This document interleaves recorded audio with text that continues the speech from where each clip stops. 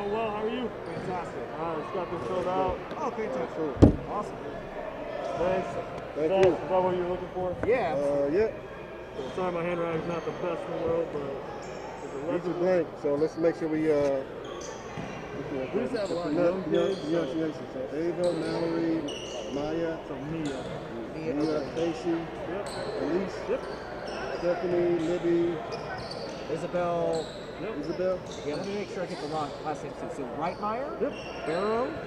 Barrow, so I say. Barrow. Okay. Robinald. Yep. Robert. Thomas. Goad. Okay. Oh, Nicola. So Nicola. Stephanie Nicola. Yep. Libby Rice. Yep. And then Isabel Heimball. Heimball. Okay. She's not here for the first time. Okay. All right, so Robinette, Yep. Mia, Mia. Yep. Whitemeyer. Yep. Awesome. Great. Thanks, guys. Thank you. And I sent you a recording of this. Okay. I just sent it to you. Got all this stuff real quick. Oh, yeah. We have a recording. What's that? You guys are good? I'm just gonna put these here for now. Oh, okay. Tony's gonna have the. We're all good. These are just when we need to check. This live is on already. Whichever, yeah, it's on. We're gonna come live. You wanna mute it? Numbers. Do we have numbers? I can't do it. Okay. I'll ask about numbers. I'll be able to turn that down. That's gonna be the same ground. Yeah, we need to get numbers. I'll get numbers. You gonna get them? I'll get Bloomington North. Okay. Testing 1, 2. Yeah. Yeah, good level. Let me check this one. This is a test. We are here live from the Factory D1 in Indianapolis, and we're getting ready for the tip-off of the first Team Teague contest.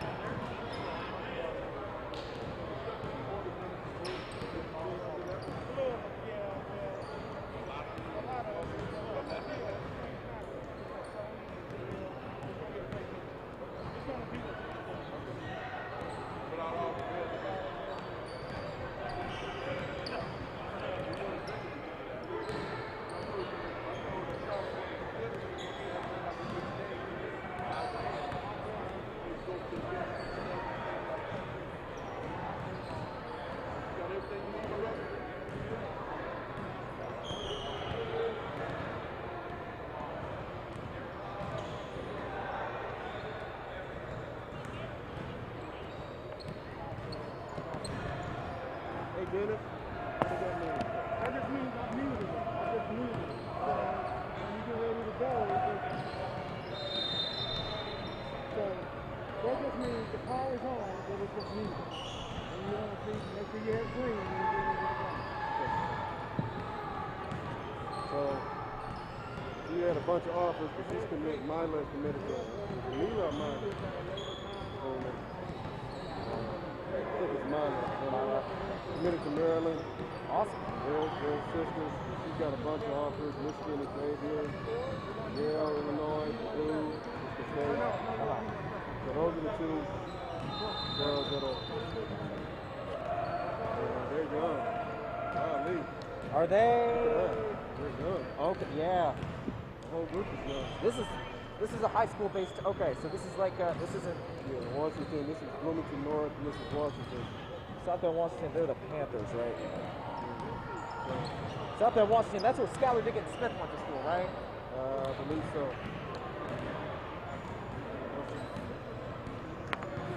I think that's where Skylar Diggins went to school. Awesome. It's gonna be fun, man. So is this going to be, can I go back and get this film? Yeah. I can go back and purchase it or whatever? Well, it's gonna, no purchase. It's gonna be on YouTube. It's gonna be on the factory website. I can send you the link. After, I'll send you the link. Okay. I just have, Get it from Tim. there's some coaches that are looking at 33. that needs some. Oh, that's something if you want to talk about. This is only her. She's only been playing basketball for junior year of high school, and then she'll be a senior next year. That's it. Like she just started playing basketball, so yeah, just started, brand new. Like literally had a teacher for this. She was in band. She started playing as a junior. As a junior, yeah.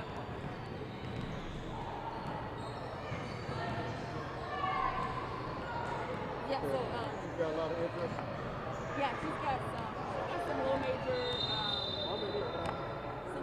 interests. No one's really bid on her yet, but she hasn't played no travel ball, never been on a travel ball team.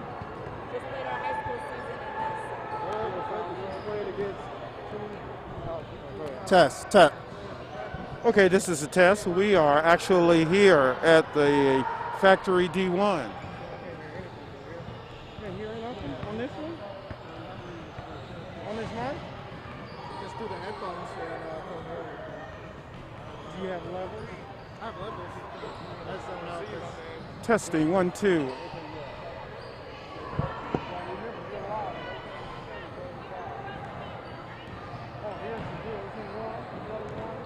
I got a bunch of these to give to these other coaches. I'll try to see if they come in, because I don't even know what the next game is.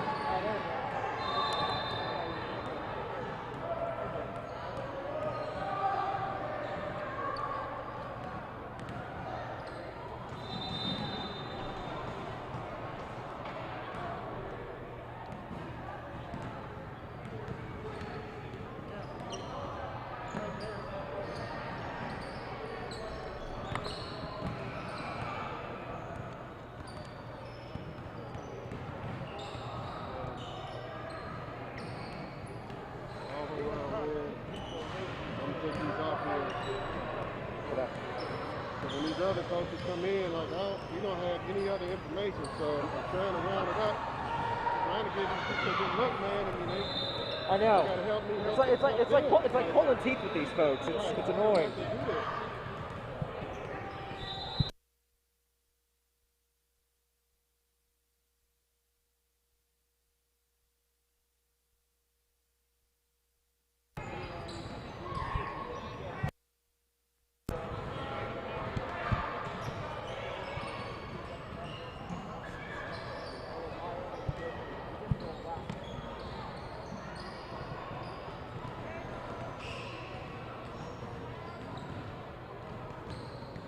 Let's test this one more time, make sure we get the quality, make sure.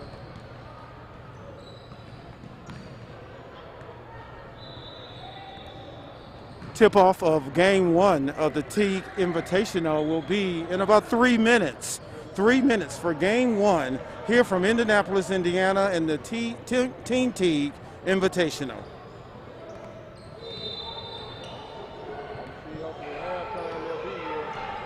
Exactly.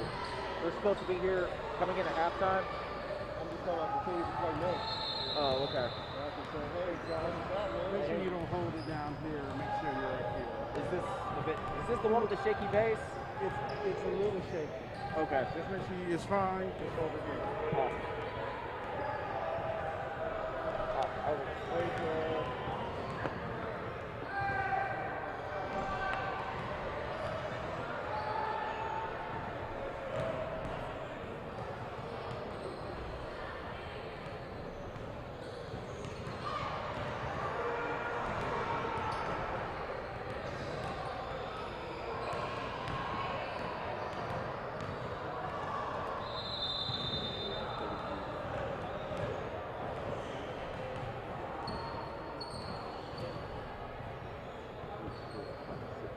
Fantastic.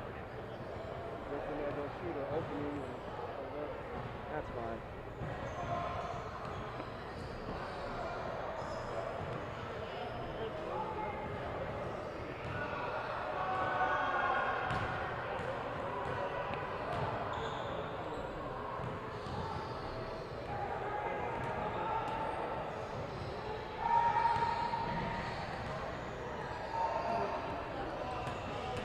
How do you pronounce that? And Nigel? I'll put it to you. Listen to it now. And we'll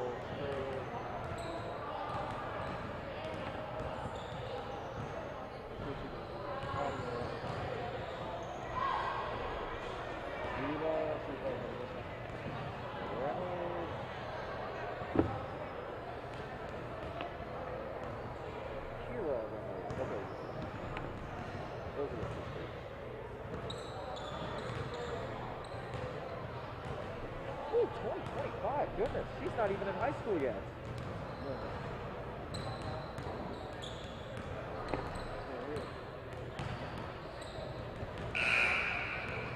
Oh, here we go.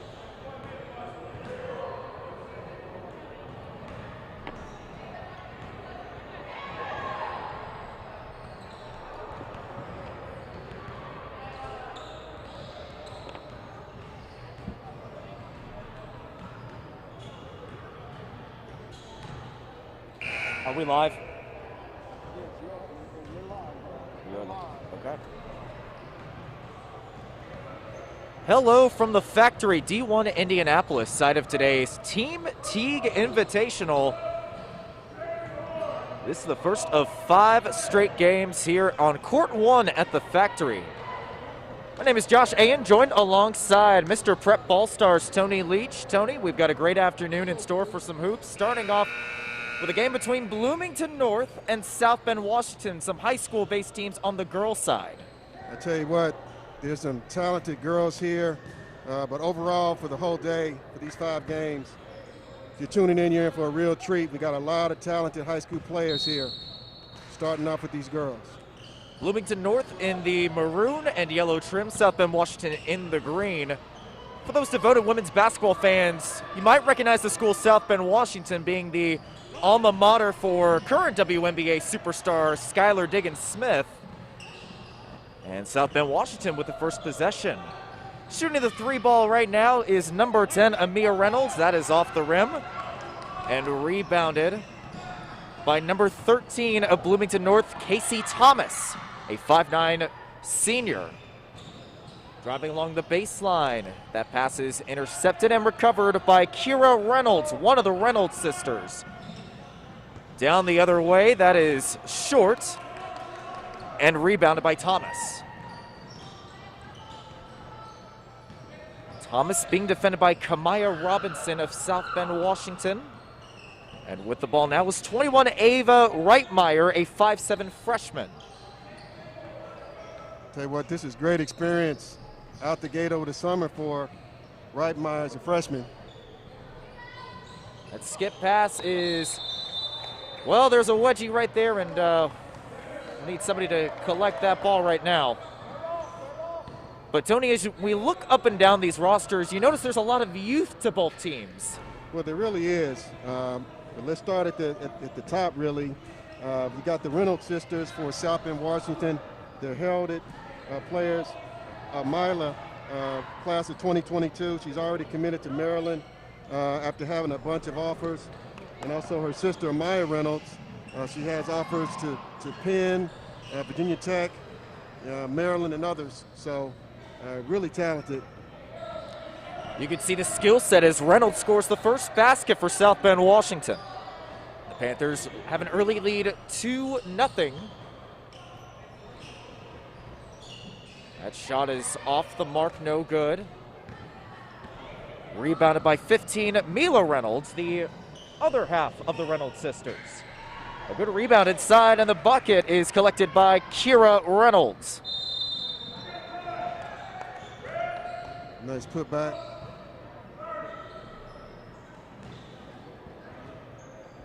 We've got a timeout on the floor with just over 20 minutes to go. Tony, can you go over just some of the housekeeping, like how long the games are going to be going on in these girls' contests? Well, these games are 24-minute running halves. So, and I think that's the rules for the entire day. So just 2 halves of basketball. Unlike normal high school rules during the season, these are going to be halves.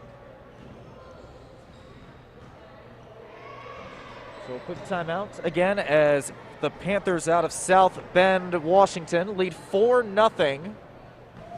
You also mentioned the Reynolds sisters. South Bend, Washington also has incoming, actually going to be a senior, that's Francesca Galicia. She just started playing as a junior, but she's 6'4", she's number 33. She's got a handful of coaches here looking at her, and she's got some low D1 interest.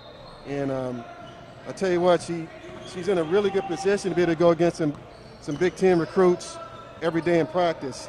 So somebody keep an eye on. You see her standing in the paint. She definitely has that physique that a lot of Division I coaches want to see. Right. Because she's got some good mobility, and she's just learning the game.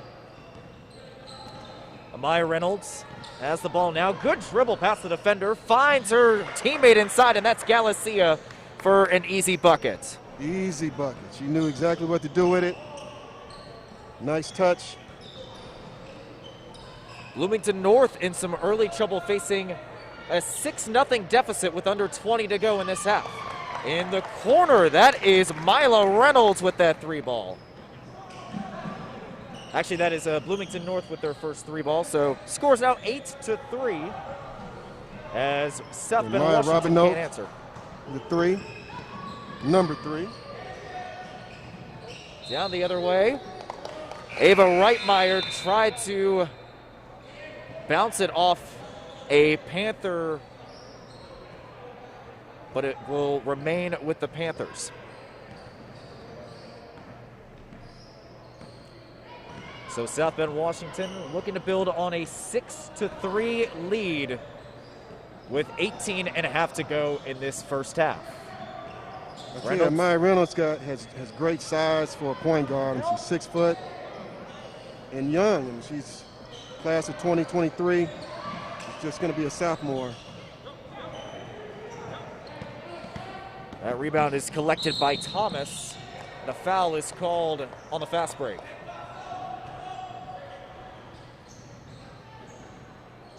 There's a lot to like about this South Bend Washington in the early minutes. They look a little bit more comfortable out there, as that 3-ball is well off target by Maya Robinault. But the offensive rebound is collected by the Cougars.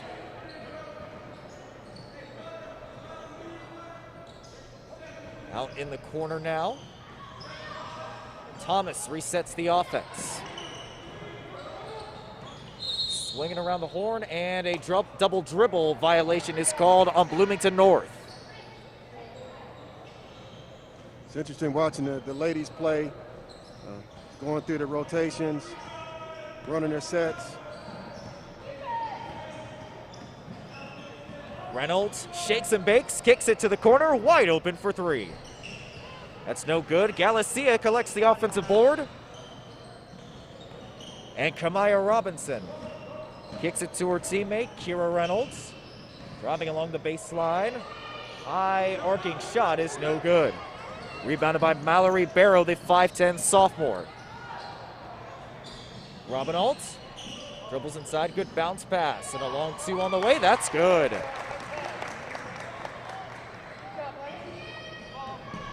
So Bloomington Nice North. bucket by Libby Rice there.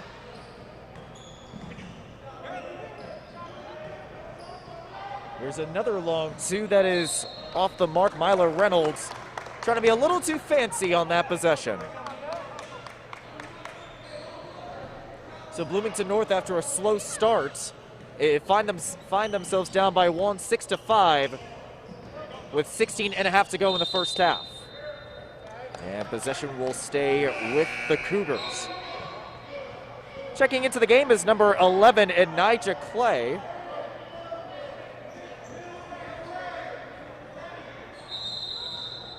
And coming out will be Galicia.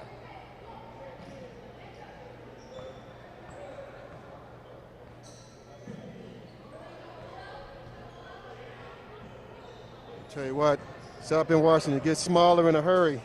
Go from putting 6'4" on the bench, but they still got some really good size out there, and the Maya Reynolds and the 2 Reynolds sisters, 6 foot and 6'2". And another quick basket. Bloomington North has their first lead of the day. Let's see if South Bend Washington can respond. Loose ball foul going against South Bend Washington. Tell you what, Bloomington North has made 3 straight baskets here. They're starting to gain some confidence early.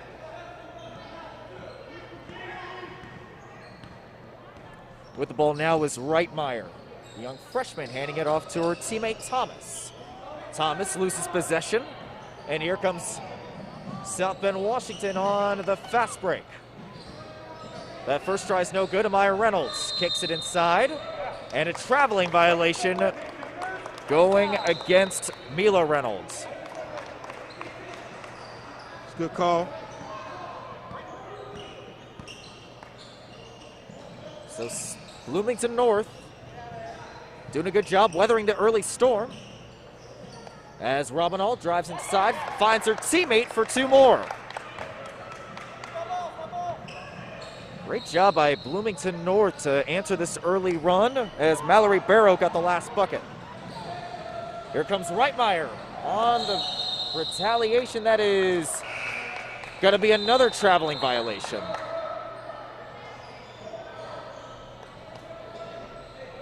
Now we've got a substitution for Bloomington North. I believe Elise Goad is checked in for the first time, the 5'9" senior. With the ball now, Kamaya Robinson kicks it to the outside wing. Reynolds feeds inside, finds Mila Reynolds. Good use of the pivot foot, able to find the basket. That's the second time we've seen her doing an excellent job of keeping things under control in the paint. Real nice work in there by Reynolds. Again, she's a Maryland commit. It's nice to get committed that early. She's just about to start her junior year. Now she knows where she's going to have a home for 4 years in college. You just get to work, train, and get ready to go to college. Maya Reynolds stops, pops. That's no good, but she does draw the foul.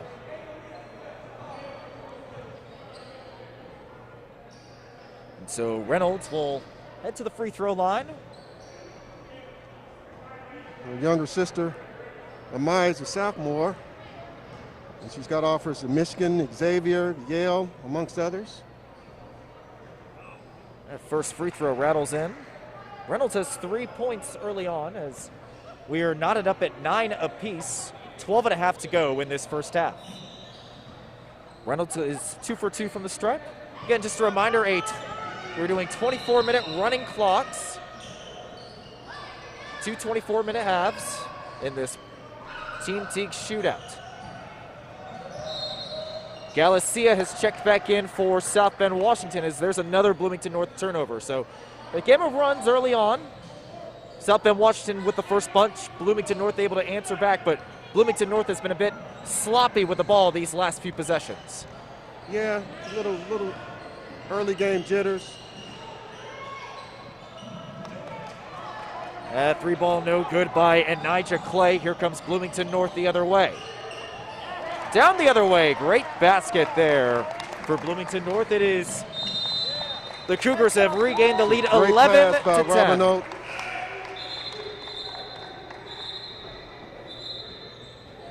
Tell you what, you've got 2 freshmen for Bloomington North getting a lot of playing time, and Robinall, number 3, and then Reitmeyer, number 21.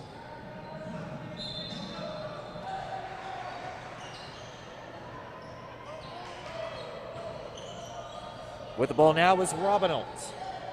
Into the corner, Reitmeyer picks up her dribble, working the half court. Good pump fake by Goad. The top of the key, that 3 ball is good by Robinall. She's got a good looking shot. And I tell you what, she's not bashful at all. For a freshman, she's not afraid to put it up, and she's connecting on a couple of shots already in the half. Down the other way, Maya Reynolds with her second basket. She's up to 6. And it's now a 14-12 score. Bloomington North is still in front. Reitmeyer is rejected at the rim. Offensive board. That shot's altered. Here come the Panthers the other way. Great defense by Bloomington North as they set up shop again. Thomas, skip pass to Goad. Elbow shot is good. That is Goad's first basket. She's one of the few seniors on this team. The traveling violation on Mila Reynolds. Tell you what, Bloomington North has some really nice teamwork really these last couple of minutes. Gone on a nice little run. Checking in now for South Bend, Washington is Andriel Reynolds, Andriel Taylor, I should say, number 14. 5-foot incoming freshman. That three ball is no good by Reitmeyer. And rebounded by Kira Reynolds for South Bend, Washington. At the top of the key, Reynolds fires. That's short. Offensive rebound, in and out.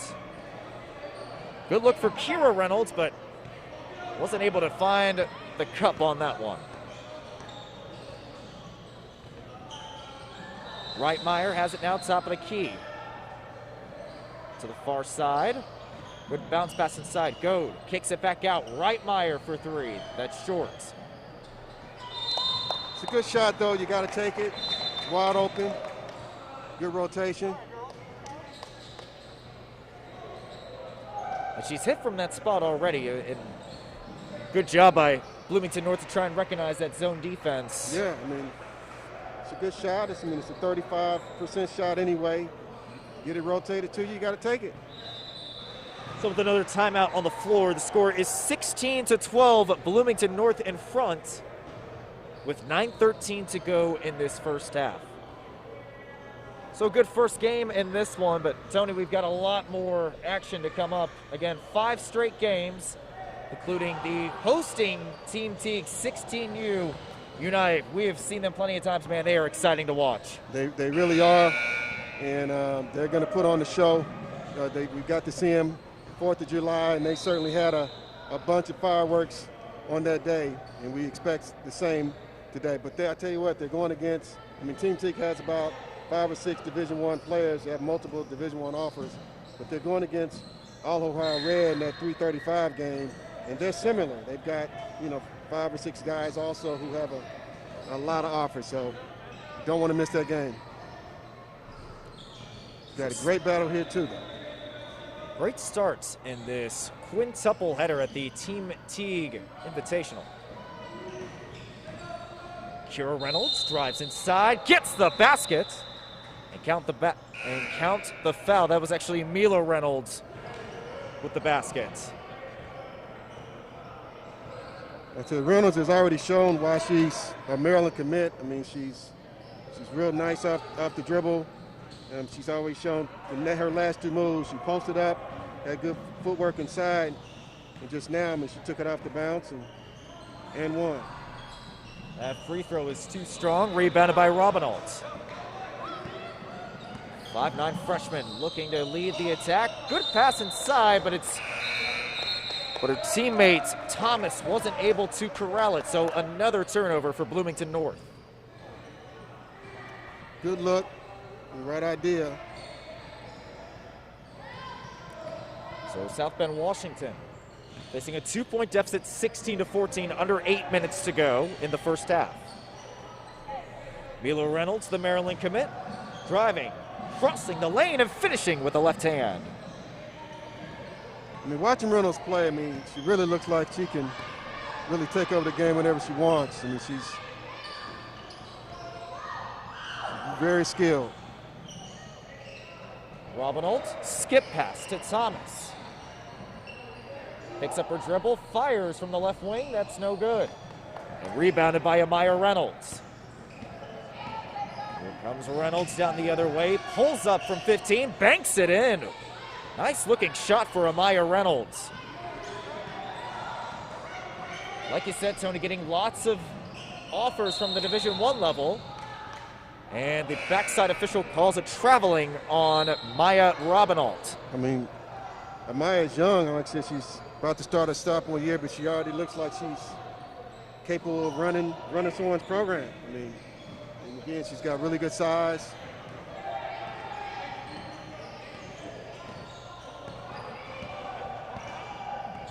With it now, Reynolds just scored the last bucket for South Bend, Washington. Pick and roll action to Mila Reynolds. That's no good. Here comes Thomas on the fast break. That pass is behind her intended target, Reitmeyer. And another turnover for Bloomington North. Under 6.5 to go. South Bend, Washington has regained the lead 18-16. Good back and forth battle in this first game at the Team Teague Invitational. With the ball now is Kira Reynolds. finds her sister Mila. She's had a really strong first half. And Kira is class of 2025. Not even in high school yet. Third Reynolds sister.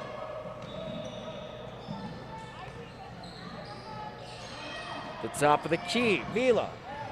Stopped at the elbow, fires, that's no good. Here comes Bloomington North the other way, Reitmeyer. Looking for an outlet and finds Thomas. Under 5.5 to go in this one. 18-16 is your score. Bloomington North is behind. That three-pointer is short and rebounded by Kira Reynolds. Reynolds calls her own number, and that is, well, let's say she wishes she had that one back.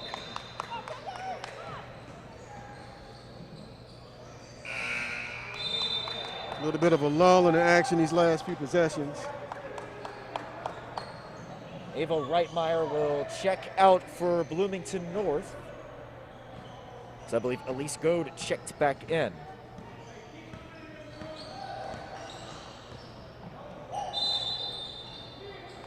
And another traveling violation is called. I'll tell you what, Tony, something to note here.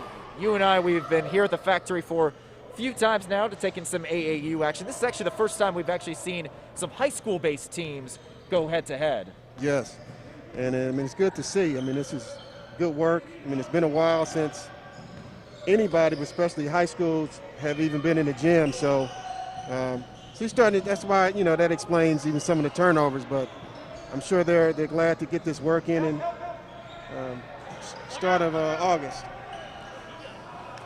Offensive rebound by Amaya Reynolds, doing a good job collecting the shot from Kamaya Robinson.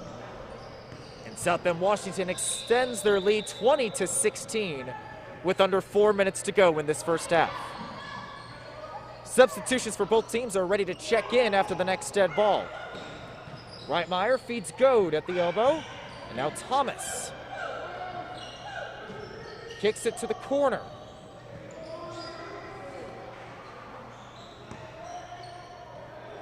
Goad fires a 15-footer, rims out. Reynolds with the outlet pass to Robinson, length of the floor, high arcing shots no good, and rebounded by Skylar Fultz. Fultz, the forward, finds her teammate Reynolds. Drives inside, runner in the lane, that's too strong. And a good rebound by Robinald. Bad pass picked up by Anijah Clay.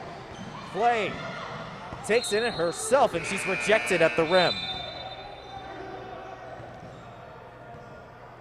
Galicia will check in for South Bend Washington, and Ava Reitmeyer will check in for Bloomington North.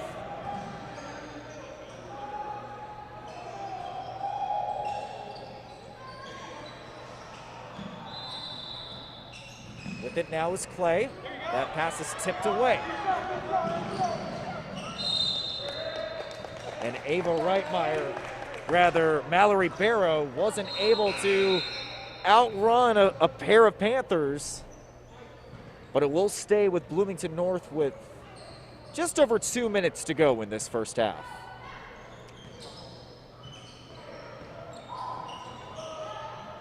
Out to the corner, Thomas wide open for three and drills it. Casey Thomas with her first basket of the first half, and Bloomington North down by one, 19-20. Thomas can't control the rebound, and it will stay with South Bend Washington. Tell you what, I'm really impressed with Bloomington North. I mean, they've got, outside of their three seniors, they're really, really young. I mean, they're playing, you know, three freshmen, a lot of minutes. You've got a couple of sophomores, and Libby Rice and Burrow, just made that steal a possession ago. Reitmeyer called for traveling. Under 90 seconds to go, 1 point game in this first half.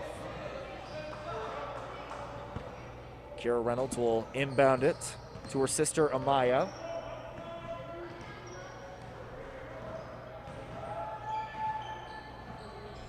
Amaya working one-on-one, fires from the wing, drills it. Maya Reynolds has been busy in this first half. She has 12. That pass is stolen. Here comes Reynolds again with the left hand. Too strong. Can't get the bunny. 46 seconds to go. South Bend Washington leads 22-19. We'll see if Bloomington North will hold for one more possession. Again, no shot clock. Go tried to fire from the wing, but she is fouled on the jump shot, so she will head to the line for a pair of free throws. Goad will need to fire some free throws in a hurry as the clock continues to tick. If I was Goad, I would be real casual shooting these free throws so that South Bend Washington doesn't get an offensive possession. Goad knocks down that first free throw, and it looks like that will be the final possession of the first half. There's no hurry for her to shoot, for sure. So Goad will shoot one last free throw, and we will take it to the half.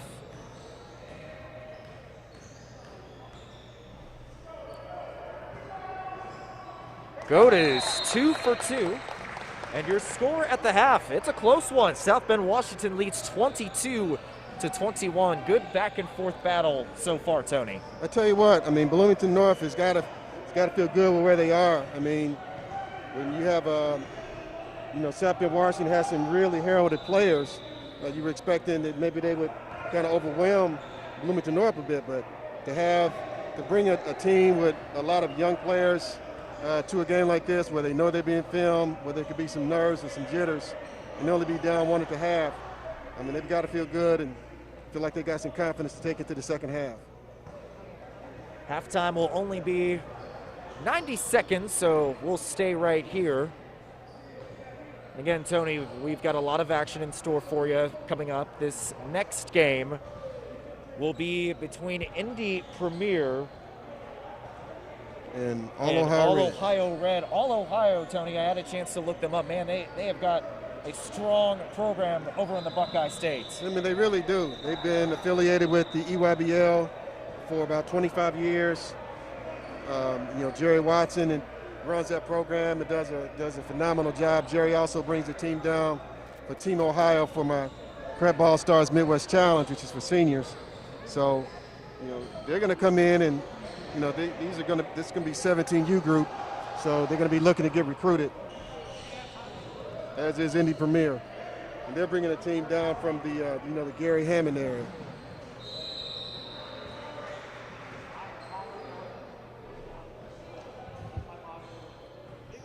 Look at this first half between Bloomington North and South Bend Washington. The leading scorer for South Bend Washington is Amaya Reynolds with 12. I believe she leads all scorers.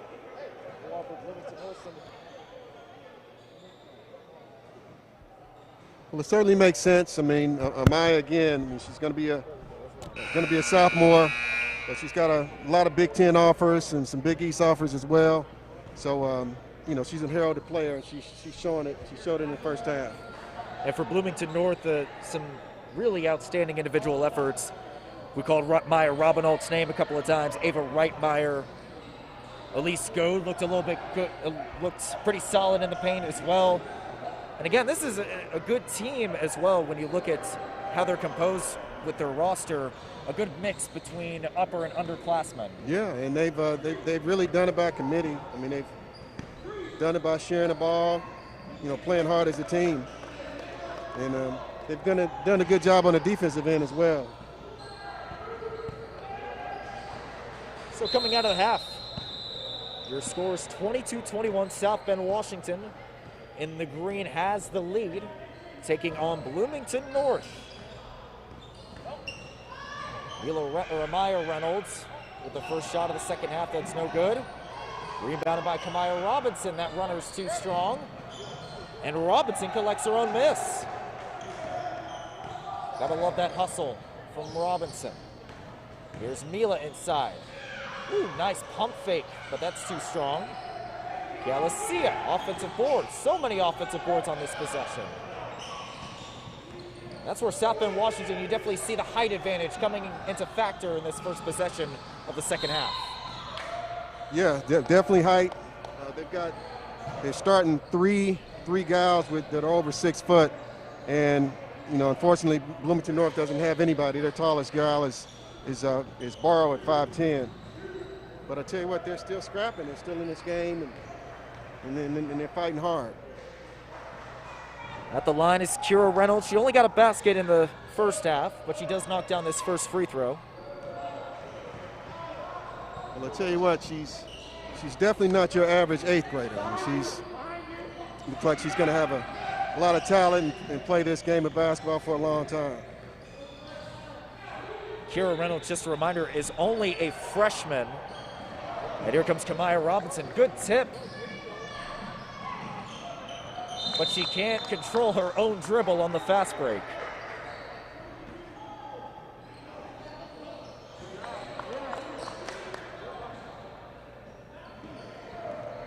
So Bloomington North faces a 23-21 deficit at the moment. Just over 20 minutes to go in this second half. Elbow jumper taken by Mallory Barrow, that's short. Here comes Kira Reynolds on the fast break.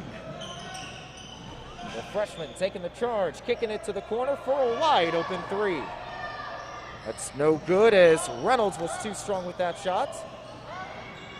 Mila Reynolds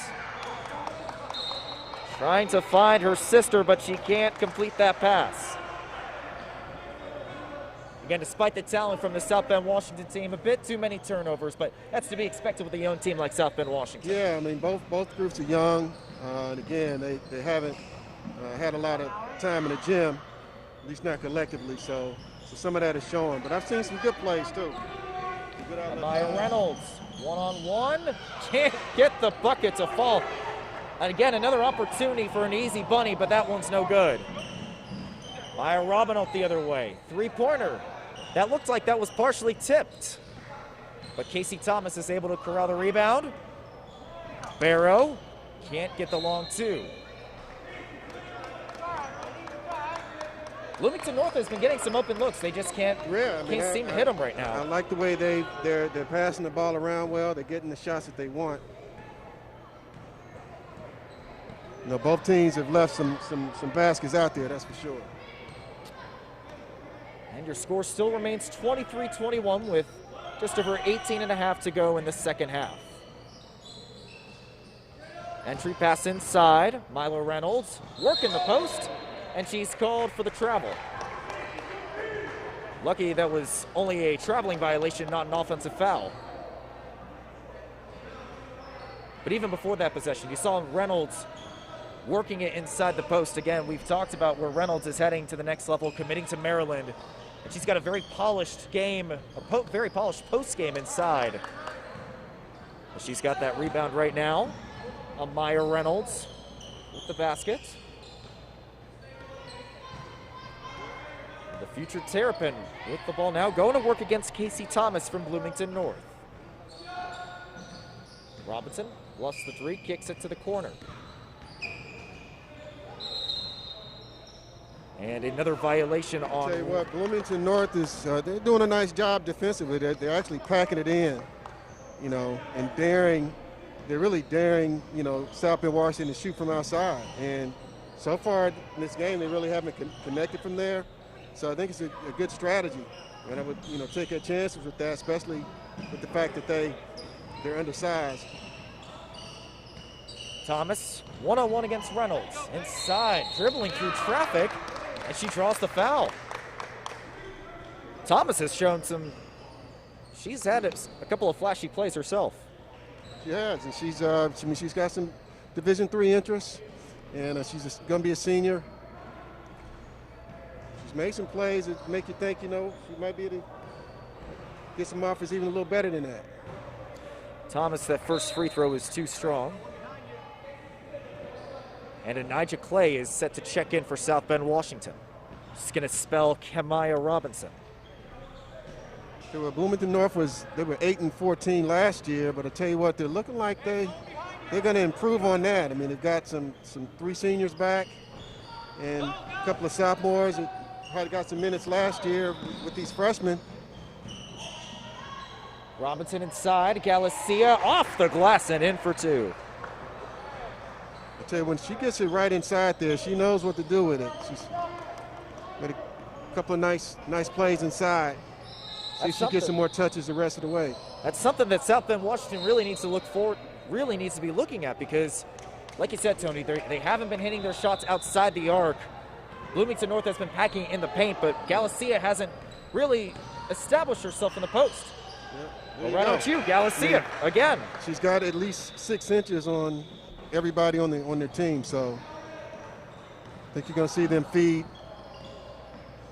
the center here for these next few possessions. Robinalt with it now. Outside to Goad. Bloomington North facing a 27-21 deficit. Barrow's shot is too strong, rebounded by Milo Reynolds. And here's Amaya. Switching hands on the dribble, and the offense will reset. Amaya being defended by Reitmeyer of Bloomington North. Approaching the 15-minute mark. Here's a long three that's too strong. Rebound is put up and in by Milo Reynolds. She's up to 8.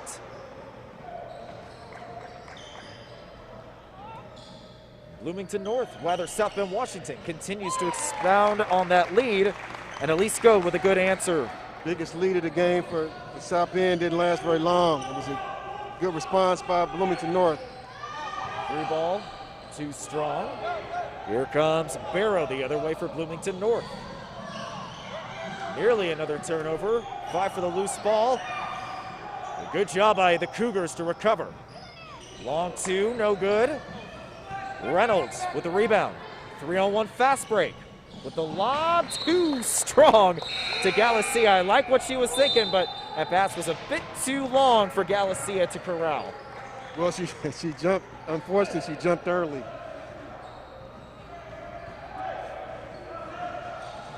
Just about 14 minutes to go. South Bend Washington leads Bloomington North 29-23. Neither team in any foul situation for a bonus. South Bend Washington showing zone again, and a good job by Maya Robinall to take advantage. Finding the soft spot in that 2-3 zone.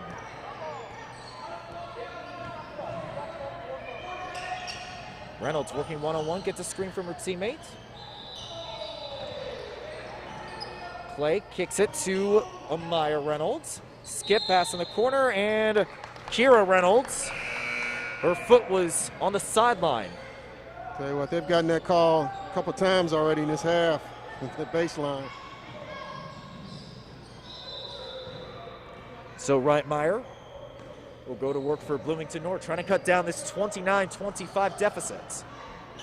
Again, back and forth all afternoon, but South Bend Washington has been a bit more consistent in this second half.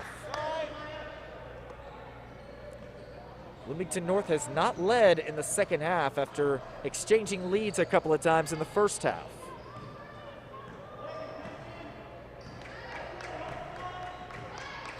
Maya Reynolds with it now for South Bend Washington.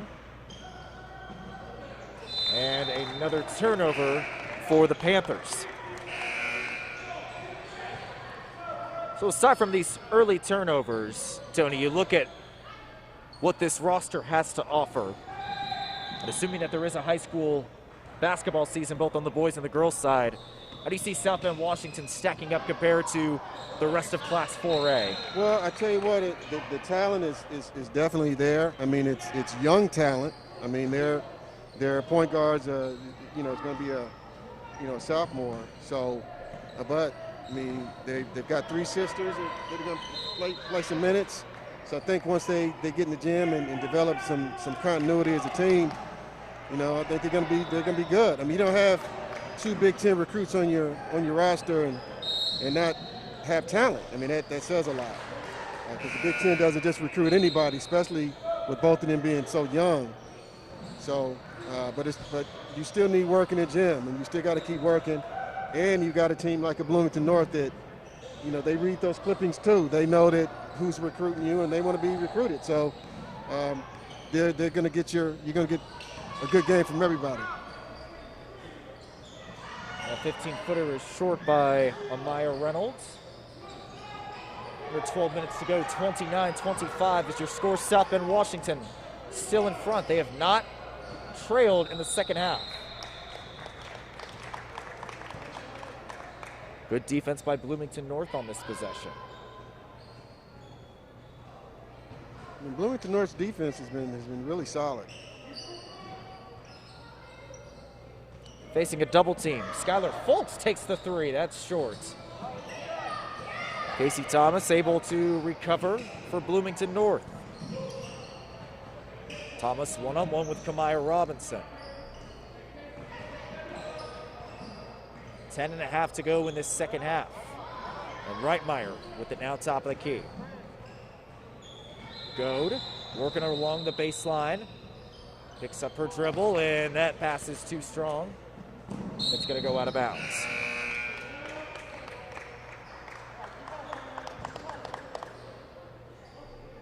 Back to your point, Tony, about what this South Bend Washington team has to offer. Even if this isn't their year, and of course there's a long way to go, this is still a very young team. Future has got to be very bright for these young ladies. Oh, absolutely. Even if it's not for 2021, certainly that following year when this group is, a year older, another season under their belt. Milo Reynolds, good post move inside, but her shot was too strong. Robin Alt the other way. In traffic, kicks it out to Thomas. Robin Alt with a long three, that's short. And rebounded by Foltz. Past the halfway point of the second half, Foltz gives it to Milo Reynolds. Off the glass, draws the foul. Another good move, but I wouldn't overlook Bloomington North either. I mean, they're kind of in the same boat. I mean, they're giving South Bend Washington a really good game today. Again, they haven't been in the gym either, and they're young, so they've got a shot to be really good, over the next couple of years as well. Reynolds, that first free throw is short, and to your point about Bloomington North, we will be seeing them again later on this afternoon as they take on the Breakfast Club Bobcats. Offensive rebound after an 0-2 trip. And Reynolds against Thomas, spinning inside. Nice move, but a foul is called. We've got a couple of Bloomington North fans to the right of us calling for a travel.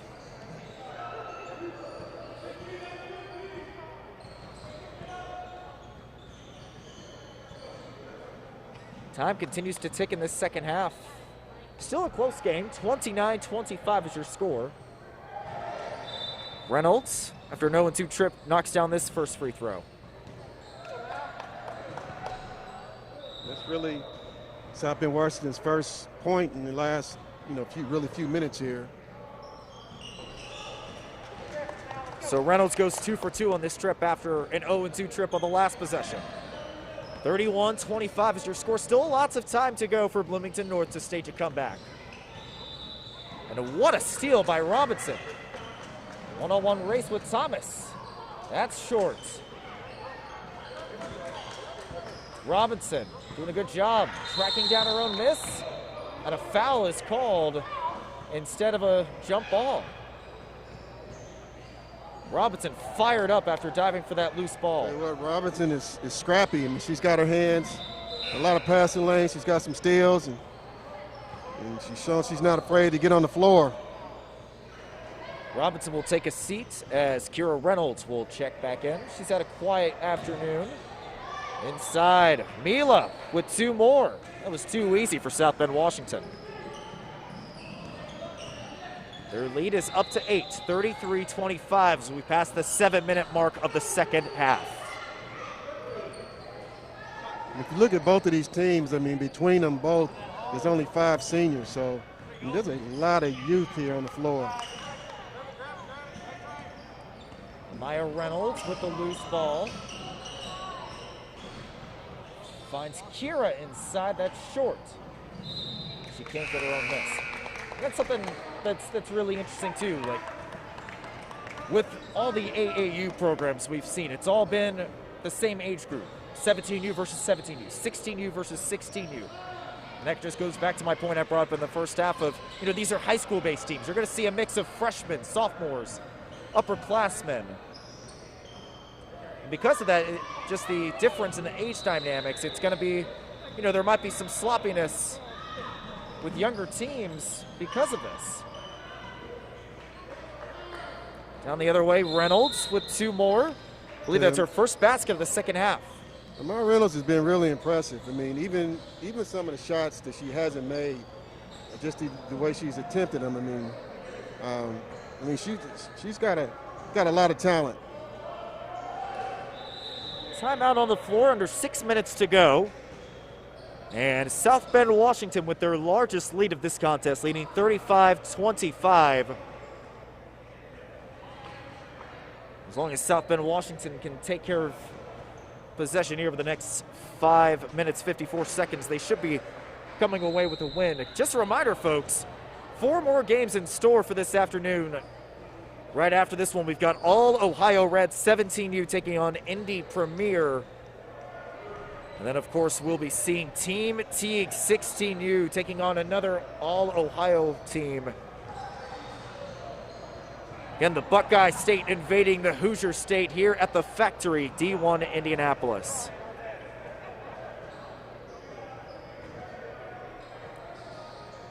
Tell you what, we're really glad to be here at the Factory, and it's owned by the Teague family. Of course, Jeff Teague plays for the Atlanta Hawks. Sean Teague, their dad. I mean, just a great family. He and Carol, and they do a wonderful job hosting events like this. They follow all the safety protocols as well. To just in this environment, to really try to keep everybody safe, temperatures at the door, etc.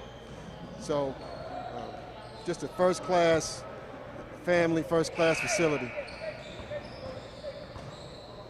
That's a great point, Tony. The Factory really has done a great job of emphasizing health and safety throughout all of this. We were here last week during your prep All-Star shootout. Made a point of emphasis, as soon as teams were done playing, get off the floor. Yep. Not only get out the floor, but get out of the gym. They clear the gym, and so. Mila Reynolds denied in the paint. Finds her sister. Mila with her shot is too short. Now Robinall with it for Bloomington North. They've been in a dry spell the last several minutes now. And another turnover for Bloomington North. Too many to count in this contest. Kira Reynolds trying to force the contact, and she draws the foul. So with 5 minutes to go, South Bend, Washington is in good shape to come away with this win, but of course, lots of time still to come. 10-point lead, and this 5 minutes is unlike in a high school game. It's going to go quicker because it's a running clock, other than I believe it's the last minute or last 2 minutes, one of the two in the second half. Kira Reynolds knocks down that first free throw, and a lane violation will be called on South Bend, Washington. I think that's on Mila Reynolds, so the free throw does not count. Nonetheless, South Bend, Washington up to their largest lead, 36-25, just over 4 minutes to go. This is do or die time for Bloomington North. Goad gets it stripped, but not before a foul is called. Again, you'd love to see the scrappiness from this South Bend club.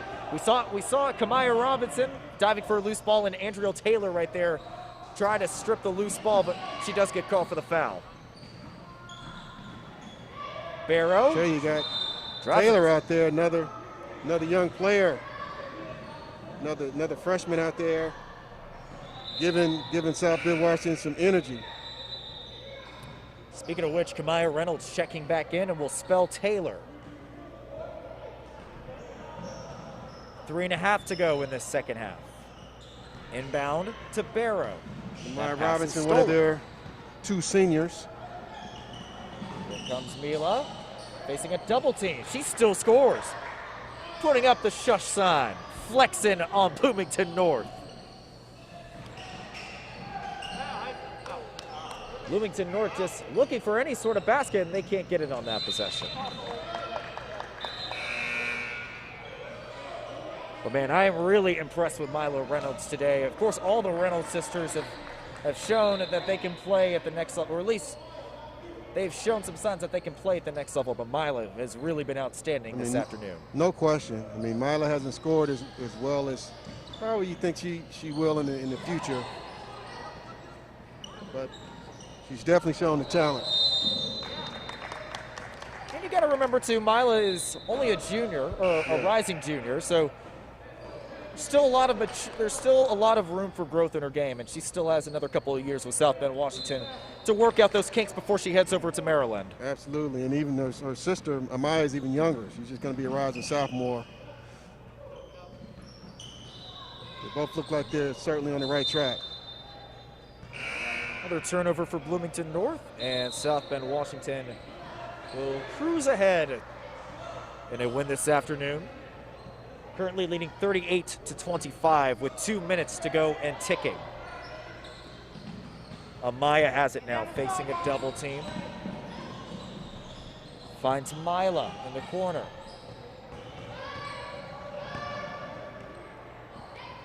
The thing I've been most impressed about this afternoon with Mila's game has got to be her post work. You can send however many defenders. She has found a way to score with ease in this contest. She really has. Got it inside and out. Haven't seen her hit any threes today, but I think she's taken a couple of attempts. But she's got a good all-around game. Casey Thomas with a Euro step in transition. And she draws the foul with just over a minute to go. Got both the Reynolds sisters, both with 14 points. Mila's really turned it on in the second half. She's got 8 in the second half already. Thomas knocks down the first free throw as Skylar Foltz will check back in. Amaya Reynolds will take a seat, as well as Mila Reynolds, excuse me.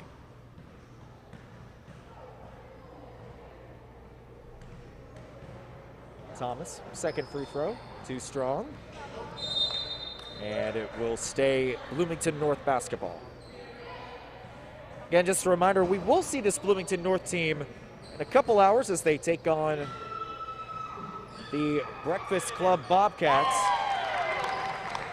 That was a sorely needed basket as Stephanie Nicola ends a scoreless streak for Bloomington North. The score is 38-28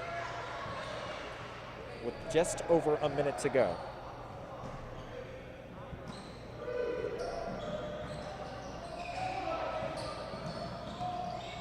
Reitmeyer, a good move on the elbow, but that shot is off the rim. Skylar Foltz, look at the forward, trying to play like the point guard, but a bit too fancy.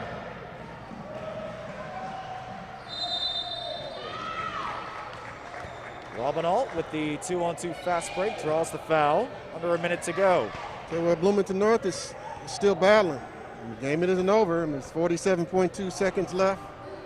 And they're playing like this game it isn't over. They're still playing to win. We've seen some crazier things. That free throw is no good by Robinalt.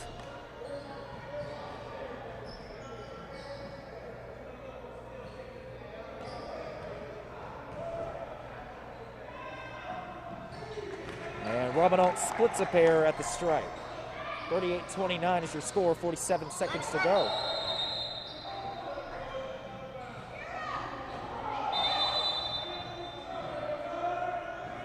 Bit of a sloppy end to the second half for South Bend, Washington. We would hope they'd be able to wrap things up a bit more smoother, but again, that just goes back to the youth for this team.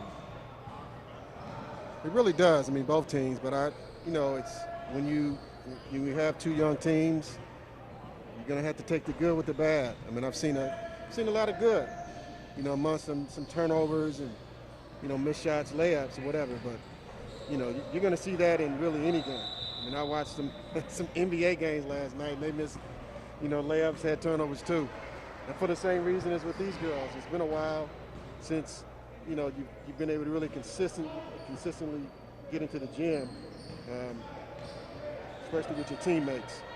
And man, how great has it been just to see NBA and WNBA basketball back? I tell you, I love it. You know, and there were some really competitive games the last 2 days. You had the Lakers and the Clippers coming down to the final basket. LeBron James proving why he's one of the best to ever play the game, if not the best. Then last night you had the Rockets and the Mavericks coming down to overtime. Another great game in that one. And again, WNBA too, they've had some great contests too, down to the wobble. Like over in Bradenton, the IMG Academy. Oh, yeah. Been checking out a couple of Fever games as well. They've looked pretty good in the first couple of games. They do have a 1-2 record, but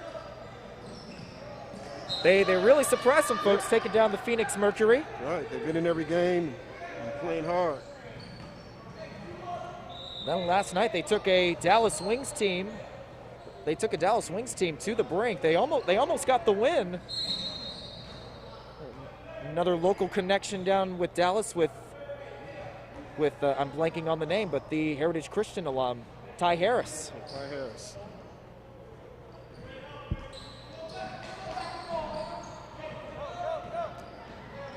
South Carolina great. Casey Thomas fires from the wing. That is short. Not a lot of three-pointers in this contest, but Thomas gets the and one to fall. Again, Thomas has definitely shown some signs that she could play at the next level. That's why she's getting some looks at the Division III level. She really has. I mean, I think she has certainly helped herself today. Certainly given the kind of talent she's played against. She's made some nice plays.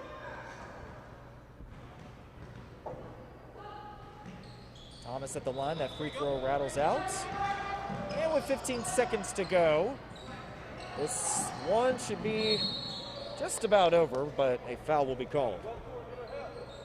38-31 is your score right now. South Bend Washington is going to come away with the win. The first game of our quintuple header here at the Factory D1 Indianapolis, site of today's Team Teague Invitational. Kira Reynolds at the line with a 1-and-1, knocks down the first one.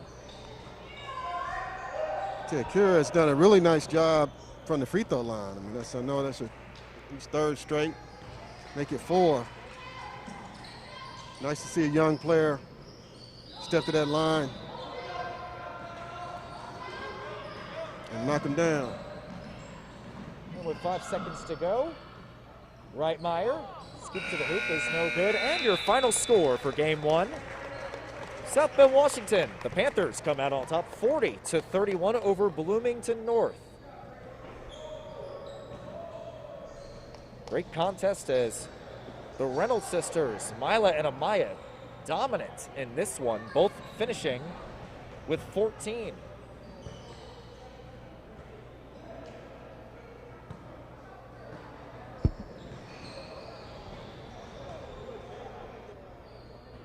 Again, in just a matter of moments, we'll be calling the action from game 2 of our quintuple header between All Ohio Red 17U and Indy Premier 17U.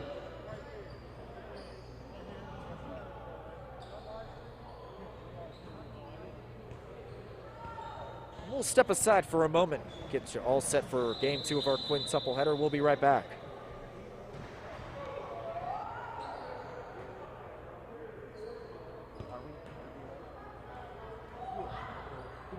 You want to get Mila? Mila and both of them. Just 10 and 15?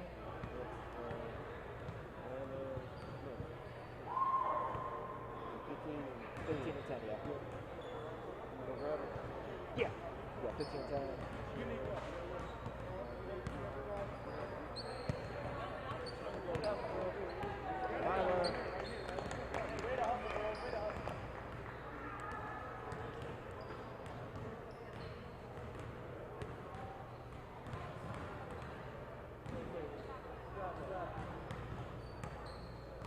What information do you guys need? You guys need all of this information? Yeah, name, number. I know.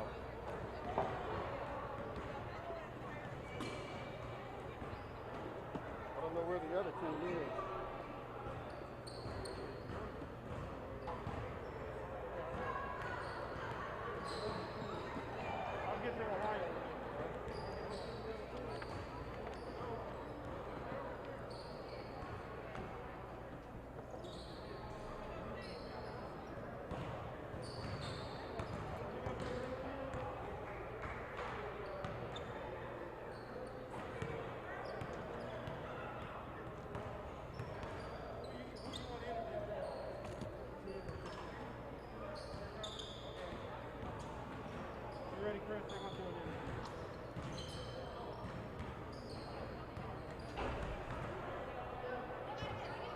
Wait, both hand helps?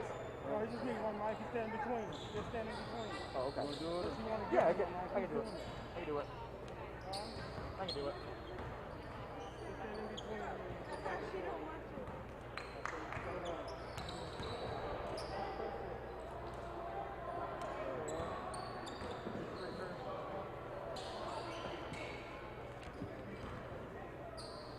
See what screen like. We're right out here, guys. 10 to 50. Who are you doing? Right there, right there, right there. Right. Josh, get them together. Right there, right there. Meyer, right?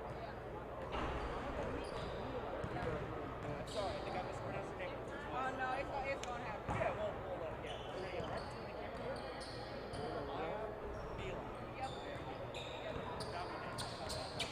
All right, you good. Hello, friends. Josh Hagan.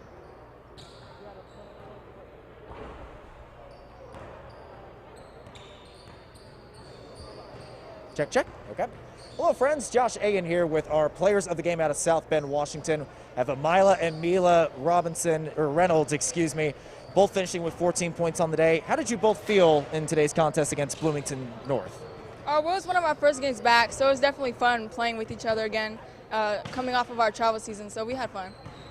Yeah, I mean, I would agree with her. I mean, we're just coming back, getting used to each other, playing with each other, so I'm excited for this year, actually. So. You both, I mean, you both are pretty young. One of you a junior, one a sophomore. What would you say at this point of your game, your biggest strengths on the court? I would say my pull-up right now, just because I can get a higher level than everyone. So, yeah. I was just saying me being versatile. You know, I can pretty much, help facilitate off the bounce and pretty much everything. So I would just say just being versatile is my strength, really. So.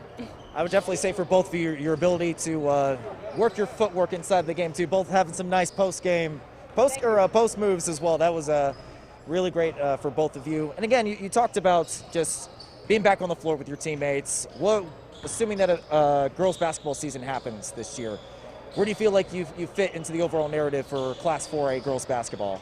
I think we're going to go pretty far. We lost in the sectional championship, but I think we have it now. Seeing that we played together and now we have more experience, because I was a freshman last year, so I think we'll have more experience. I think we'll do pretty good. Yeah, I mean, I totally agree. I really believe in this team, so I think we're going to go pretty far in the tournament. I'm excited. So. Absolutely. Well, congrats again on the win. Thanks again for joining us. Thank you. Those are the Reynolds sisters out of South Bend, Washington. We'll step aside for a moment, get you all set for this next contest between Indy Premier and All Ohio Red.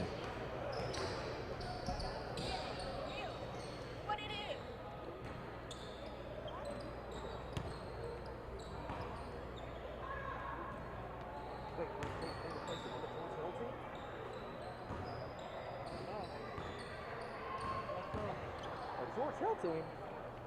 I thought it was, well, I'm okay with the George Hill team.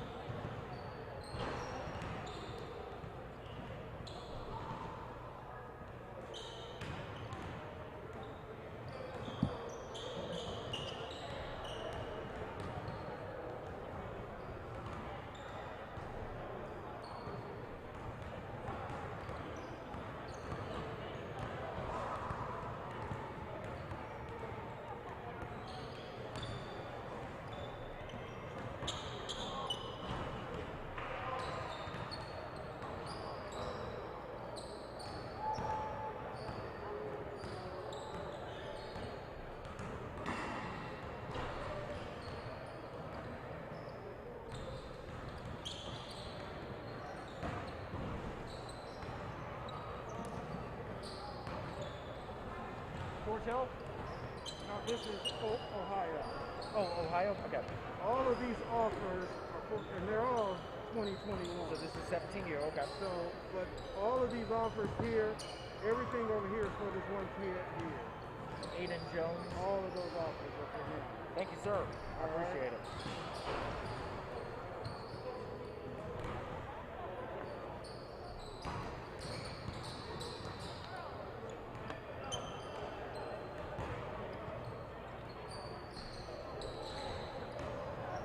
Side.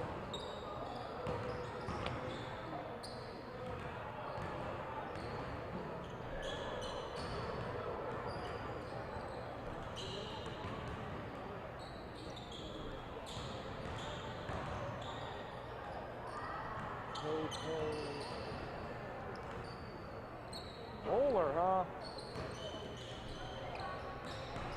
Ah, vagina, sweet. When did George Hill come in? It must be from me, must not showed up, I guess. This is like a mix of 16 and 17. No. This is their 16. Oh boy. Okay. I look at me. I don't know. Let's see. Probably game with it. Defense, where these guys are. Yep. This guy right here, Aiden Nays. Huh. Nice.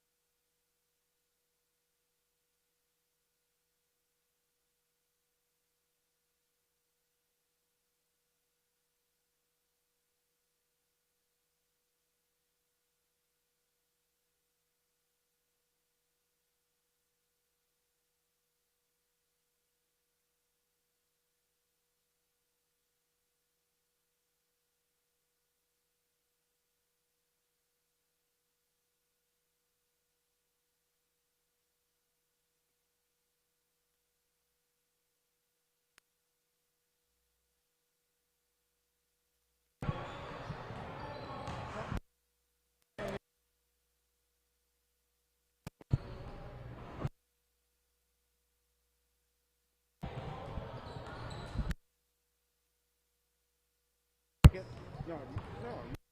Okay, break. Test. Okay, Tony, turn yours on. Audio check, 1, 2, 3. Okay. You're good. Welcome back to the Factory, D1 Indianapolis, site of today's Team Teague Invitational. Game 2 of our showcase set features all Ohio Red 17U taking on George Hill All-Indy 16U squad. Josh Angen joined alongside Prep Ball Stars insider Tony Leach. Tony, we've got rising seniors taking on rising juniors. You think this matchup on paper might be lopsided towards all Ohio, but don't count out George Hill just because of their youth. I mean, I certainly wouldn't. I mean, George Hill, their guys play hard. They know what they're up against. Took this game at the last minute, and they're going to be game. But they got their work cut out for them today. It's all Ohio Red. They've got a talented group, led by Jamar Talbert, who's got an Eastern Michigan offer. Corey Tripp's got a Bowling Green offer, and then Aiden Noyes, he's got a whole slew of offers. Marshall, Belmont, Hofstra, Miami of Ohio. And so he's a coveted player out of Cincinnati Moeller. He's going to be jumping center here. All-Indy in the red and white. George Hill All-Indy in their traditional black and gold. Matt Spears and Aiden Noyes at the center jump circle. We're underway for game 2 of our showcase set. Number 1, Balahan Adio out of ISA, the 6'4" guard with possession. And Aiden Noyes hands it off to his teammate, working around the horn. Three-pointer on the way, that's short. Taking that was Jamar Talbert out of Richmond Heights. Amarian Dickerson with a drive along the baseline, that's no good. And officials will call a tie-up. Possession arrow will favor all Ohio. Actually, it'll favor George Hill. With the ball now is Luke Carroll out of Pendleton Heights. Well, the thing that George Hill's definitely going to have to do is rebound well. And a good start for George Hill All-Indy is number 24, B.J. Smith out of Lawrence Central gets the first basket. I like B.J. Smith. He's scrappy, hard-working player. Corey Tripp with the other basket for All Ohio, and we're knotted up at 2. All Ohio is hounding George Hill with that three-quarter court press, but they're able to get it across the timeline. Again, just a reminder, folks, we are playing 2 24-minute halves, rolling clock. And B.J. Smith with it now, like we said, coming out of Lawrence Central. Going to be looking for more playing time, especially with 2 of the best backcourt players in the state. Dre Davis and Nigel Pack have just moved on to Division I. Inside, Luke Carroll is called for traveling.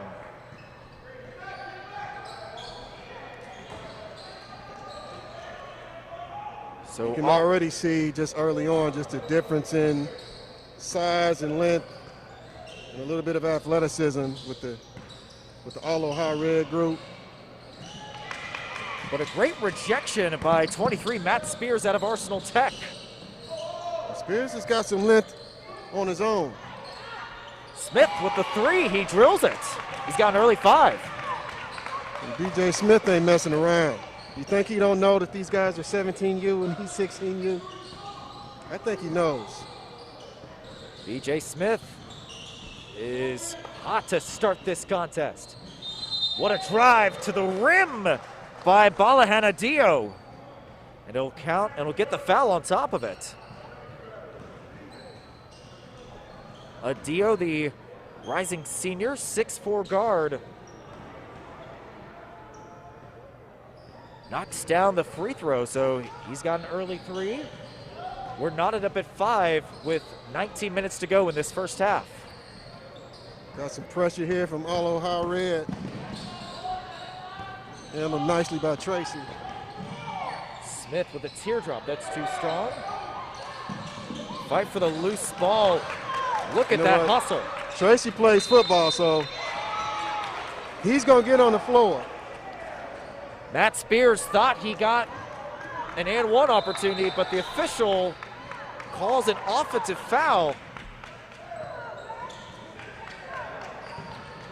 Still, I love the hustle out of George Hill to start this one.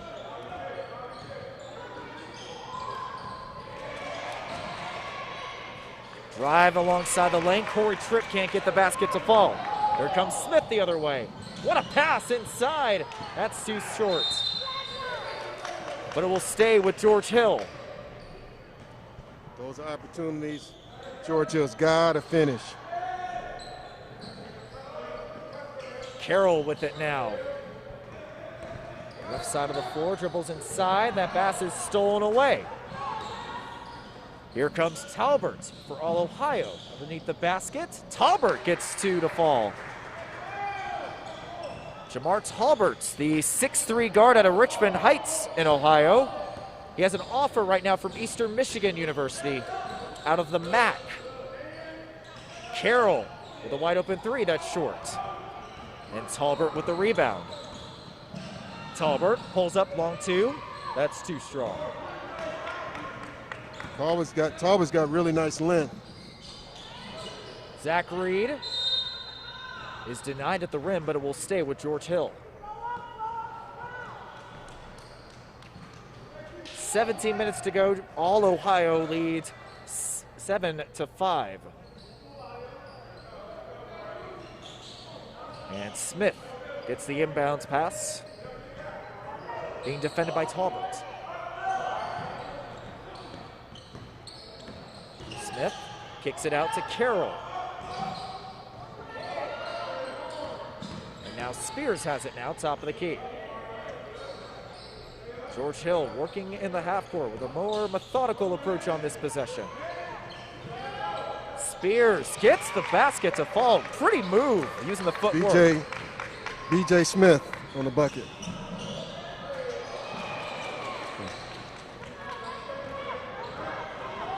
BJ Smith has been impressive in this first half. Down the other way, Javon Tracy out of Decatur Central gets his first basket. George Hill leads 9-7.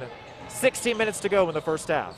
I tell you, this George Hill 16U team, I mean, they're playing like they played on the 4th of July against a much heralded team, Teague team. You know, they led that contest a lot and doing the same thing here. They don't care who they play, you're going to get a game. A deal with that three is no good. Talbert with the offensive board and knocks down the jumper from the wing. He's got an early 4. And we're knotted up at 9 apiece. But going back to your points, Tony, there's a steal. George Hill with the hustle that they showed on the 4th of July. Offensive rebound, Carroll lays it in. They took Team Teague to the break, George Hill did. You know, a team that many expected. I tell you what, Talbert, he looks like he's going to get more offers than me. I mean, he's a good length, really smooth jump shot, can handle. Here's B.J. Smith driving in the lane, rejected by Aiden Noyes out of All Ohio. The foul is called underneath the basket as we got a couple substitutions checking in. Willie Mays and Burke Weldy for George Hill. Really like Willie Mays, you know, Addicts product. I have never seen a player from Addicts not play hard. So, I mean, he's small, but you're going to see number 10 play hard, I can promise you that. Into the game for All Ohio is Vernon Smith, number 21, a 6'7" forward. Trey Jackson with a long pass inside and a loose ball foul called on Ohio Red. I think that's going on Quincy Jones out of Cheney High School.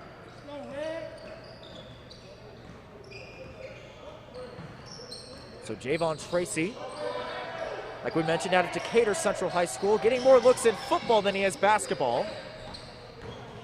Drives inside through traffic. Wide open three for Weldy, that's too strong.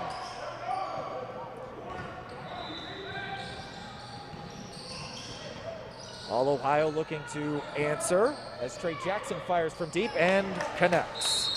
That's NBA range right there. Timeout on the floor. All Ohio wants to talk things over as they just regained the lead 14-11 with 13:37 to go. Like we mentioned, Tony, George Hill, when we saw them 4th of July weekend against Team Teague, you know, we saw Team Teague just a couple hours before that matchup. We thought Team Teague was going to wipe the floor with George Hill, but George Hill, they really gave him a battle, and that just goes back to what we've been seeing from this George Hill program. They are scrappy, they are tenacious, despite the fact that, you know, they may not have the flashiest guys on the floor, but they are going to give you a fight every single time. Right. Well, I wouldn't say wipe the floor with George. I mean, like I said, I've never seen them get blown out. This might be different today because they're playing up, but they just always play hard no matter who's got their uniform on. But I was surprised that I think they actually led after the first half. That was a surprise. And then, you know, they're right here, you know, playing against an EYBL 17U team and giving them all they could want. Smith is fouled on the far sideline. Neither team in any foul situation. Only one team foul on Ohio Red. And Smith going to work against Trey Jackson out of Doane Prep.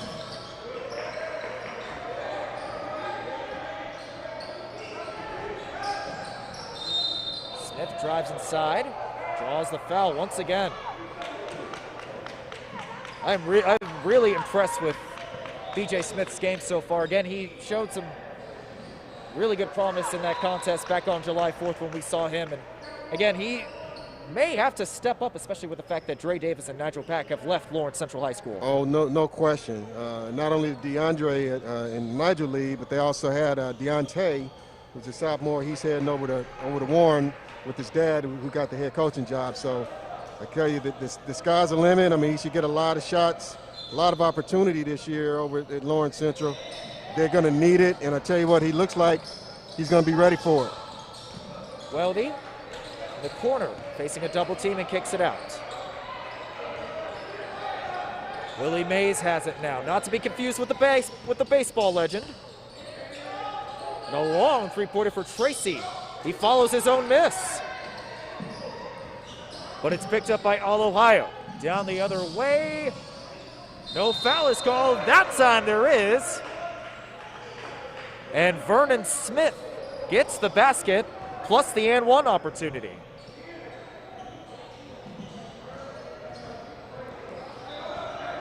Vernon Smith, the 6'7" forward, does not have any Division I offers at this time, but he certainly has the physique that Division I coaches like. 6'7" out of Canton, Ohio.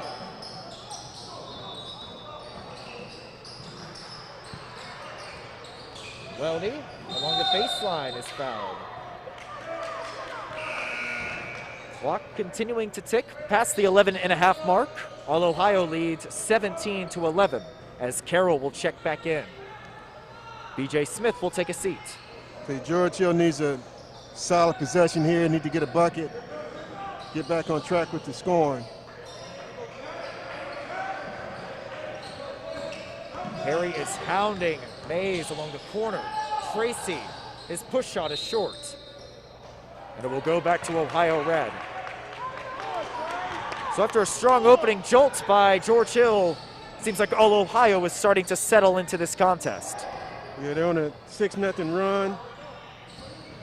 But George Hill's got to try to stop the bleeding. Loose ball, last touch by Ohio Red. And right now, George Hill is giving up some size, hoping they could make some shots from outside the arc. Only problem is that length for Ohio Red is really bothering George Hill right now. Spears, that jumper's no good. Fight for the loose ball. Carroll has it, and he gets it up and in, plus the foul. That's the bucket they needed. Carroll's from Pendleton Heights. scrapping, fighting in there, 50-50 ball, and one opportunity. More substitutions for Ohio Red. Aiden Noyes checking back in, as well as Corey Tripp.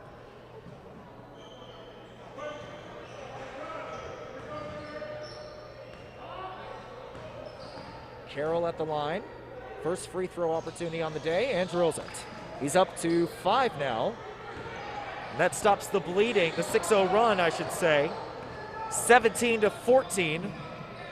Ohio Red leads it, as George Hill is showing a matchup zone.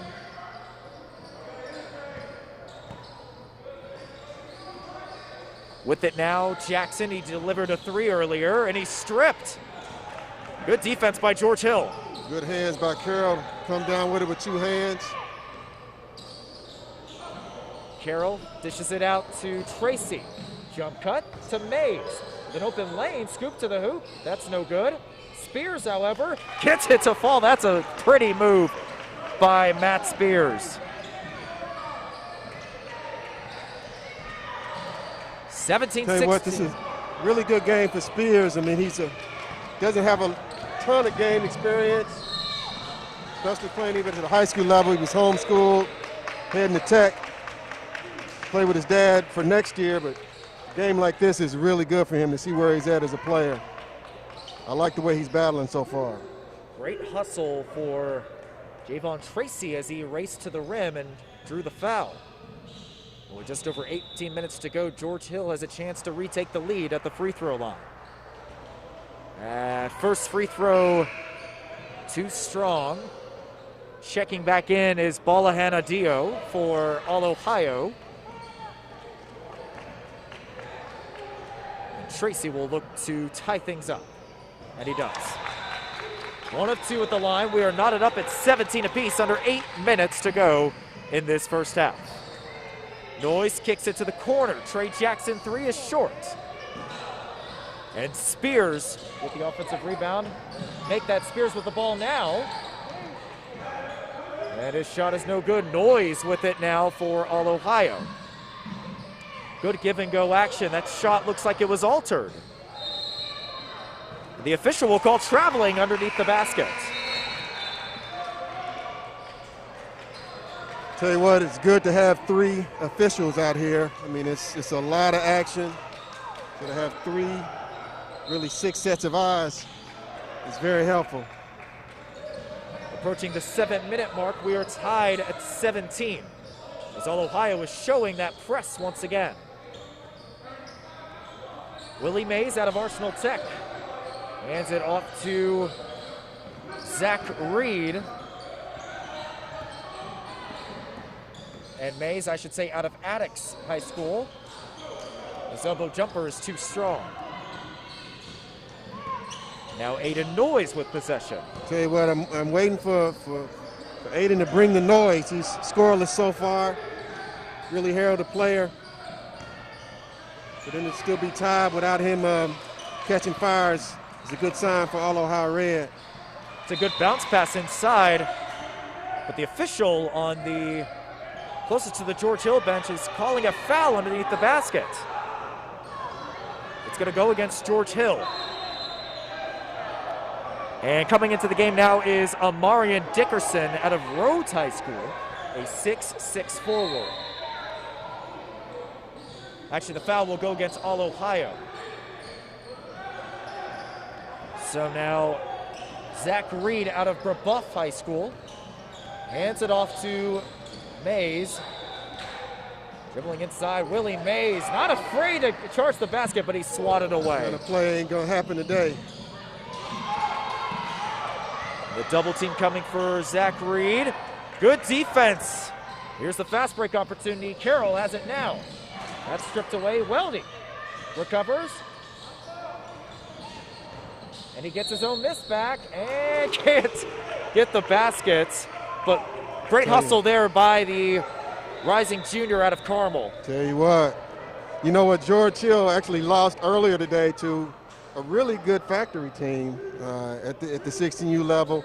Didn't play as well as they've been playing really the last 30 days. So this is the George Hill I'm used to seeing. Scrappy, hardworking, tenacious.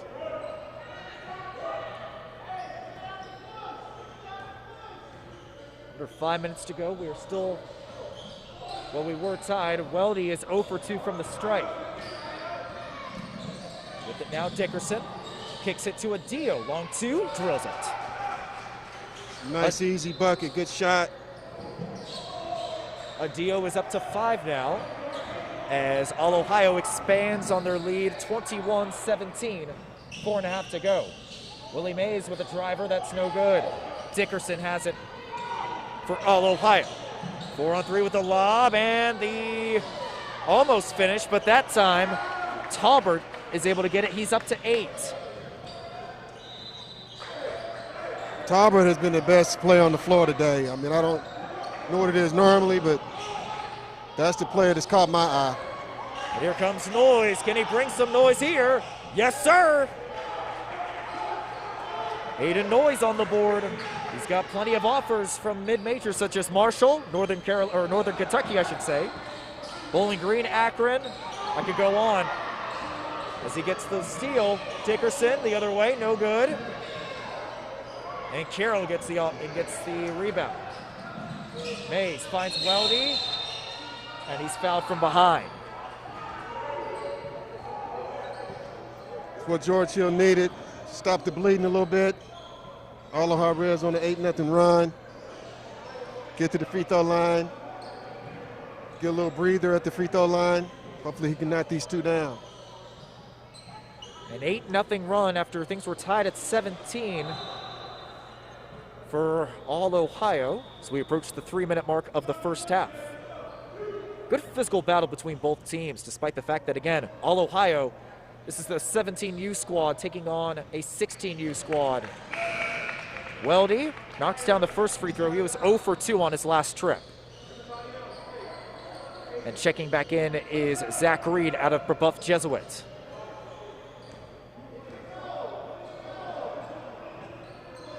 Weldy knocks down the second free throw. I misread, that is actually BJ Smith checking back in as we get a timeout on the floor. So after another 8-0 run for All Ohio, they now lead 25-19 after those Burke Weldy free throws. But again, I'm really impressed with the hustle from George Hill in this first half. I really am. I mean, Justin Bennett is their head coach. He also coaches the girls' Greenwood High School team just outside of Indianapolis. And then Christopher Scott, who's the founder of the All-Indy program. And then he and Mike Saunders, a senior, merged together and created the George Hill All-Indy program.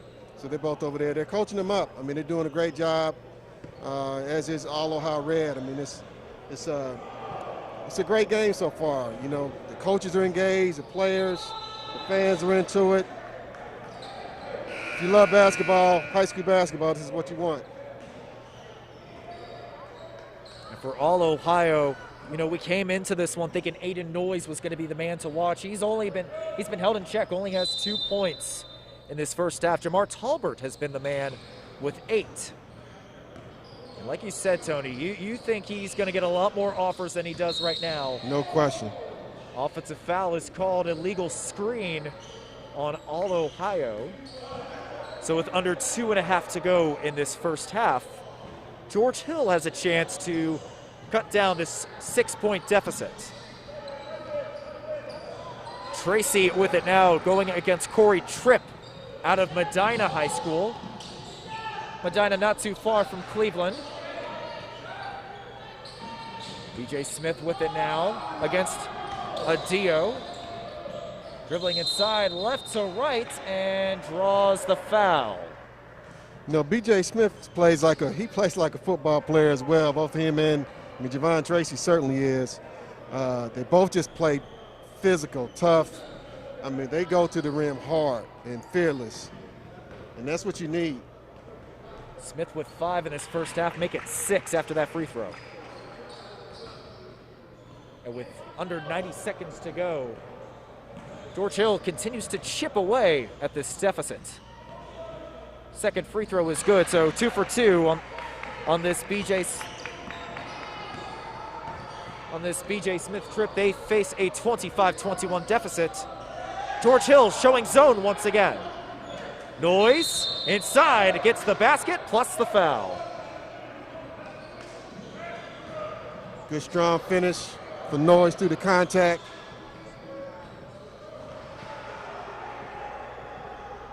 Nice job by Noyes to face off to take on that defender as we have less than a minute to go in this first half. That free throw is no good, but look at Noyes get his own miss. He's up to 6 in a matter of seconds. Weldy the other way, right hand. Almost got it to go. B.J. Smith is stripped from behind. Weldy. Pretty move. Weldy with 4 now, under 20 to go. And here's a steal. Reed with it now.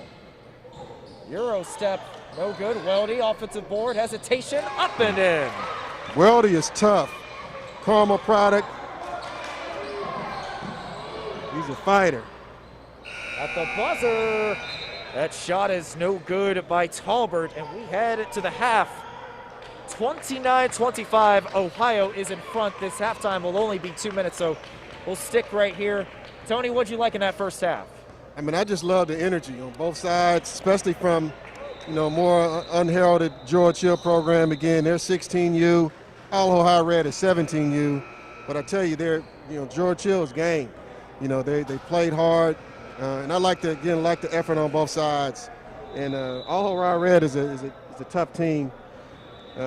Led by really so far, at least in the first half, Jamar Talbert. He's got 8 points, but they've got a talented team overall. Talbert leads Ohio Red with 8, like you said, but the leading scorer for both teams is B.J. Smith with 9. He's probably been the most impressive player I've seen on this floor, and you got to admire some of the hustle from some of the guys we haven't talked about in the open. We've mentioned Burke Weldy getting some timely baskets at the end of the first half. Talbert really stepping up, as well as Adio out of All Ohio too. He has 5, so a lot of guys stepping up in that first half. Right, and then Noyes was big late. I mean, he had 4 points in the last couple of minutes, right at the rim. Didn't get a lot of touches in the first half, but I mean, he made the most of them. And he's still in there with 6 points, their second leading scorer for All Ohio. So it's going to be a good second half. Like we said, this George Hill program, they have certainly done an excellent job ever since, like you said, the All-Indian George Hill clubs combined under one program. And you see right now, they're not afraid of a challenge, despite the fact that they are the younger squad in this matchup. Absolutely. The thing that I love about this game so far, I mean, guys were really trying to get to the rim. They were playing physical. So a lot of the scoring was at the basket. We really didn't see a lot of threes, and I don't think there were a ton of made ones, maybe 1 or 2. And that's not normal, normal basketball as the way it is right now. So to have a game where there's just a lot of plays at the rim or inside, I mean, it's good to see. Both teams have knocked down 1 3-pointer apiece, Tony. So like you said, not a lot of 3-pointers. Both guys going at each other in the paint. And even though George Hill has the size disadvantage, that's not dissuading them from attacking the rim. No, I mean, again, they've got some football players. They got some guys they're quicker. That's the thing that came out in that first half. Certainly quicker than All Ohio Red, and they're using that quickness to get to the rim. Back to some second half action at the factory, D1 Indianapolis, and there you go, Jamar Talbert with his first 3-pointer and another steal. He's got 5 straight in a matter of seconds. Definitely not the way you want to start the first 30 seconds of a half. George Hill facing a 9-point deficit. And a loose ball foul going on George Hill. Again, Josh Ayen joined alongside Tony Leach from Prep Ball Stars here at the Team Teague Invitational at the Factory D1 Indianapolis. Talbert calls his own number again. That's too strong. Offensive rebound by Jackson, but he can't get the runner to go. B.J. Smith finds Tracy. Some Globetrotter-like handles on display right there. And a long 2 on the way, that's short. Here comes Talbert the other way. Finds his teammate Adio for 2 more. Adio is up to 7. And Tracy the other way with 2 easy points for George Hill. Fast-paced second half here, but All Ohio leads 36-27. Noyes working inside, draws the foul, but he can't get the basket. Again, Aiden Noyes out of Cincinnati Moeller in the GCL has offers from a plethora of mid-major schools. Mentioned a few already. Had a quiet first half with 6, but he did get some baskets towards the end of that first half. Let's see if he'll get going in the second half. Noyes knocks down the first free throw. But it got him playing more inside, and again, he didn't get a ton of touches in that first half. A lot of All Ohio Reds buckets were in transition in that first half. Got a nice smooth stroke from the free throw line. Noyes knocks down both free throws. And once again, All Ohio is up to their largest lead of the day, leading 38-27. Under 19 and a half to go in this second half. BJ Smith with the runner in the lane, that's too strong. And it will stay with George Hill. Again, just a reminder, folks, if you're just tuning in, we are playing 2 24-minute halves with a running clock. With under 2 minutes to go, that's when the clock will stop after every dead ball. Good job by Zach Reed from Brebeuf to get his first basket of the day. Trey Jackson out to Adio, working around the horn. Jackson open for 3. That's too strong. Here comes Tracy for George Hill. Outlet pass, a bit too strong for Matt Spears, and we'll go back to All Ohio. A little ill-advised pass. He'd have been better off keeping that.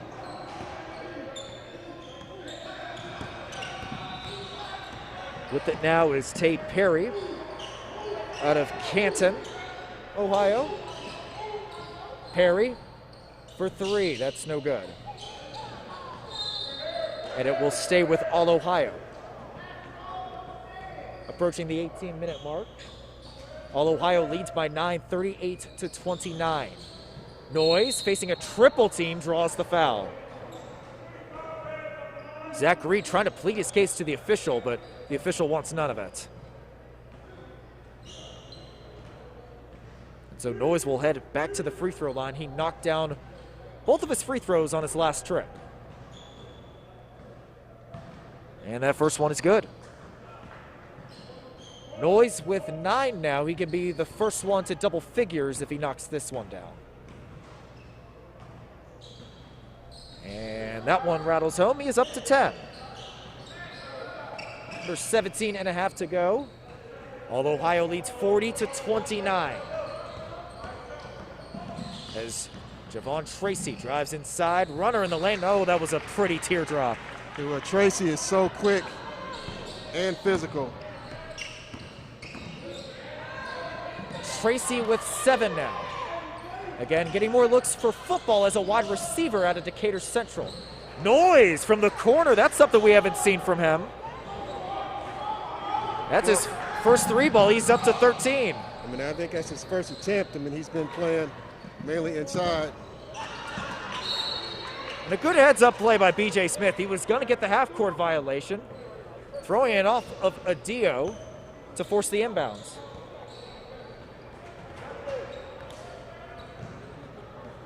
So now offense will reset for George Hill, facing their largest deficit of the day, 43-31. Reed kicks it to the corner. And a long three-pointer for Tracy, that's short. And look at Noyes go for that loose ball. He's called for traveling, however. I thought that was going to be a loose ball foul. Meanwhile, Burke Weldy out of Carmel High School will check back in for George Hill.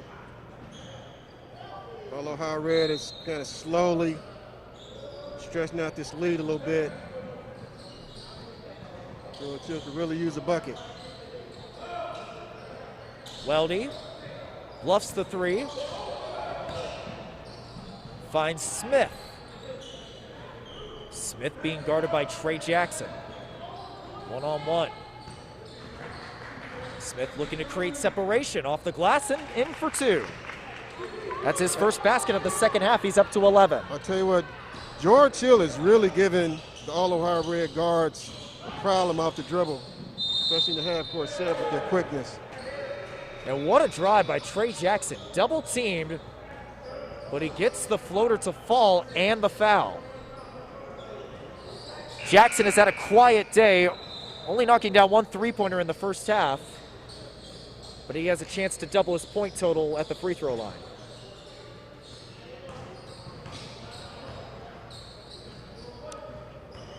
Just crossing the 15-minute mark. The score is 45-33. And it remains that score after the missed free throw. Willie Mays out of Crispus Attucks with possession. And Luke Carroll has it now. That ball's nearly stolen. Smith, jump cut in the lane. That's no good. Offensive foul will be called. Look at Talbert taking the charge. Did a good job of making sure he was outside of the restricted arc.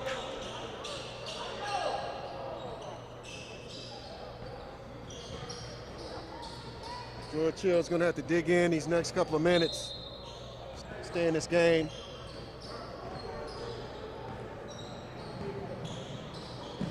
George Hill showing zone once again. In the lane, and a traveling violation will be called on Verdon Smith.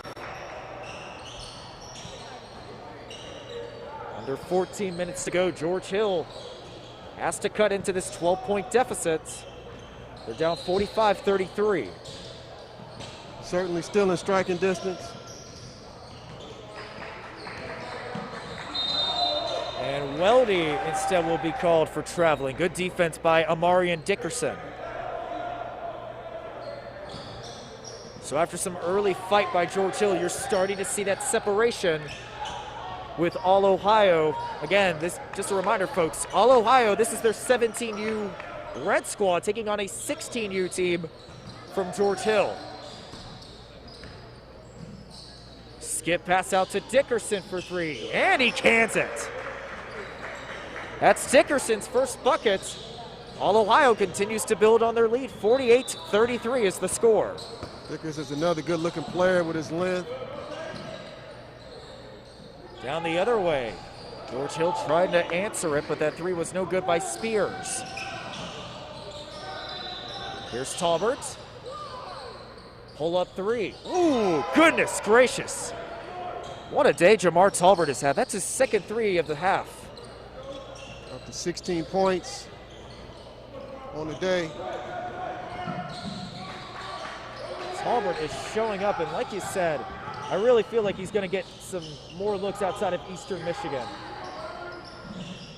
Good hustle by Burke Weldy on the loose ball. I mean, I like his overall game, and he's made some nice passes to his teammates in the half-court set. Gets down and is real active defensively. He's had a couple of blocks. I mean,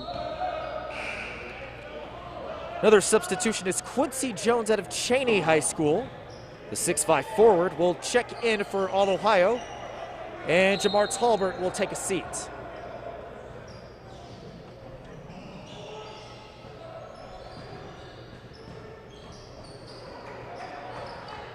Under 12 minutes to go. Still a lot of time for George Hill to try and stage a comeback, but let's see if something happens after that offensive foul. But time is ticking away as All Ohio has their largest lead, leading by 18, 51-33.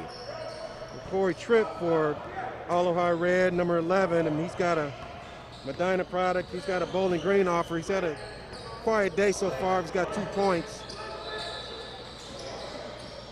B.J. Smith wide open for three. That's short. And look at Weldy hustling for the loose ball, and a foul is going to go against Weldy. But you got to admire the scrappy play from Weldy. I mean, he's the prototypical guard for what you would expect out of Carmel High School. Well, yeah, I mean, plays hard. He's tough. He's got a high basketball IQ. I mean, he gave him a real nice lift to end the first half. Hasn't scored yet in the second, but I can promise you this: George Hill's going to keep fighting. See if they can really try to fight their way back into this one. More action still to come in this one. Of course, this is game 2 of our quintuple header. We've got Team Teague on the way. They're going to be taking on an All-Ohio. They're going to be taking on a couple of All-Ohio squads later on this afternoon. Of course, we've got some more girls hoops on the way as well. We saw Bloomington North fall to South Bend, Washington earlier this afternoon. We'll be seeing them take on Breakfast Club Bobcats.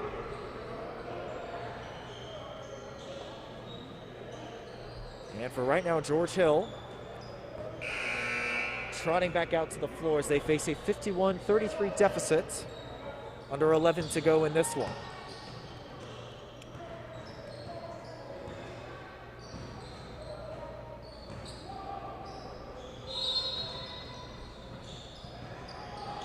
Corey Tripp with it now. Like you said, has an offer from Bowling Green.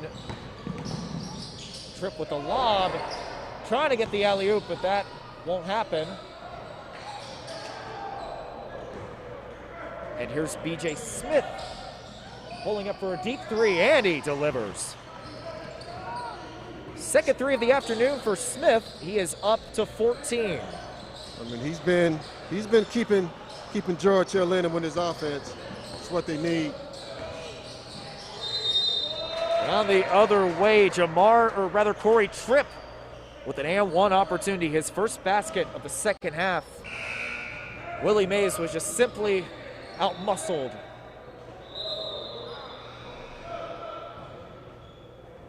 And coming back into the ball game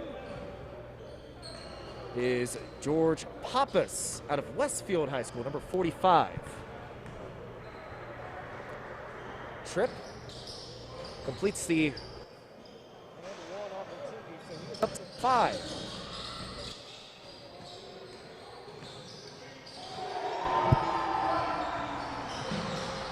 Carroll has to pick up his dribble and has to give it up to Smith. Smith calling for a screen. Drives inside with the left hand, and that's no good. We'll stay with George Hill, however. But with 9:20 to go, All-Ohio leads by 18, so time running out for George Hill to try and make things interesting. Weldy, 2-man game, left hand. Looks like that was altered a bit. Smith, offensive board. He attacks and scores. B.J. Smith continues to make life difficult for All-Ohio. I mean, B.J. Smith's got 18 to 20-point scoring the Mick all over him. I mean, he's going to have the green light there, and I mean, I see that happening. Got a bright future. Smith can't get his own miss, but you got to love that hustle from him. Down the other way, number 21, Vernon Smith, throws it down. He's up to 5. All-Ohio leading by 18 once again. Willie Mays for George Hill was shoved from behind on the drive. And George Hill will make a couple substitutions. Matt Spears and Zach Reed checking back in. Well, I tell you, in the case of B.J. Smith, I mean, you know, George Hill is not in the head in this game, but when you say sometimes when you win, you lose. Sometimes when you lose, you win. I mean, they're not winning the game right now, but it's really a coming out party for him. And that's something that coaches really look at too, especially collegiate coaches. They're not necessarily looking for the final results, the win, the loss. They really want to see the intangibles when they're evaluating a player. Are they still hustling? Right. Are they going after rebounds? And you can see with what Smith is doing, despite the fact that he is facing a tall deficit, he's still hustling out there. He's not afraid to go against guys that are a bit older than him. Right. Matt Spears with it now, driving along the baseline, gives it up. Good two-man game as Matt Spears out of Arsenal Tech gets his second basket of the day. Still in striking distance. Down the other way, Corey Tripp with another basket. He's up to 7. Under 7 minutes to go. All Ohio continues to go back and forth between a 16 and 18 point lead. Right now they lead 58-40. Skip pass out to Reed, and he's called for traveling. And Burke Weldy will check back in. He will take out BJ Smith.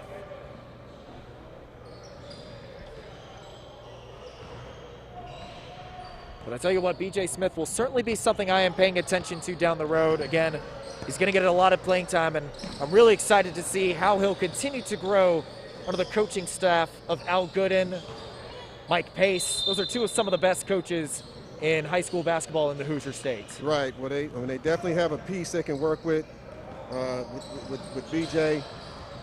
So it looks like he's going to be a good product in the MIC, and spending some time on the MIC network.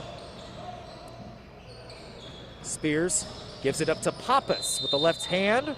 That's too strong. And it looks like there's an offensive foul on George Hill All-Indy. We've got a line change coming up for All Ohio.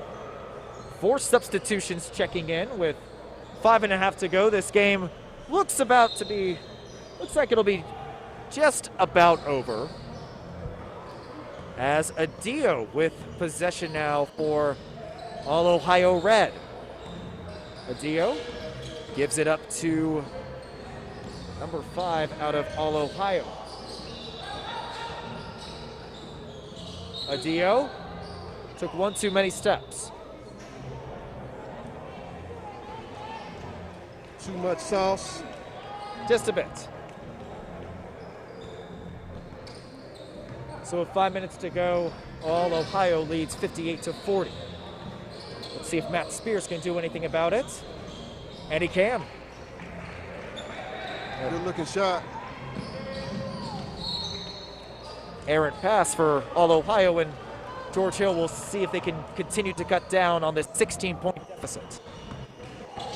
Here comes Burke Weldy, kicking it to the corner. At the top.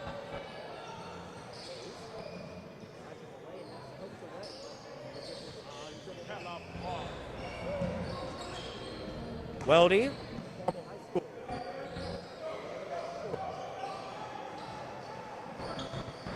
And Tay Perry. That's now giving it to Aiden Boyd. Up and in. Great move for Aiden Boyd. I thought that was going to be a bang out. So I think he was being nice today, just laid it in. Hayes, his shot is altered at the rim by Noyes. A quiet afternoon for him offensively, but efficient. A nice drive underneath by Adio. He's up to 9. Largest lead for All Ohio, 62-42. With under 4, make it 3.5 minutes to go. Good fight for George Hill, but like we said, I think this contest is going to be a bit too tall for them considering the youth and physicality for All Ohio, but still, you got to give props to George Hill for still making this a game at 1 point. Aiden Noyes has to give up that pass. Good drive inside, but that shot falls off the iron. Spears the other way, draws the foul. Yeah, I think it's a combination of just being a little undersized and running out a little bit of gas as well. They had a game earlier, but no excuses. I mean, All Ohio Red has done what they needed to do, what they were really expected to do, to really, use their ability, the physicality to take over this game, and they've done that. And BJ Smith will check back in. We've seen plenty more of All Ohio as they take on Team Teague in this next contest. This is All Ohio Black. This is All Ohio Red, I should say. Their 17U team. We'll be seeing All Ohio's Black 16U team take on Team Teague, a team that we are plenty familiar with based on the George Hill Invitational during 4th of July weekend. Adio facing a double team. Has to give up his dribble to Noise. Under 2 minutes to go.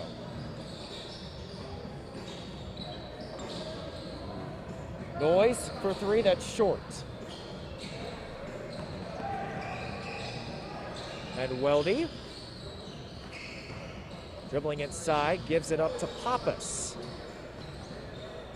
Smith gets a screen, long two on the way, in and out.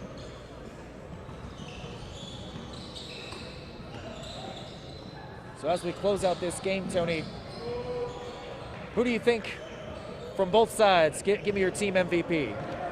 Well, I mean, certainly B.J. Smith is an easy pick for George Hill.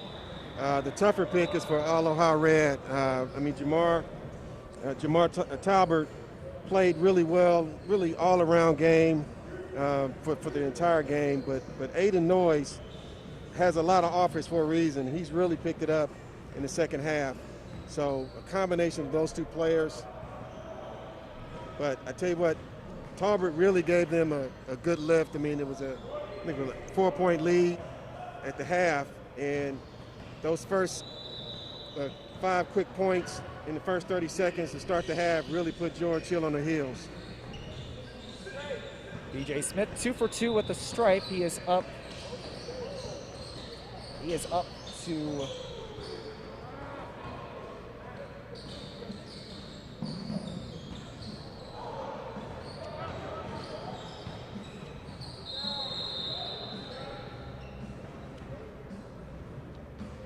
and that three-pointer is no good for B.J. Smith, who is up to 18 now. That should just about do it. Final score is going to be 64-45. All Ohio, after getting a stiff challenge in the first half, comes out on top. All Ohio Red 17U squad, the winners in this one. Of course, we'll be seeing plenty more of All Ohio throughout the afternoon. We'll be seeing the 16U All Ohio Black team take on Team Teague in a matter of minutes. That is coming up at 1:25. Good contest in this one as we start to see Team Teague take the floor. We'll step aside for a few moments. Thanks for tuning in. This is the Team Teague Invitational.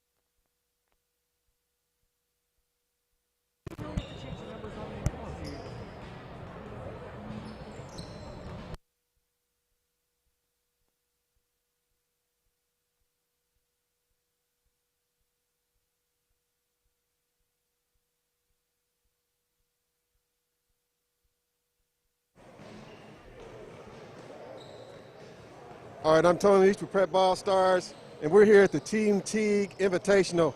I've got Oliver Red, 17U. They're victorious, 64-45. I've got Aiden Noyes. He had 15 points, and Jamar Talbert with 16 points. They're the players of the game. So, Aiden, talk about your victory. How'd you feel about the win today? I thought we played really good. We attacked, got the open shots, and grabbed rebounds and pushed in transition. I thought we did a good job of that. All right, Jamar, you have offers to Cleveland State and Eastern Michigan. What do you think you need to do to, the rest of the summer to gain even more offers? Just continue to work hard. Keep putting my best foot forward when I step on the court. You look like you're going to have more offers. I was talking about you in the broadcast. I think you've got more offers coming your way. So Aiden, you have a bunch. You've got about 15 offers. So congratulations on that. So what are you going to be looking for? You're going to make some coach really happy. What's going to go into your decision? Yeah, the biggest things for me is going to be my relationship with the coaching staff. I want to be completely comfortable with them. And then I want to go to a school where I would like it if I was just a student, and I want to be able to come in and just play my game. All right. Well, I'll tell you what, coaches, you've got two really good players here. Aiden Noyes, 15 points. Jamar Talbert, 16 points. Again, Aloha Red, 17U, victorious over George Hill. Again, I'm Tony Leach with Prep Ball Stars here at the Team Teague Invitational. Thanks a lot, guys. And we'll be right back with that Game 3.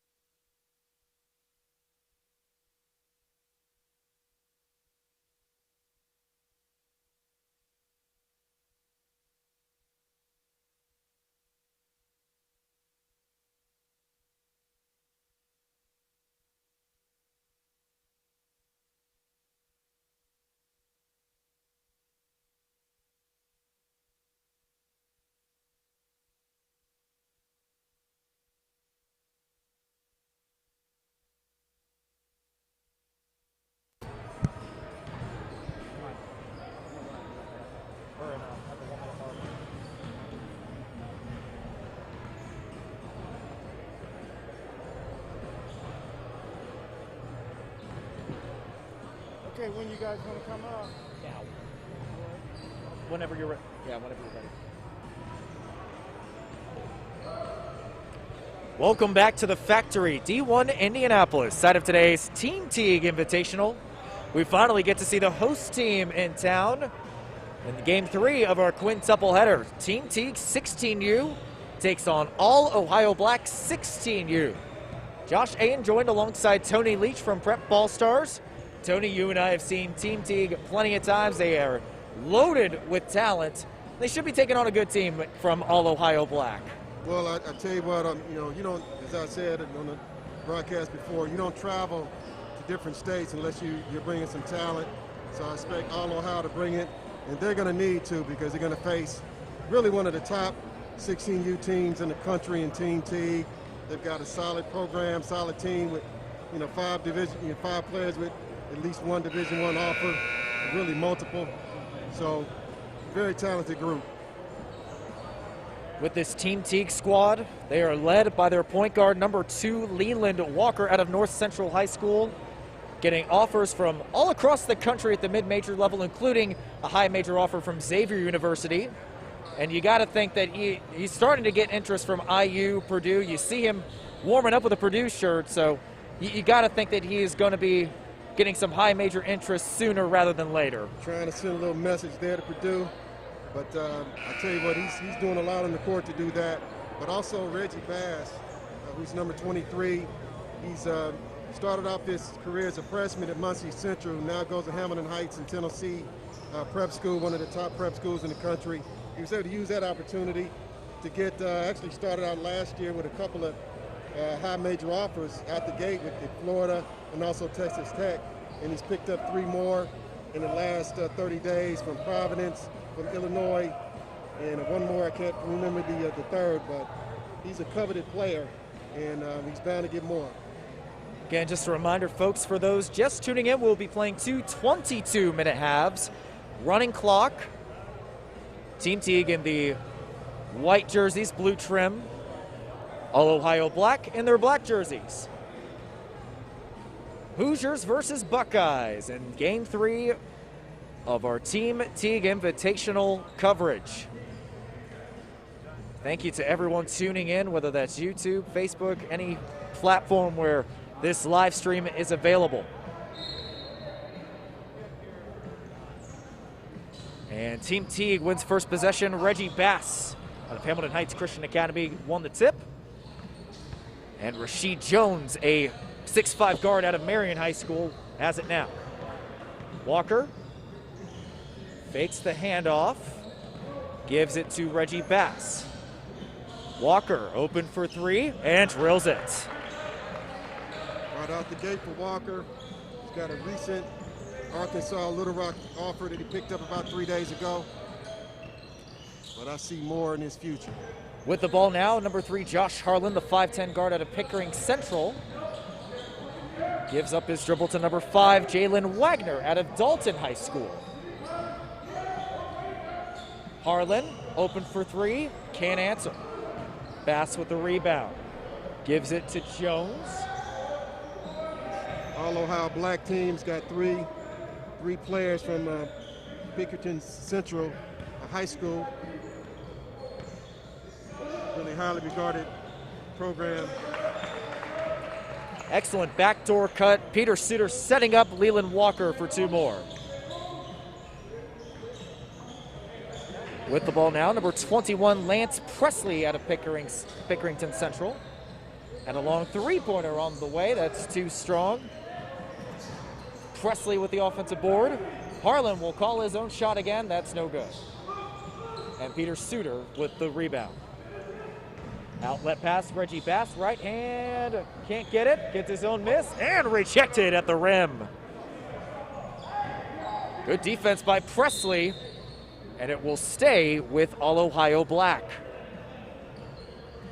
5-0 is your score. Team Teague out to an early lead over All Ohio Black as we approach the 20-minute mark of the first half. Talking with the coach out of All Ohio Black, they're a bit shorthanded coming into today's contest. A lot of guys on their normal squad are off getting ready for football season. Of course, in Ohio right now, the OHSAA is full steam ahead for football season. Tell you what, Team Teague is giving them a couple extra possessions. They're just not taking advantage of it. Reggie Bass with the lob, and Peter Suter can't get high enough to finish the alley-oop. Presley inside now, and he's going to be called for traveling. Okay, these game officials have been on it today. If you do it, they're there. And three good officials today. Walker will lead the charge for Team Teague. Most of his game you've seen from inside the rim as Rasheed Jones is fouled on the three-point attempt, and he'll be shooting free throws. But back to my point earlier, Leland Walker has been living above the rim, but he's not afraid to shoot it from distance like we saw in that first possession drilling that three-pointer. Well, he's a gamer. I mean, he'll shoot it from anywhere. He can get to the rim. I mean, he's also proficient from the outside as well, as you mentioned. And he's just a straight demon in transition. So Jones knocks down that first free throw. He averaged 81% on the season last year for Marion High School. Second free throw is good. Jones right now has one offer from University of New Orleans, as well as Peter Suter. Suter also picked up his second offer this week from Bryant University. And I think he's got more coming his way. I really like his game. Harlan with the pass now, being guarded by Walker. And that ball was knocked out of bounds by Jeffrey Simmons, 32, out of Fishers High School. Kind of surprising to see Simmons still out here. We talked about him back on July 4th weekend. I think he's a better tight end than he is a basketball player, but he's still very good at both sports. Well, he's really good. I mean, he's solid. He's kind of like, they call, Tim Duncan Mr. Fundamentals. And Simmons is the same way. They called him easy because he just makes the easy play inside, gets a rebound with two hands. He does everything he needs to do. So that's why he's starting in the middle. Leland Walker in his bag early as he gets the and one. He's up to 7 in the opening minutes. Make it 8. Leland Walker at a North Central High School. Of course, a school well known for their basketball program. So many memorable names coming from that school. Aaron Gordon, some more recent names as well. A couple of Mr. Basketballs as well, as Peter Suter takes the 3. That's too strong. Harlan looking to lead the fast break. Facing an 11-3 deficit with just over 16 minutes to go in this first half. Presley, outside the arc, feeds it inside. That's no good. And Simmons with the rebound. Suter, skip pass to Walker. Deep 3 on the way. That one's no good. Rasheed Jones with the rebound. And Walker will reset the offense. Over/under on how many dunks we're going to be seeing this afternoon from Walker, Tony? I put the over/under at 3, and I'm gonna take over. Step back 2 on the way. That one was a bit too fancy for Walker. Harlan takes it himself. Good dish inside as he finds C.C. Aziram out of Dublin High School for his first basket. Got really good size. 11-5 is your score. Just over 15 minutes to go. Team Teague is ahead. Jones feeds Simmons inside. Elbow jumper is blocked. Harlan, the point guard, looking to cut into that deficit. Jalen Wagner dribbles inside with a runner, and that falls through. 2 straight baskets for All Ohio Black. They are now down 11-7, under 15 minutes to go in the first half.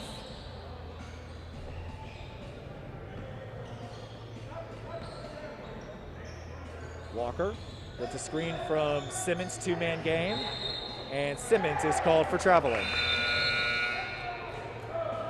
Some more substitutions on both sides.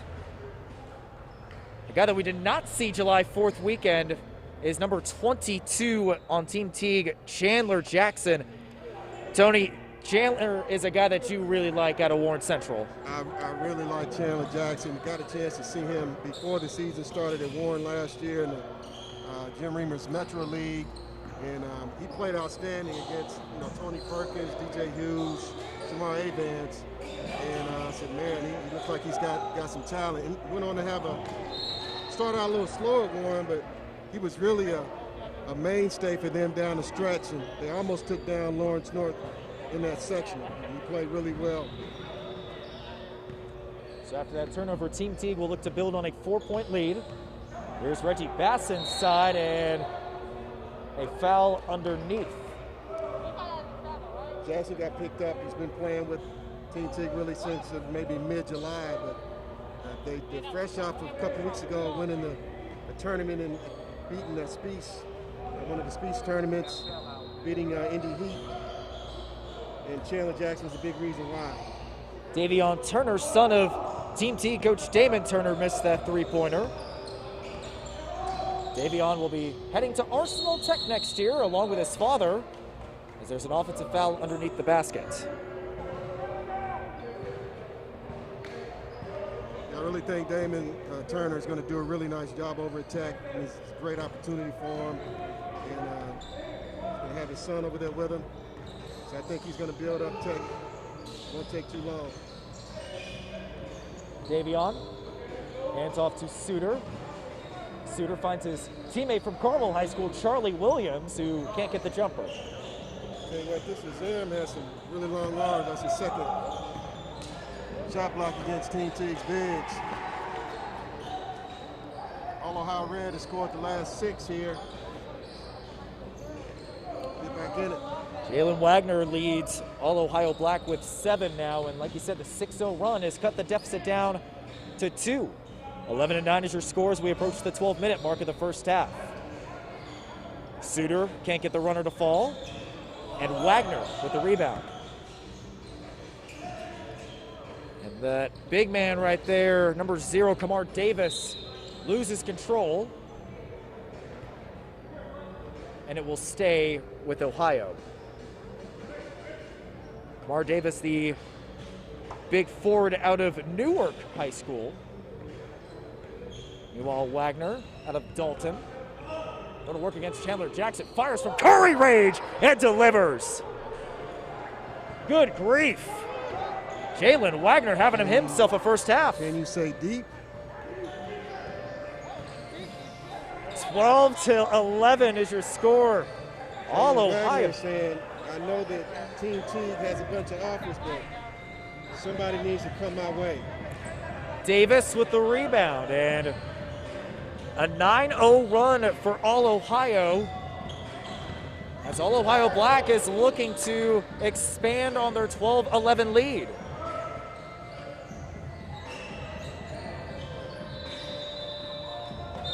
Inside that last touched Harlan, and it will go back to Team Teague. This start is sort of reminiscent of what we saw back on July 4th when Team Teague took on George Hill All-Indy. It was a bit of a lethargic start for them. I tell you what, they need to do 2 things. They need to pick it up, and then somebody needs to figure out that Jalen Wagner is a player. Suter wide open for 3, that's short. Suter was a 33% three-point shooter at Carmel High School this past season. Not necessarily in his game, but that's something he's been trying to work on. And you got to think the expanded arc on this court. This is a NBA regulation floor that these guys are playing on. That's got to play a factor. Chandler Jackson can't get the rebound. Kamar Davis does. With it now is Marlon Elliott, and finds Davis underneath for 2 more. Wow, what a run for What a run for All Ohio Black. It's a 12-0 run. Over the last several minutes, Team Teague needs a basket in the worst way possible. And an offensive foul going on Charlie Williams, an illegal screen. The scoring drought continues. Did you expect this kind of start, Tony? I did not, you know, but it's still early. Harlan calls his own number, that's too strong. Loose ball foul. And is that going to go against Davis? I think it will.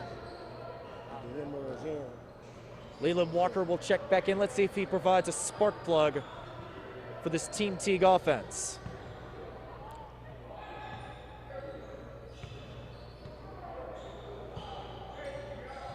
That's something that Team Teague, they thrive best when they play at a chaotic pace, when they're running up and down the floor, but we really haven't seen that so far in this first half. Certainly not in the last few minutes. So they need to pick it up, play their style of basketball, and they just haven't gotten anything in the half-court set. Haven't hit the shots. Here's a steal for CC Aziram, one-on-one. Good defense by Jeffrey Simmons to deny the layup. So just over 8 minutes to go. All Ohio Black leads 14-11. And that lead was nearly expanded on as Aziram drew the foul, and he'll head to the line for free throws.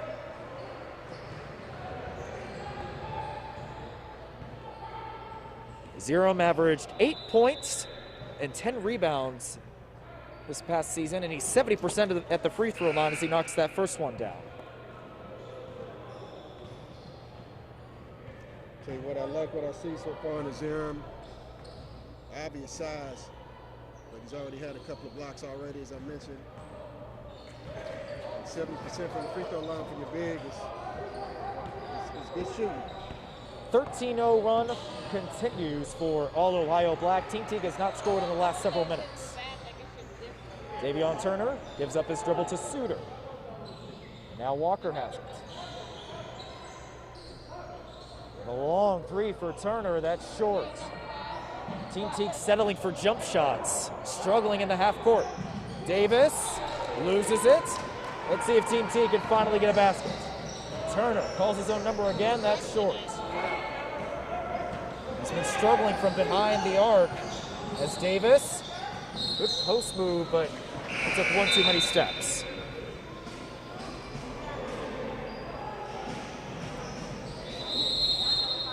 Timeout as Damon Turner is not very pleased with what he sees out there, and for good reason. Well, I think they're playing a little bit like, I mean, they've got what's supposed to be the bigger game in a couple of hours with the All Ohio Red. It's supposed to be first team for 16U. But I tell you what, don't look past this All Ohio Black team, because, you know, these guys, they read, they've got social media too, so they knew who they were playing. They know Team Teague has won a lot of games, and their players have a lot of offers. And what they're saying so far in the first, 13, 14 minutes of this game is, well, we want some offers too. So coaches, take a look at us. And they're giving the coaches a reason to do just that, especially Aziram and also Jalen Wagner with his scoring. I mean, he's got 12 points, 12 to the 16 points so far for Black. So someone's tuning in, is going to tune in a little longer and see if he can keep this up. The only scores for Team Teague in this first half are Rasheed Jones and Leland Walker. That's got to change if Team Teague is going to avoid the upsets. Here's Reggie Bass, changes his dribble, left hand, leaves it short. That was an easy opportunity wasted. Harlan drives inside and scores with authority. Going against Jeffrey Simmons. Good job by Harlan to score in traffic. Just over 6 minutes to go. 18-11 is the score. And Reggie Bass draws the foul. Back to my point earlier, Tony. It's now a 15-0 run for All Ohio Black. Well, Very surprising start to this one. well, you know what? Anybody can get beat. I mean, you know, this Ohio Black team, I mean, they play basketball too. So they can knock down shots, they can knock down free throws, and that's what they've been doing. Bass at the line. Can't knock down that first free throw. Has plenty of Division I offers, like you said, out of Hamilton Heights Christian Academy. Latest one to come in came from Kansas State. Let's play for Bruce Weber. Reggie Bass knocks down the second free throw, so that ends the 15-0 run. The score's now 18-12. And a double dribble violation on Elliott. Let's see if Team Teague can get some momentum after that turnover. With 5 minutes to go.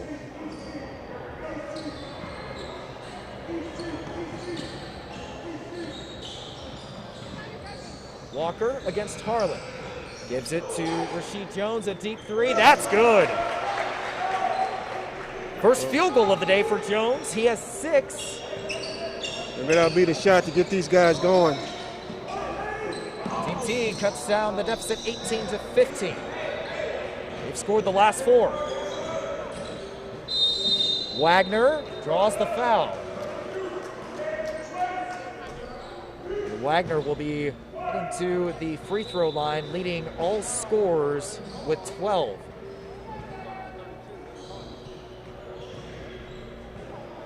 I mean, Wagner is taking advantage of just a great opportunity. This is a live stream. You're playing against one of the top programs in the country with several players that are playing or already have offers to go to the level that you want to go to. And, you know, he's really helping himself so far. Chandler Jackson checks in for Peter Suter as Wagner will knock down the second free throw. He's up to 13. Under 4 minutes to go. The score is now 19-15. All Ohio Black is in front. And I'm looking right now, too. The Ohio Black, I mean, they've got a little more bounce in their step right now.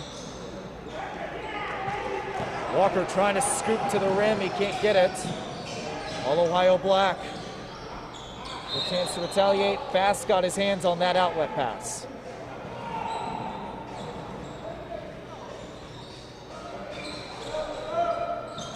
Elliott against Walker. Backdoor pass. Intercepted. Rather tipped away, and it'll be going to Team Teague. Team Teague trying to catch All Ohio Black in transition. Bass has to pull it out. Walker fires from deep. That's off. Walker certainly cooled down after a hot start as Wagner finds Elliott wide open, top of the key.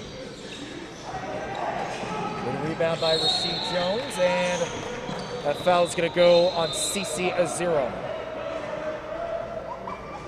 It's not a good foul. As important as he is inside, you got to save a foul like that. You might really, really need it later on. 1-and-1 opportunity for Rasheed Jones. He has hit all 3 of his free throws. Make it 4. 19-16 is your score as Davion Turner checks back in, taking out Jeffrey Simmons. Tell you, Rasheed Jones, it just seems like he's gotten so much better. Seems to improve every time he takes the floor. Really long, really good looking shot from outside. There's steal for Team Teague. Presley being hounded defensively, but he's found from behind.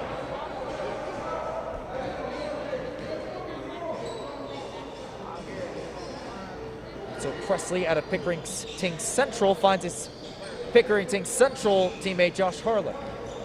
Harlan through traffic, loses control. Here comes a fast break opportunity for Team Teague. Jones, left hand, off the glass and in. We're tied at 19. That's exactly what Team Teague needed. Again, they are most efficient when they're in transition. Well, they've turned it up several notches defensively in the last 2 minutes. Presley with a long two, that's good. That's his first basket. Under a minute to go, All Ohio Black has regained the lead. And another turnover for Team Teague.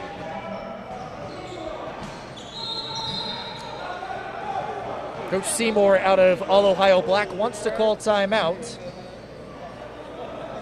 And with 32.9 seconds to go, All Ohio Black again leads 21-19. As we check the box score, Jalen Wagner leads all scores with 13.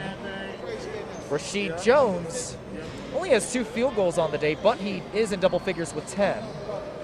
Leland Walker, meanwhile, had a hot start, but he's cooled off since. He does have 8. And again, probably the most surprising thing for Team Teague is that only 3 players on that squad are on the box score right now. Right. So, and Peter Suter just a couple weeks ago, I mean, as I mentioned, they won the championship up at Speeds over Indy Heat. He was the MVP of that weekend and of that game. He's scoreless so far. So it hasn't been the typical Team Teague play, but you know, the sign of a good team is when you cannot play your best and still come out with a victory. So we'll see if they can do that. But again, I mean, this black team is no slouch. I mean, they have some talented players out here, and that's pretty evident to me. Harlan with possession going against Rasheed Jones. 20 seconds to go. We'll see. This will most likely be the final possession of the first half. Harlan, runner in the lane, too strong, rebounded by Zera. That's no good. He gets his own miss back. Right hand short. And it will stay with All Ohio Black, but time will run out before that shot is taken off. So your score at the half, 21-19. We'll stay right here as halftime is only 2 minutes. But Tony, as we sit here waiting for the second half to start, what does Team Teague need to do to get back into this one?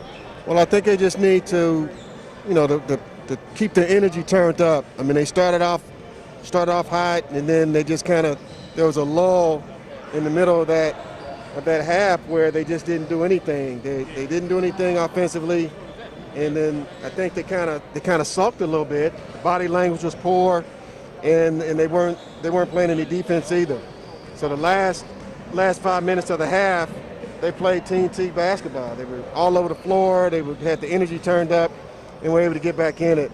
So they've got to keep the intensity up the entire game. I mean, or they're not going to win this game, because Ohio Black team they're capable. I mean, they've shown them in the first half that, you know what, if you want to come out here and not play your best, we're going to give you an L. That's what this first half, said to Team Teague.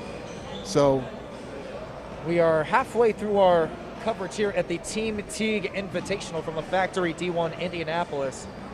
2 more games still in store. We'll be seeing this Team Teague 16U squad take on probably the matchup of the day against All Ohio Red 16U.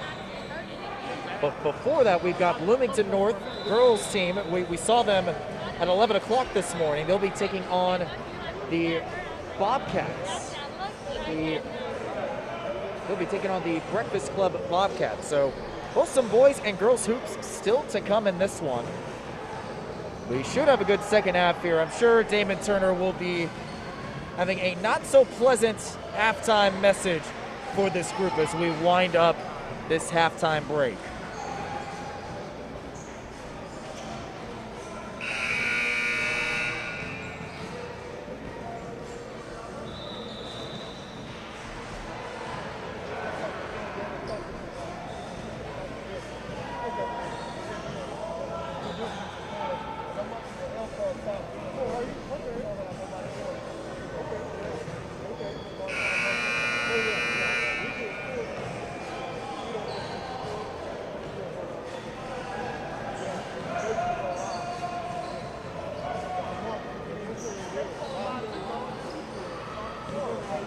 And we are ready for second half action here at the Factory D1 Indianapolis. Side of today's Team Teague Invitational, we've got the hosting Team Teague 16U squad taking on All Ohio Black. Surprising score, I should say. All Ohio Black in their black jerseys faces, they are in front 21-19 as Nick Seymour, the 6'4" guard out of Pickerington North, hands it off to Lance Presley out of Pickerington Central. Josh Harlan, the point guard with the ball, drives past his man, right hand scoop shot, rattles home. Only one basket in the first half. He's doubled his score with 4. And Harlan's done a decent job of running this team. You know, he's taking care of the basketball pretty well, despite some pressure. Leland Walker with the ball now. He had 8 in the first half. Hot start, but quiet offensively towards the latter portion of the first half. And a good entry pass inside as Simmons isn't able to get the basket, but he does get fouled. So we will be heading to the free throw line for a pair of free throws. Simmons was held scoreless out of Fishers High School.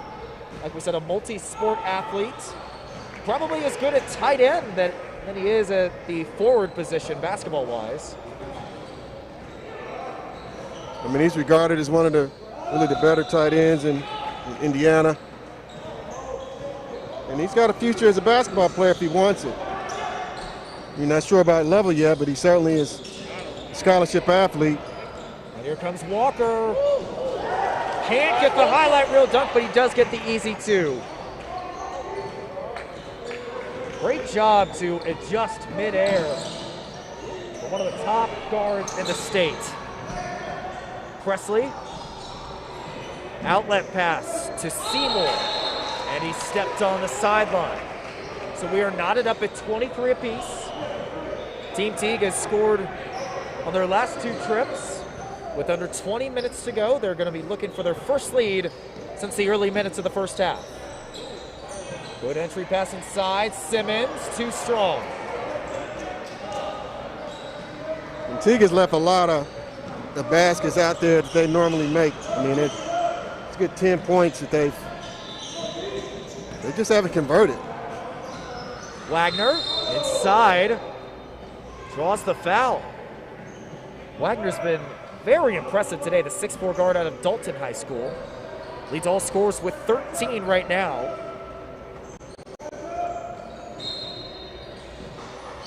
Inbound to Seymour and Harlan. That pass is broken up. Jones, 2-on-2 fast break, Euro step. What a pretty move by Rashid Jones. He has 12. And another steal. Here comes Jones again. Throwing it down. Rashid Jones with the last 2 baskets.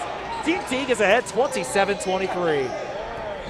Here comes the Team Teague we're used to. Ball pressure all over the court. And another turnover. There's that press from Team Teague. Finally starting to see some signs of life, like you said, Tony. Well, but again, they've got to keep this same intensity Walker. the entire rest of the second half.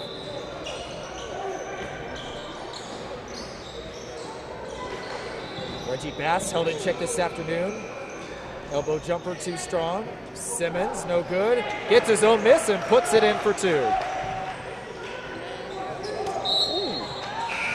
That outlet pass hits the bench. I don't want a repeat of what happened July 4th weekend, Tony. Right. Yeah. I've still got a slight concussion from that. So hopefully that won't happen again. So I got my head on a swivel today, making sure I don't get hit in the head.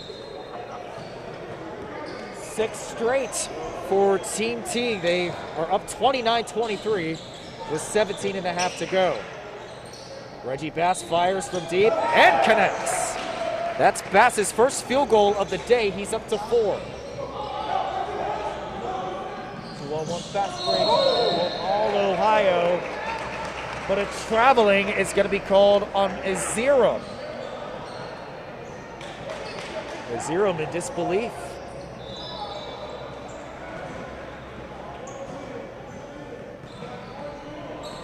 So Walker with it now, gives it up to Bass. So we cross the 17-minute mark in the second half. Again, 22-minute halves, running clock. And that pass was through the hands of Walker.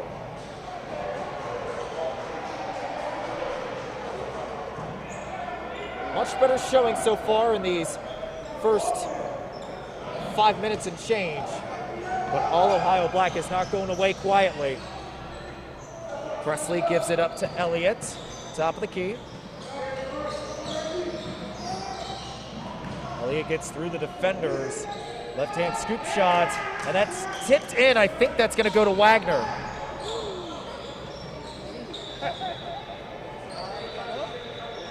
That basket was sorely needed by all Ohio Black as they are now down 32-25 with just over 16 minutes to go.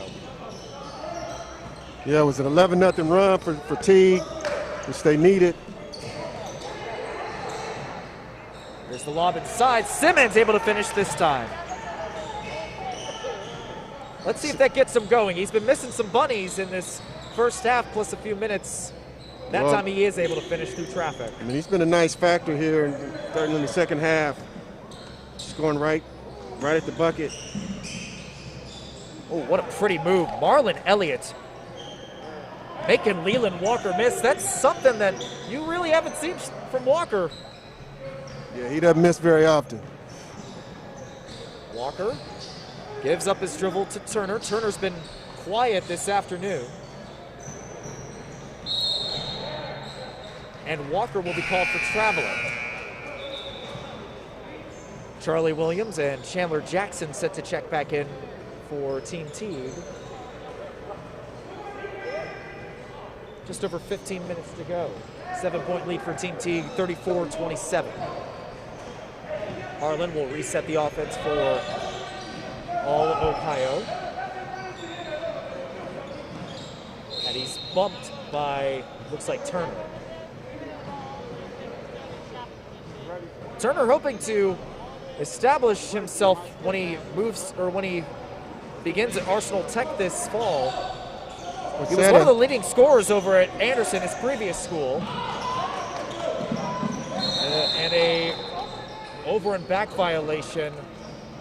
Bit of miscommunication for all Ohio Black. But back to my point earlier, Turner is looking to establish himself more when he goes to Arsenal Tech. Yeah, I mean, he's been a good scorer his first 2 years in high school, averaged 14, 15 points.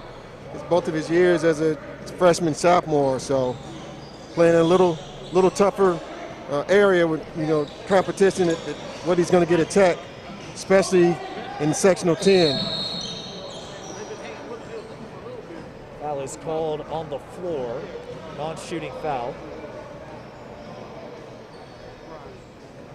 So this has been a game of runs. I mean, Ohio Black made a nice run, 15-0 run in the first half. Team Teague's returned the favor in the second, 11-0 run. So Harlan wide open for three. That's too strong and rebounded by Bass. But it's still anybody's game. Davion Turner wide open. Let's see if he makes this one. He can't. Still scoreless for Davion Turner, Coach Damon Turner's son. In the lane, Jalen Wagner. My goodness, what an afternoon he's had. You can tell he's fired up after that basket. He'll be heading to the line for an and one opportunity. I think Jalen Wagner said to Peter Suter, "My name is Jalen Wagner, and I came here to get buckets today." Well, that's something that the head coach for All Ohio Black was pointing out. He said Wagner was his go-to guy, and you can see right there, he leads all scorers with 18. I mean, you can tell that he knew who he was playing today, and he probably feels like, hey, I'm unheralded, or as the young folks like to say, slept on. So this was his opportunity, and again, he's made a nice, very, very nice account for himself. Aziram will check back in for All Ohio as Black faces a 34-30 deficit with just over 12 minutes to go. Still plenty of time. Like we said, Tony, it's been a game of runs. Team Teague looking a bit better, but still All Ohio Black is giving Team Teague way more than they bargained for.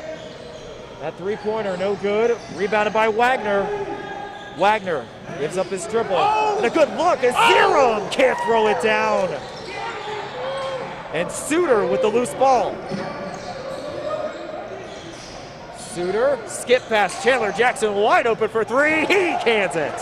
Tell you what, he will make that shot. That's probably his, from where I'm watching Chandler play, that's his spot. He will tear that corner up. Chandler Jackson out of Warren Central, first basket of the day. Man, that's going to be a fun squad to watch this coming season.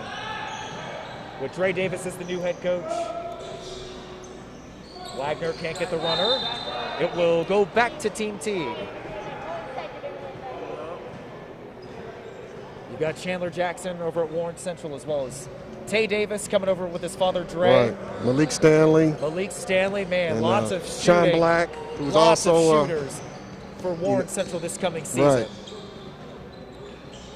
Suter thought about a three. Rasheed Jones takes it and makes it. That's his second triple of the day.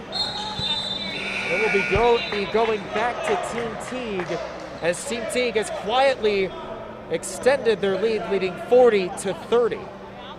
10:40 to go in this second half.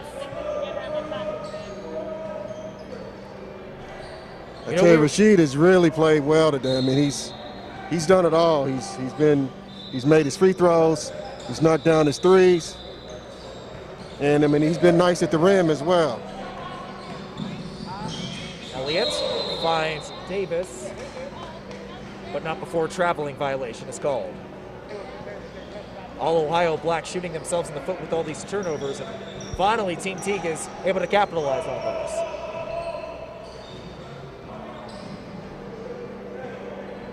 Now Walker has it. He's only had one basket in this second half. It's been the Rasheed Jones game for Team Teague in this one. Jackson, same spot as his last three, same result. You said it, Tony, that's a spot. I mean, he shoots it. He reminds me of Zach Gunn. Zach Gunn was like that former Hamilton Southeastern player.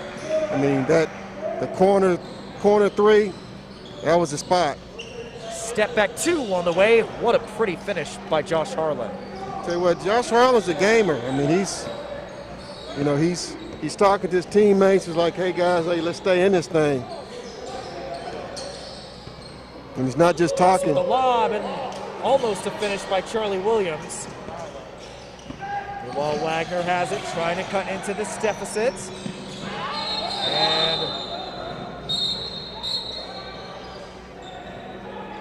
very physical confrontation between him and Rasheed Jones.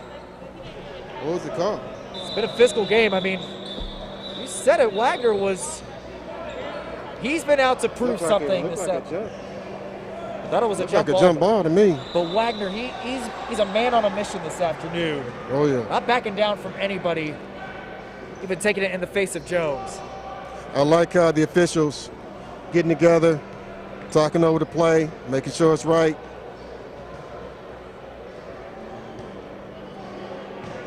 Might have been 2-1, 2 officials to 1. So officials will rule a jump ball. Possession arrow favors Team Teague. Clock is stopped momentarily with 8:50 to go. Team Teague has their largest lead, 43-32. Rasheed Jones leading the way for Team Teague with 17. Leland Walker in double figures with 10. Meanwhile, Jalen Wagner leading all Ohio. I wonder if they'll give them their timeout back. You know.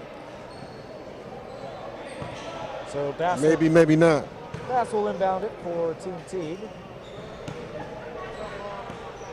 after this official timeout.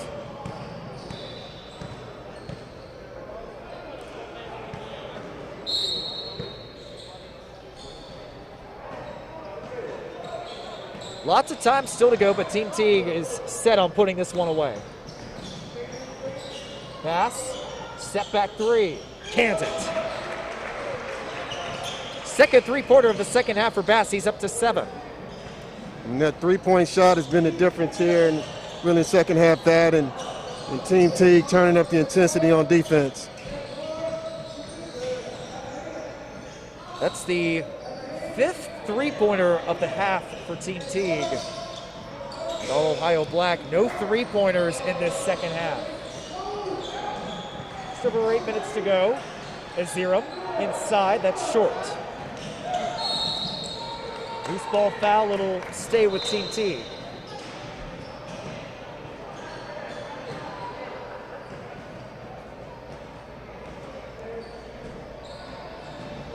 Much more of a balanced scoring effort in this second half after it was just Rasheed Jones and Walker scoring in the first.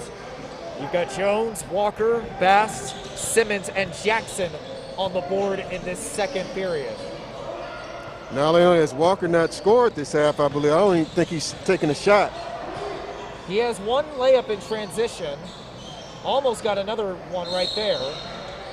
But a foul is going to go on Jeffrey Simmons.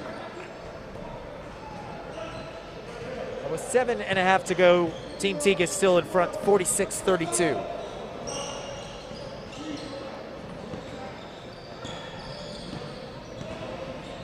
Looks like Team Teague is showing a zone on this possession. And why wouldn't you? Like we said, well, all Ohio Black has not shot they have not hit a three-pointer in the second half. In the lane, Aziram gets the teardrop. That's nice execution. That's his first basket of the second half. He's up to 6. Another 7 minutes to go. 46-34 is your score.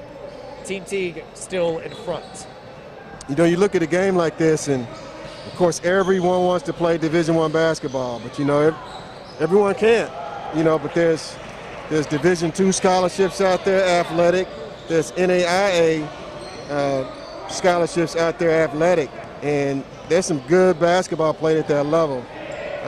And then once your basketball playing career is done, the recruiters that want you for a job aren't going to say, "Oh, you didn't play Division I basketball." They're looking at getting your education. So I see a lot of guys out here, especially Ohio Black, that even if not D1, deserve some scholarship money. So we'll see what happens here. I mean, they're still 16U, so there's time to even develop, beyond NAI or D2. But I tell you what, there's some talent out here at all levels. Jalen Wagner answers the Reggie Bass three-pointer. He scores 49-36 with 5:40 to go. Simmons, offensive board, hesitation, and can't get the basket. So Simmons will head back to the stripe. He was 2 for 2 on his last trip. Right now he has 6, all of his points coming in the second half. Simmons knocks down the first one. He's a 76% free throw shooter, I should say. Meanwhile, Peter Suter will check back in for Rasheed Jones. Simmons 2 for 2 once again. He's up to 8. 8 in the second half for Easy Simmons, I call him. Josh Harlan with the bubblegum shoes has it now.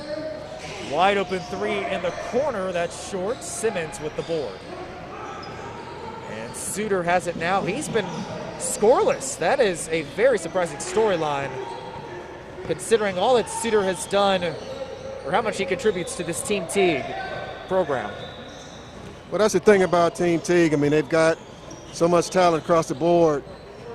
When you can have...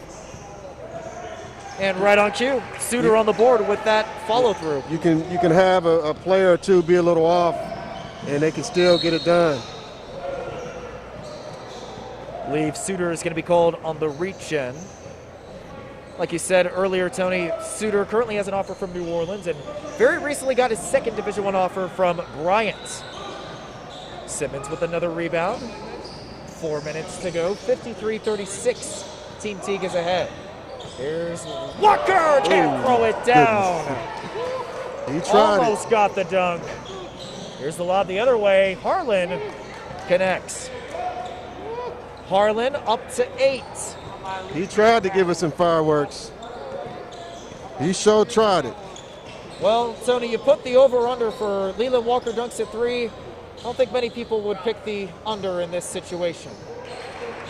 Chandler Jackson, his favorite spot. All 3 of his three-pointers have come from the right corner. And Aziram hammering it home. He's up to 8. I mean, I like Aziram. I mean, he's, you know, he's a rim protector, runs the floor well, as you just saw, about 6'7". He's going to get some looks. 3 minutes to go. 56-40 is your score. Team Teague should be well on their way to another win here. We'll be seeing them later on this afternoon at 3:35. Take on all Ohio Red. That should be the matchup of the afternoon. That pull-up three is no good. Simmons. Rinse and repeat with the rebounds. Here comes Suter in transition. Oh, couldn't corral that ball for the dunk. Here's the lob to Presley. Outlet. And Elliott can't connect.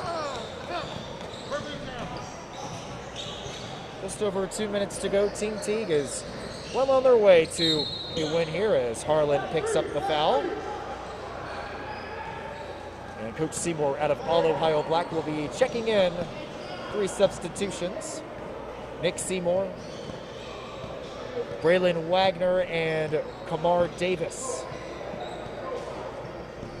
Well, I'll tell you, all Ohio Black has, I mean, they can walk out of here with their chest out, their heads up. I mean, they have a good showing. I mean, they're down 16 with a little under 2 minutes to go here, but I mean, they came to play and made a good account for them and for the state of Ohio.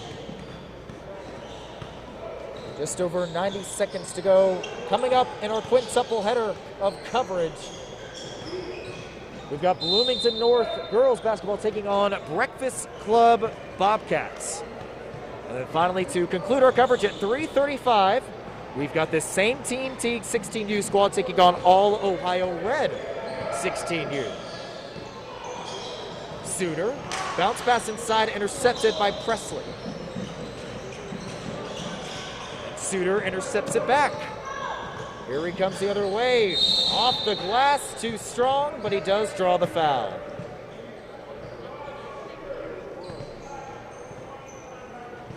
And the thing I love about Suter, I mean, he does a lot of the little things. I mean, yeah, a lot of guys, I mean, he had a turnover just now, would just, you know, hang their head and jog back. Not him. I mean, he gets back, gets in the passing lane, gets a steal. Now he's at the free throw line. The other thing that I love about him, and I said this on the 4th of July broadcast, he offensive rebounds better than really any player I've really ever seen in high school, at least on the wing. Davis, good entry pass inside, but that's too strong. Under a minute to go. And to echo your point about Peter Suter, I mentioned this during 4th of July weekend as well, but he's the guy on your team that you absolutely love to have. And if you're playing against him, you absolutely hate him. Yeah. Walker with the steal, the lob, and Peter Suter throwing it down. Suter will likely finish this contest with 6 points. Under 30 seconds to go. Team T going to walk away with a win. 62-40, make it 62-42 after that lay-in by Braylon Wagner.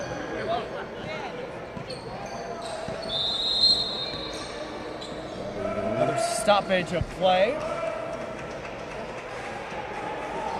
Actually, the officials are going to go ahead and call this contest. So, final score, Team Teague walks out of this one. 62-42 winners out of All Ohio Black. Again, we'll be seeing them in just a little over an hour as they take on All Ohio Red, the top squad for All Ohio in 16U. We'll be speaking with Rasheed Jones out of Marion High School shortly as we get you all set for this 4th game between Bloomington North and Breakfast Club Bobcats.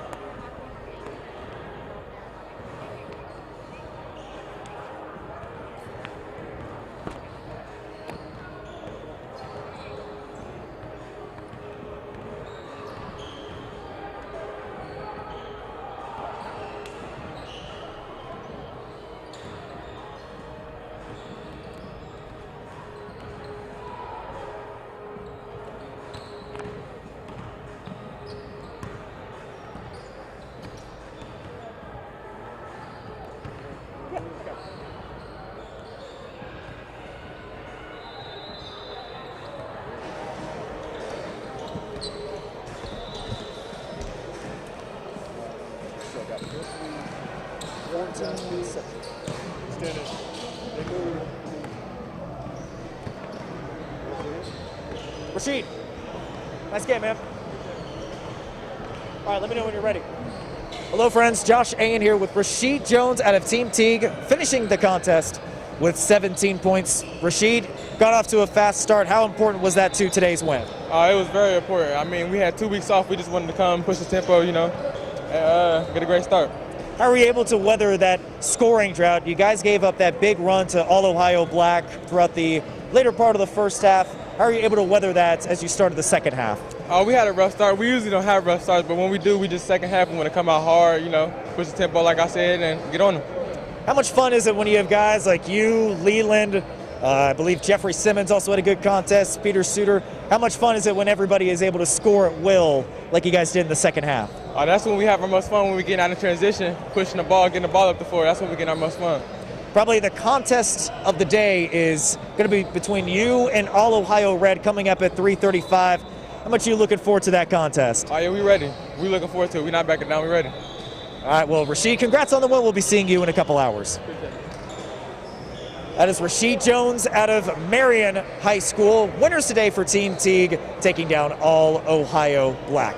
We'll be back with more action after this.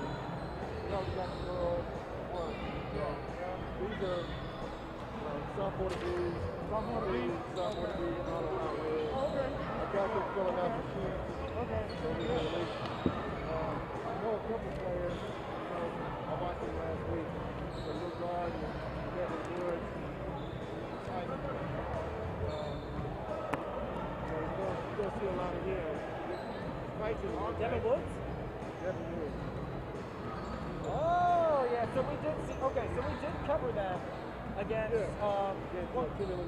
yes, okay, okay, yep, and that's Jesse Ferris, yes, okay, so I recognize the Team Teague squad as the All-Ohio, okay, I feel a little bit better now. We'll run the rest of them on the other.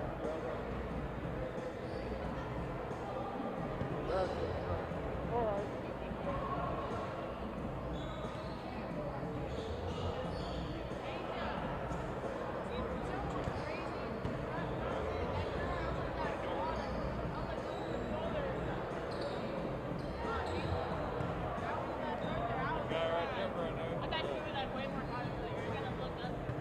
What do I look under, sir?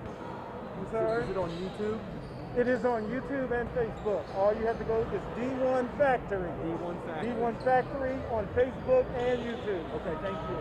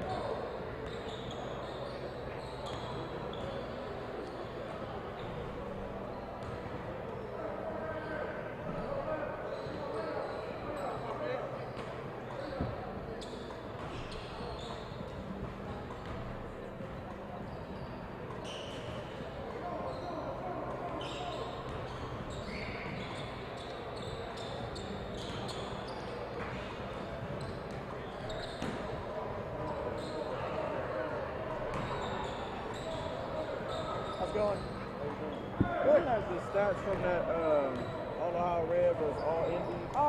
Yes. 17. Well, that's not the right one. Leading score was Oh, Wagner. no, that's the last game. The one we played. Oh, here it is right here. It was this game. It was this game. Was this your 17 year? That was the game I played. 17. Yeah, Oh, 17. It was Talbot 16, Noyes 15. Okay. Yeah. Yeah, I got it right there.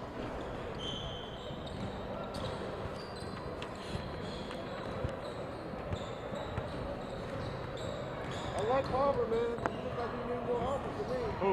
Talbot is solid. Oh yeah, he looks like he needs more offense than he got for me. He's improving, man.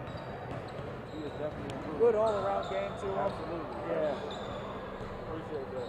absolutely.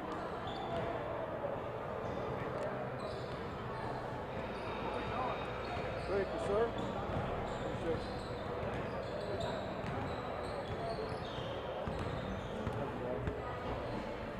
Thank you. Absolutely.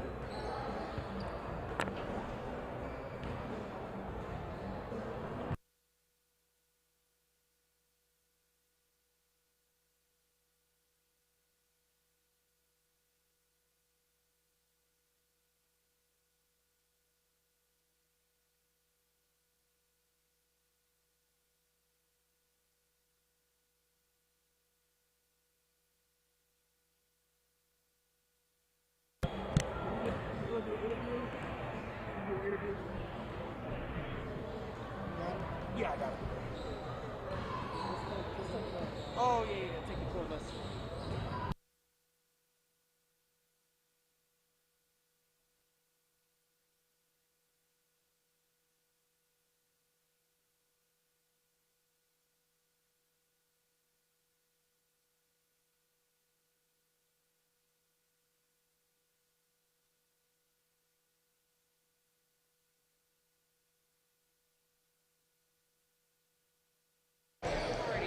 Awesome. All right. Hello, friends. Josh Ayen here with Rashia Kyle, current Purdue women's basketball player and older sister to Rasheed Jones, who I just spoke to. Rashia, how did it feel being out here at the factory seeing your younger brother play? It actually feels good with me being at college and stuff and be able to come back home and watch my brother get to play. Absolutely. And I want to ask about you and your career at Purdue right now. How is that progressing? Actually, so far it's going good, but with all the corona and stuff, I mean, we practice, but we go in like small groups a lot. But it's going good as of right now with the weight room and then practice and conditioning. Absolutely. There's a few names that really come to mind. I believe it was one of the current Miss Basketball candidates. It wasn't Cindy Parrish. I'm blanking on the name right now, and I feel horrible for. Purdue right now? That is incoming at Purdue. Madison Layden, yes, playing over at Northwestern. Yeah, how are you feeling about her coming in? I'm really excited actually playing with her and be able to, knowing that she beat us in semi-state, but getting to play with her and be around her, it's really fun. She's a really good person. Absolutely. So, Rashia, thanks for joining us. Hope you enjoy the rest of your afternoon. Yep, you too, thank you. Absolutely. We'll be back with more action momentarily, folks.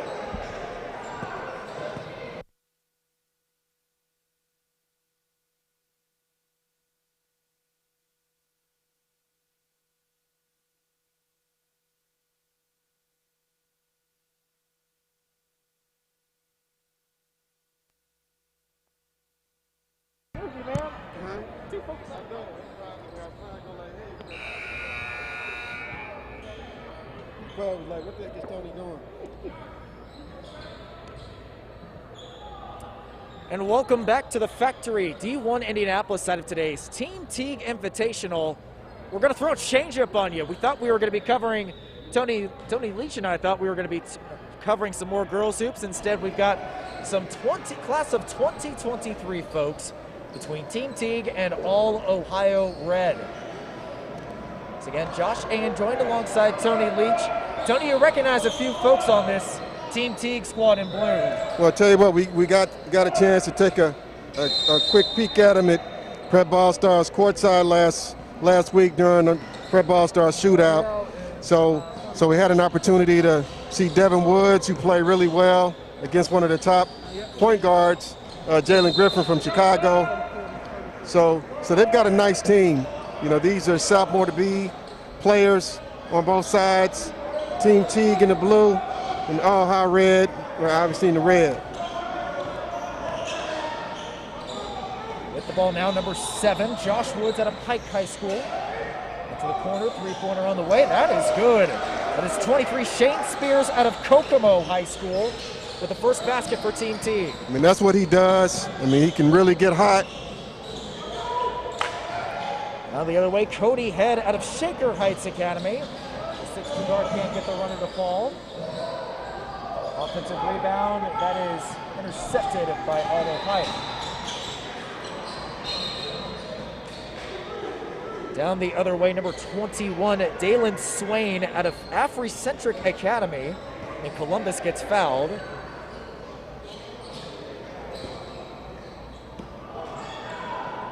And Betty Laurie out of Caldwell High School, 6'1" guard. Hands it off to Gavin Geisel.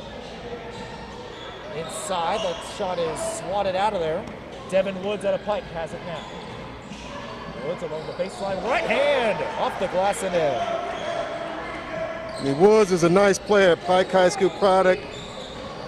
He played last week and so far today, like he's going to get some minutes next year at Pike. Head is called for traveling, as All Ohio is still searching for their first basket. Just a reminder, folks, for those tuning in, we are playing 2 22-minute halves, running clock throughout. Only time the ball is stopped is after timeouts or dead balls in the last 2 minutes of the second half. Clay Butler out of Ben Davis has it now. Rolls it back for 3 and cans it. Nice move by the rising sophomore.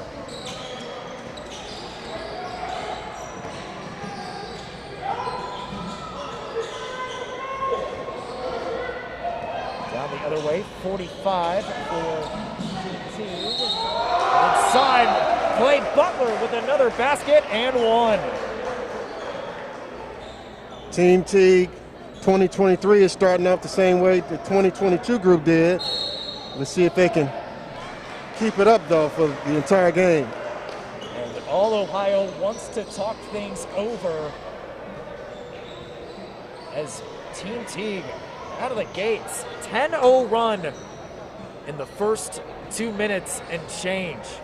Right now, Clay Butler leads all scorers with 5. Shane Spears with a 3, as well as Devin Woods. And to go back to your point, Tony, Devin Woods was probably one of the most impressive prospects I saw in this Team Teague squad. He went toe-to-toe with one of the top Midwest prospects in Jalen Griffith out of Team Illinois. And I believe he led him on a 13-0 run to help Team Teague nearly pull off an improbable comeback win over Team Illinois. I mean, he really did. Actually, he went on his own personal little 13-0 run with his scoring, and they ended up losing that game. But I really, Devin was really a winner in that game because he really caught our eye. And also, Christian Johnson, number 15, out of Park Heritage, is a small school. I believe it's a Class 1A school. He's got a lot of talent, really good size. He's rugged. So I think he's going to be a factor today as he was last week. Butler completes the and one opportunity, give him 6. As Team Teague leads 11-0, just over 19 minutes to go in the first half. Tyler Jamison out of Port Heron gives it out to the corner, three-pointer, no good. That ball is stolen away by Betty Laurie. Here comes Butler the other way for Team Teague. That's poked away. And it will stay with Team Teague.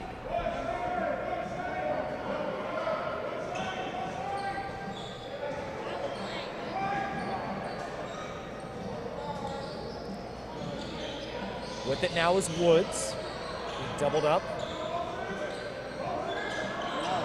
Shane Spears gives it back to Devin. Kicking it out. James Woods picked up the pivot foot and is called for traveling. I should say Josh Woods was called for the violation.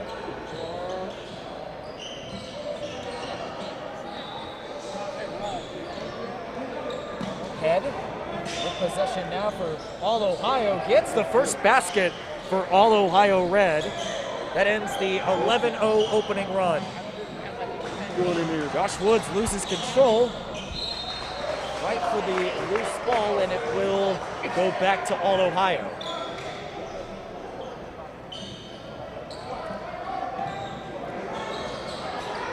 Geisel going against Butler. Gives it to Tyler Jamison.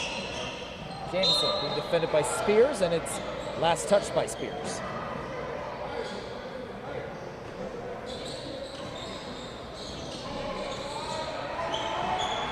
Devin Swain gives it to Woods, or I should say Jamison. And on the putback, that is Cody Head with his second basket.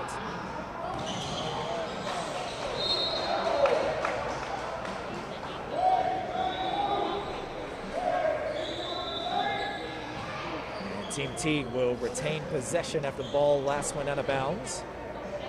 Spears set to inbound. That's Spears. Had to pick up his dribble.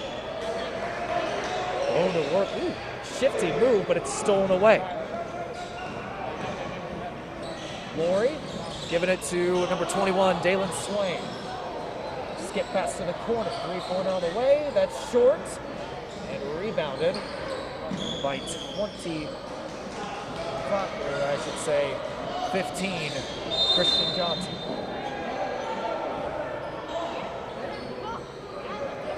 Been a little sloppy here the last couple minutes after the quick start for Teague. Jacob Franklin out of Lawrence Central is checking in for Team Teague. Now Ohio looking to build some momentum. Down by 7 with 16 minutes to go. Jamison drives inside, kicks it back out. Long three on the way, that's too strong. Laurie kicks it out. 3-pointer for Geisel. Air ball.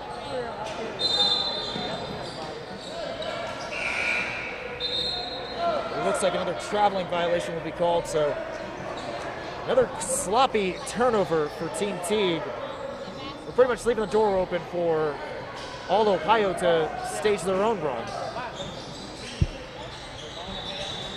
On the baseline, ooh, what a spin move, but he is able to draw the foul. That looks like it'll go on Jesse Ferrers, the 6'9" forward out of Ben Davis High School.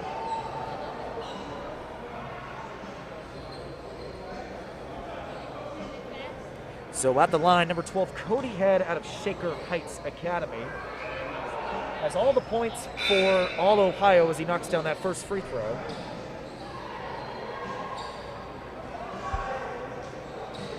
All Ohio Red slowly but surely kind of creeping back into this one. Second free throw, too strong, and rebounded by Ferris. Johnson started the offense, giving it to Devin Woods. Nearly a steal. Woods bluffing the three. Johnson open for three. Good rebound by Jamison. Down the other way for All Ohio. And it looks like Dalen Swain had 1 foot on the sideline. So that will be going back to Team Teague.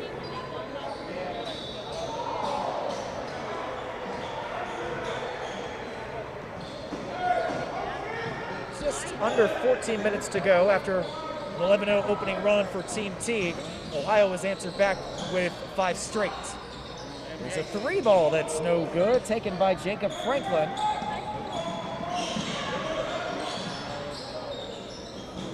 Entry pass down low, Johnson with the steal. 3-on-2 fast break, Woods, pull up 2, that's too strong. Some sloppy play the last couple of minutes as 32 Xavier Peterson out of Maple Heights High School will be heading to the free throw line.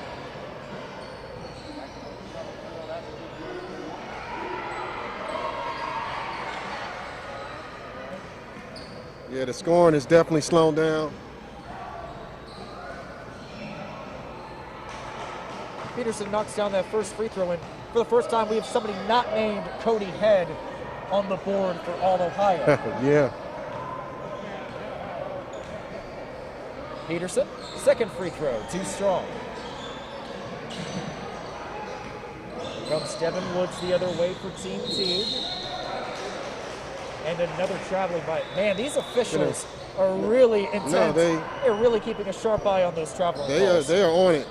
If you walk, there's no James Harden moments in this game. Cody Head driving along the lane. He gets in the way of his own teammate, Peterson. And because of that, that's going to be a traveling violation. 6 unanswered for All Ohio after an 11-0 opening run for Team Teague. And an offensive foul going against Ferris.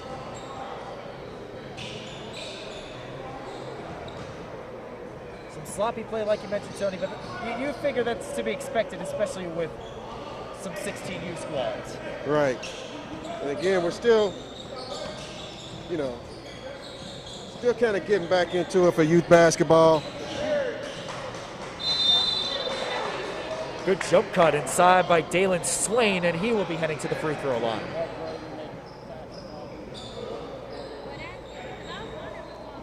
Swain has yet to score at an Afrocentric Academy in Columbus, Ohio. Tell you what, he's got a good frame on him. 6'5".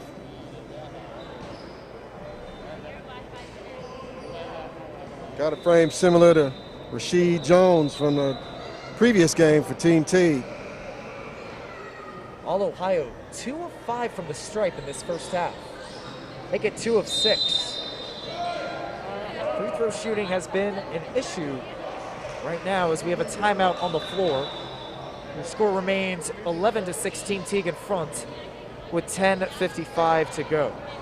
This is the second straight game between Team Teague and All Ohio that we'll be covering this afternoon for Prep Ball Stars. Of course, the premier matchup to come at 3:35 will be between Team Teague 16U against All Ohio Black, or rather All Ohio Red 16U. A lot of guys with Division I talent on both sides of the ball. It should be a fun matchup.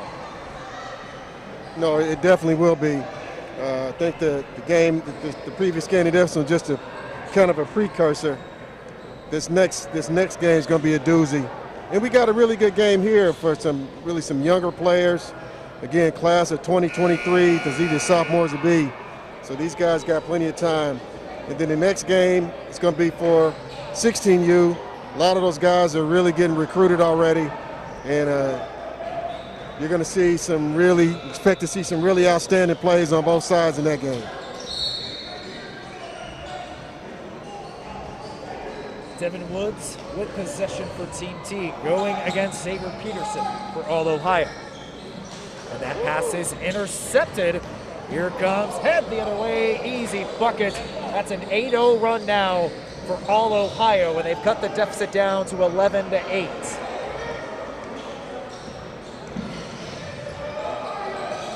Woods against Peterson. Has to give it up to DJ Vimaretti out of Tinley Academy. Johnson can't get the basket. And Ferris gets the offensive board, and he's fouled.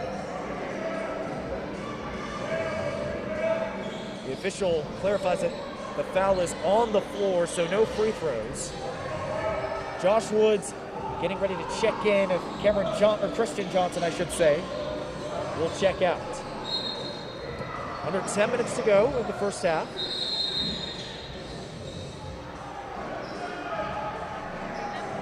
And the official will let Team Teague inbound once again.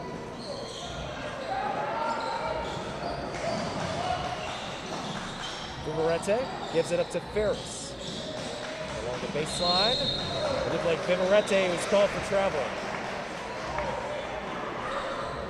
We had a nickel for every travel call throughout this broadcast. Tony, I think you and I would be making some nice money for charity if we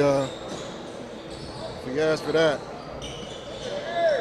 Of course, probably shouldn't say nickels right now, considering there's a lack of change in the country right now. There's another one. Yeah. Maybe we're responsible for the currency shortage right now. Right.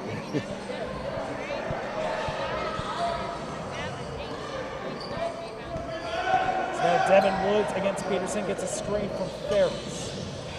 Woods, good idea trying to find Josh Woods, but that's out of bounds.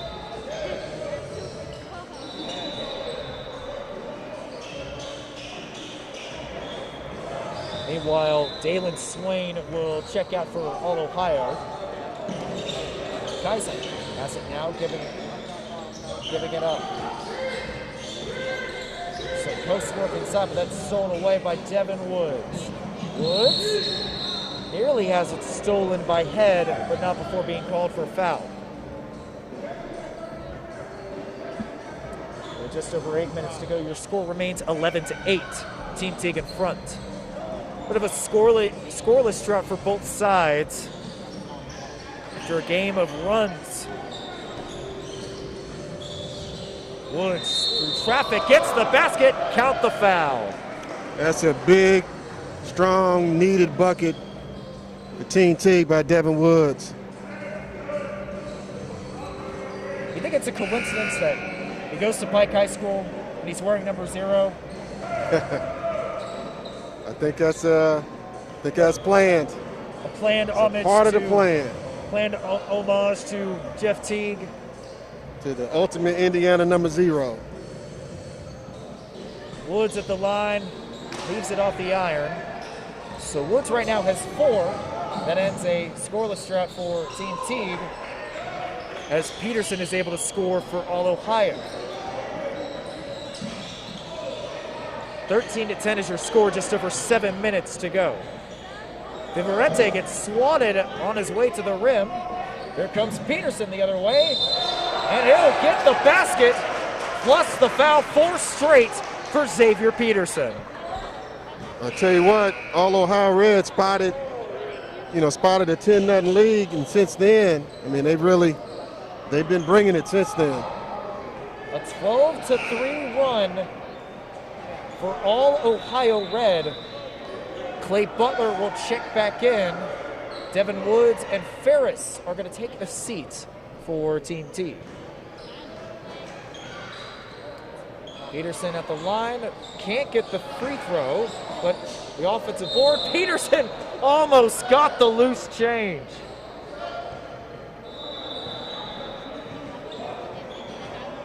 Maybe that was a good foul because right now Peterson is only 1 of 3 on his past trips to the free throw line. Well, no easy buckets.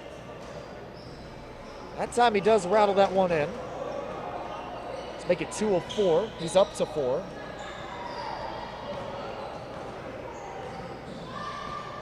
Peterson knocks down the second free throw. So he is up to 5, tied with Cody Head for the most points for All Ohio. And All Ohio has their first lead, 14-13. 5:38 to go.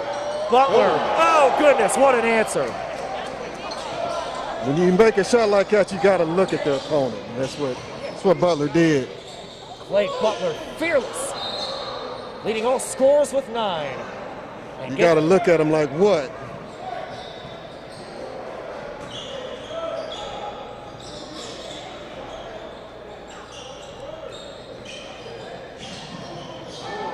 There's another steal. Here comes Butler the other way. Left-hand layup. That was a bit funky, but they'll take the points. He almost. Geisel pulls up, long 2, can't it. First bucket for Gavin Geisel out of Alter High School. Another Cincinnati power. That's Spears for 3 and drills it.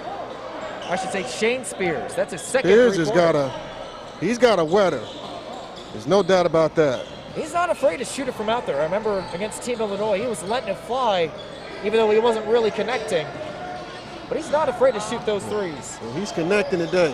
How about Xavier Peterson? He's been taking over in this first half. He is up to 7.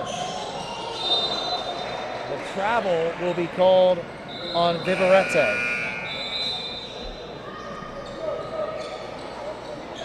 DJ Viverette, number 5, had that turnover there. He's actually 2024, so he's actually playing up with this group, Team Teague.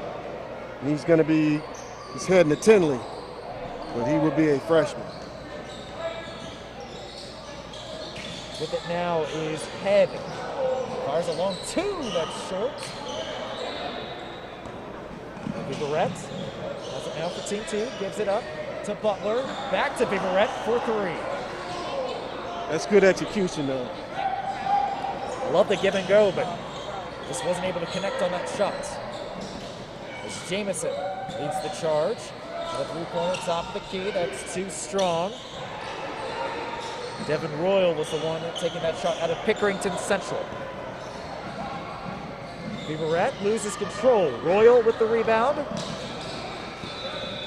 Looking for an outlet. Finds Laurie.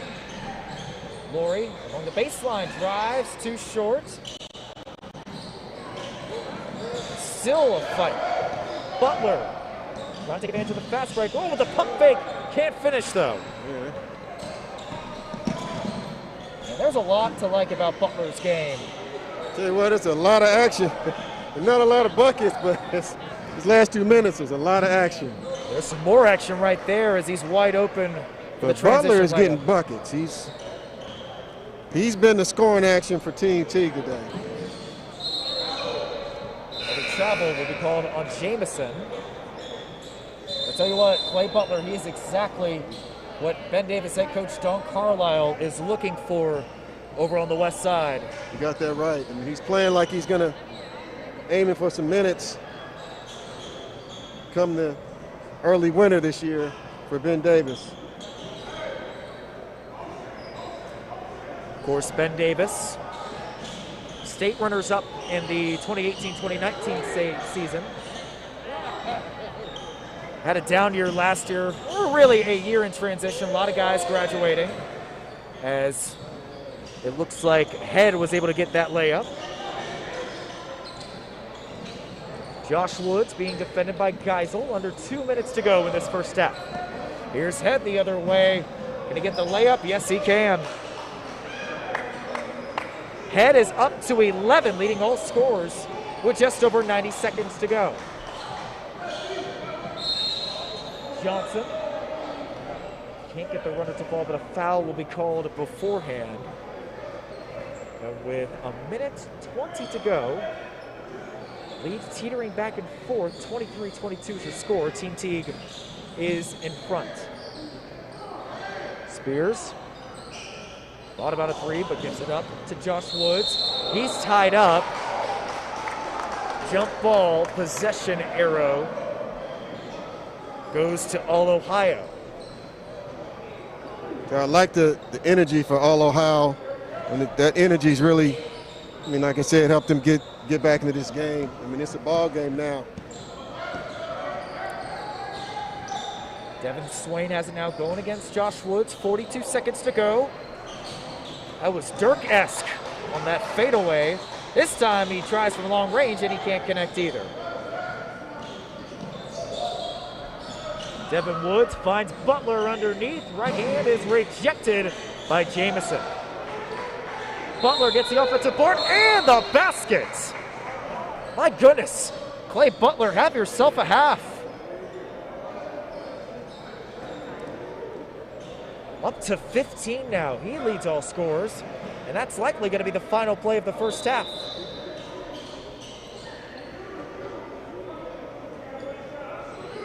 Butler will, the officials are telling Butler he still has a free throw to take.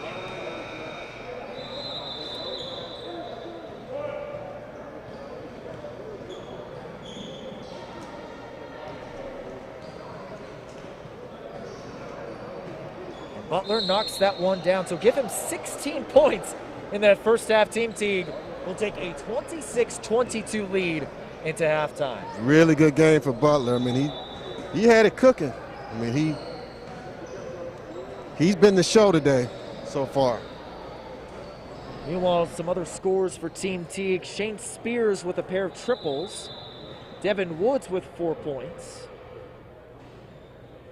And for All Ohio Red, Cody Head is the leading scorer with 11.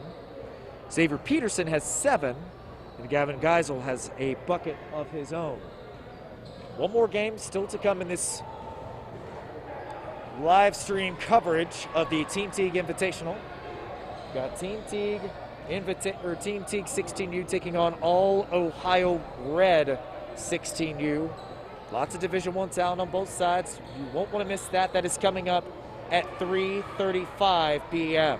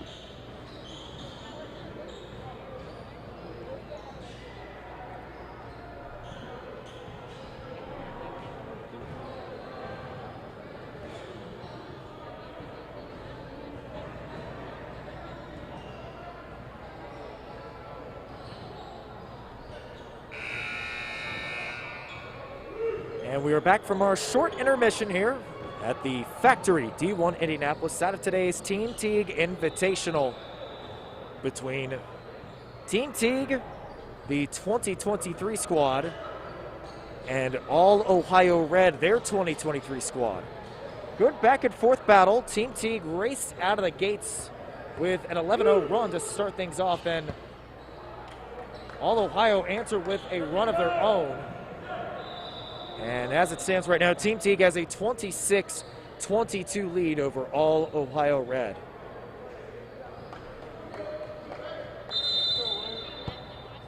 Just a reminder, we play two 22-minute halves.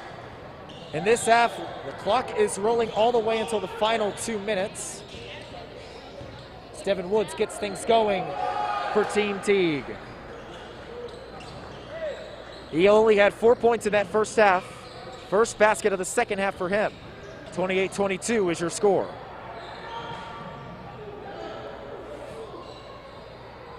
Tyler Jamison.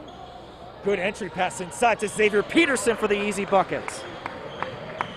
Peterson up to 9 now. He had 7 in that first half. And Shane Spears will launch from deep and drill it. Shane Spears had 2 3-pointers in that first half. That's his third right there. He is up to 9. And another foul. It looks like a turnover going on All Ohio. So Team Teague will get possession, leading 31-24. Again, another strong start for Team Teague like it was in the first half. Woods fires from deep. That's no good. Jamison finds Peterson. In transition, that's too strong. Devin Royal, though, picks up the loose change. That's his first basket of the day. I want to thank everyone tuning in. Josh Ayen joined alongside Mr. Prep Ball Stars Tony Leach will be joining us momentarily. Clay Butler, the leading scorer in the first half. Can't get the runner in the lane. A foul will be called on the floor. That's going against Team Teague.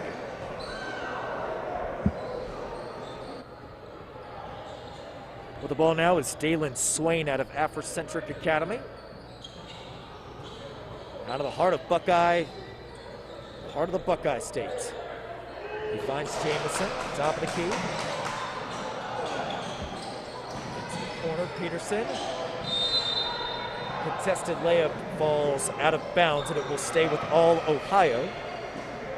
So we have under 20 minutes to go in the second half.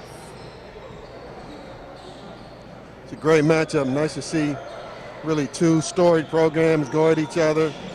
The thing you know about both of these programs, they're going to play hard, they're going to be well coached, and they're going to play the right way. That foul is, well, you thought it was So the official closest to the benches is saying that foul is on the floor. So that shot will not count.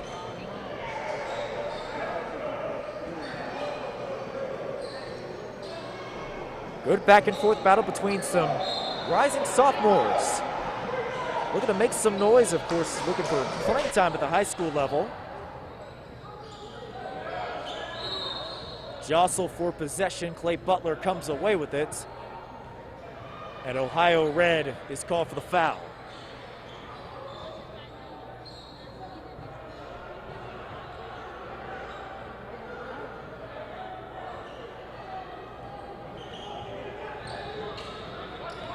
Woods has it now, attacking the lane. That's tipped away. I thought that went out of bounds, but it didn't. Shane Spears bluffs the three, kicks it to the corner, and that one is good. That is Christian Johnson with his first basket of the day. Christian Johnson out of Park Heritage High School. Good sign for Team Teague to have a lead without having Christian Johnson be in the scoring column. He's normally a really good scorer.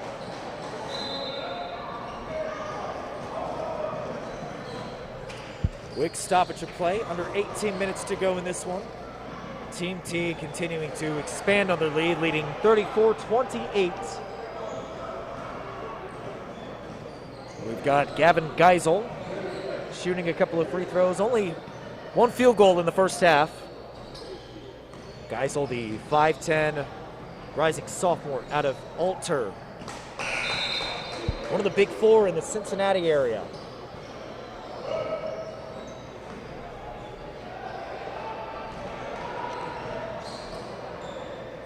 Geisel 2 for 2 at the stripe. He is up to 4.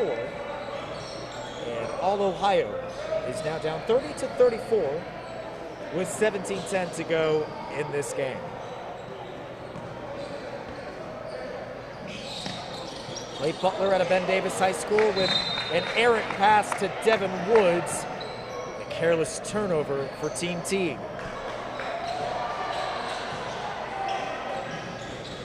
Here comes Rowe the other way, trying to spin inside, and he's called for traveling. Good call by the officials.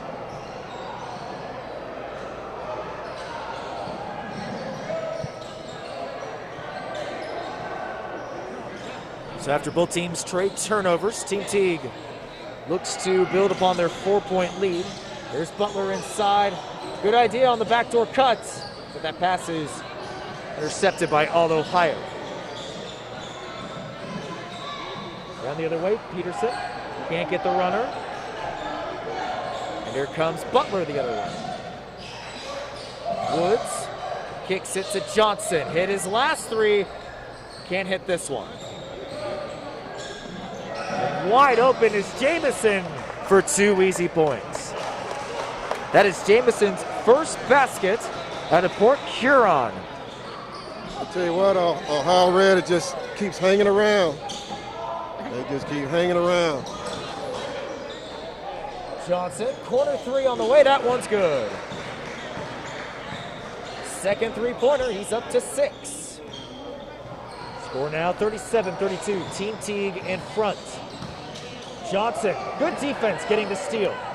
3-on-2 fast break, and Butler will drive it inside himself. And is that a 3? I think that's a 3-second violation going against Josh Woods. Wasted opportunity. As Butler had he had good position getting a layup. Well, I think he expected, the guy to take the shot. So.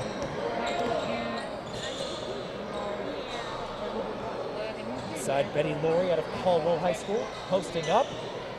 Fade away is short. Outlet pass out to Johnson. Thought about the 3. Gives it to Jesse Ferris.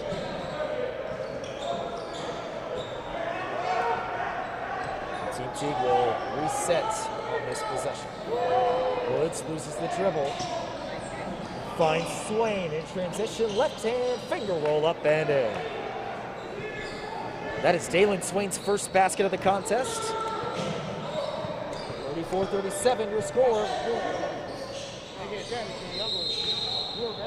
Officials say that ball last touched. Well, I can't tell exactly. I think that last touched Team Teague.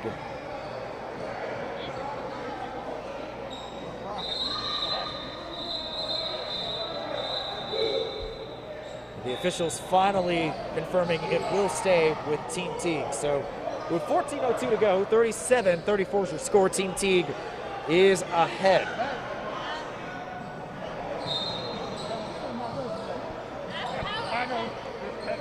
Woods has it now. He's had a more quiet afternoon than when we saw him last week. And as soon as I say that, he scores with the right hand. See, that's all you needed to do. You just needed to make a comment to get him going. That's how it works. Laurie posting up, kicking it out to Swain. Swain inside draws the foul on Ferris.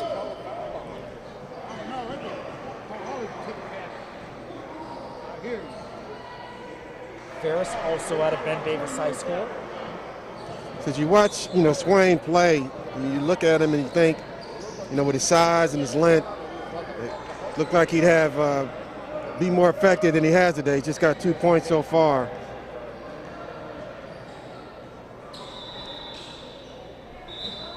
Swain was 0 for 2 on his last trip to the stripe. So far, he's 0 for 1 on this one. Here's something of note, Tony. All Ohio Red has yet to hit a three-pointer in this contest. I mean, that's really shocking. And they haven't really taken a lot either. So I've been encouraged today just overall, because sometimes with youth basketball, that's all you see launched. Most possessions, somebody's taking a three, and you just haven't seen that today. So I'm encouraged by that. Swain splits a pair, and Woods drives in the lane that's short, gets up his own miss, and he's got the last two for Team Teague.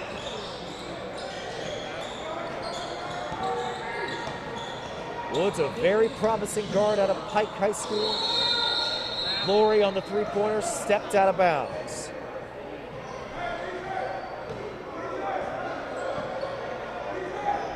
With 12 minutes to go, Team Teague leads by 6, 41-35.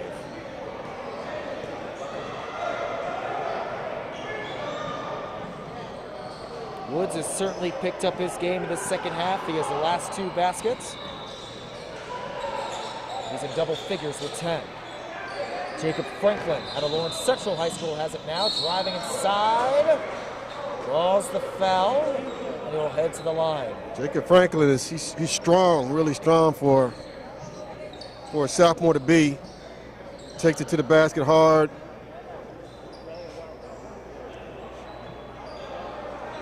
Of course, Franklin not the only young prospect out of Lawrence Central that we've seen today. We saw B.J. Smith, who had an outstanding individual effort for George Hill All-Indy. He sure did.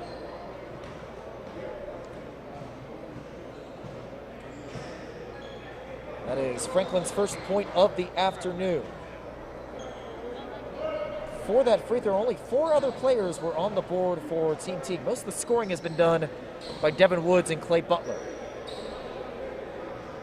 Second free throw on the way, that's good. Really, it's been the free throws and the three-point shooting with Teague. It's really been the factor so far. Cody Head, I should say, gets his first basket of the second half. Led the team in points in the first half with 11. He's up to 13. 10:20 to go. 43-37 is your score. Team Teague is ahead. Shane Spears kicks it out to a wide open three. Jacob Franklin can't connect. And a loose ball foul made by the near side official.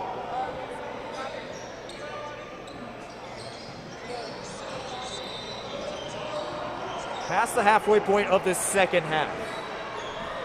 Good back and forth battle, as that three-pointer was nowhere near the mark by Swain. And here's a good reverse that's too strong by Franklin. It will stay with Team Teague. Like you said, Tony, the difference maker in this second half has been the free throws and the three-point shooting. So far for Team Teague, they've got 3 three-pointers in the second half and 7 overall. 2 by Christian Johnson in that corner. And that 6-point difference that's been the difference.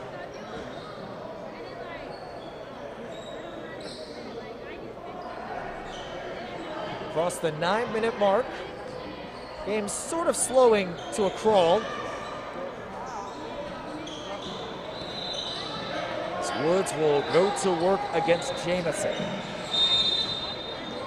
Good attack by Woods, trying to find his teammate, and he draws the foul.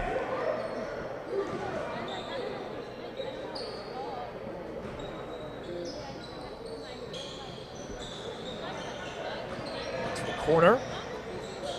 Viverette kicks it back out to Woods. 8.5 to go. Franklin kicks it out. Spears thought about the 3.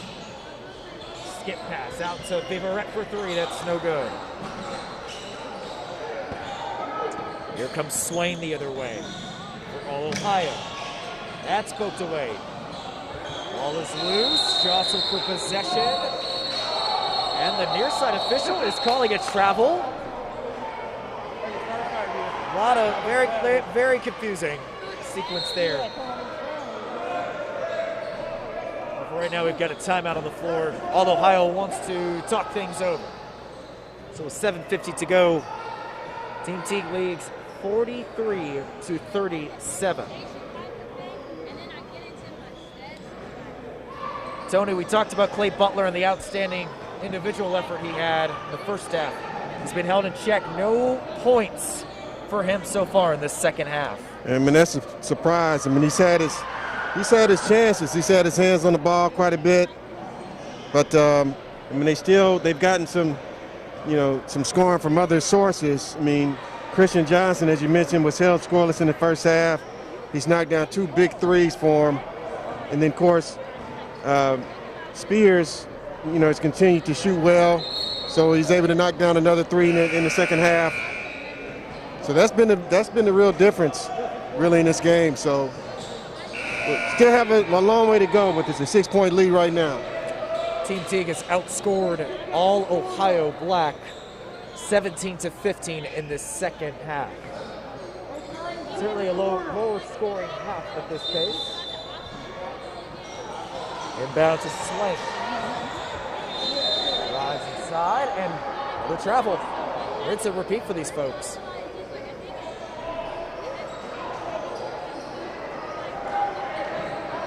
So Christian Johnson will inbound for Team Teague. And Devin Woods, who scored 6 in this half, 10 overall. Give and go to Spears for 3. That's too long, and Laurie with the ball.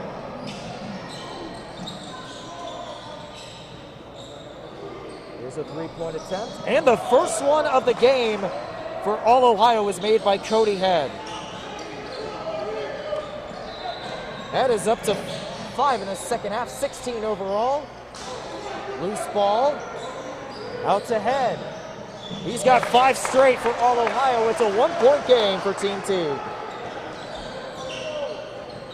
I tell you what, that 3-point ball really makes a difference.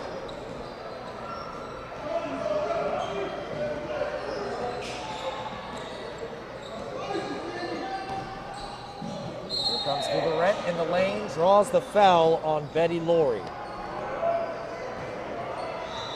Laurie has yet to score this afternoon. 6 All Ohio players are on the board, and 5 are on the board for Team Teague. The line's shooting 2. Is Viverette, who knocks down the first one. Make that 6 players on the board for Team Teague. Well, Clay Butler has checked back in. We mentioned just a few moments ago, he is yet to score in the second half. And we expected a good game again, too. two-story programs.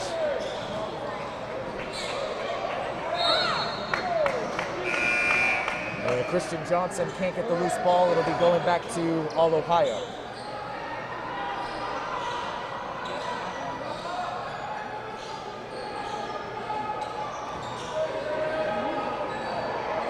The ball is Jalen Swain. He has 3 in the second half.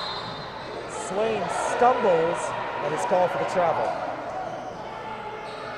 Unfortunate miscue for All Ohio, who finds themselves down by a basket. With just over 5 minutes to go, we've got another timeout on the floor.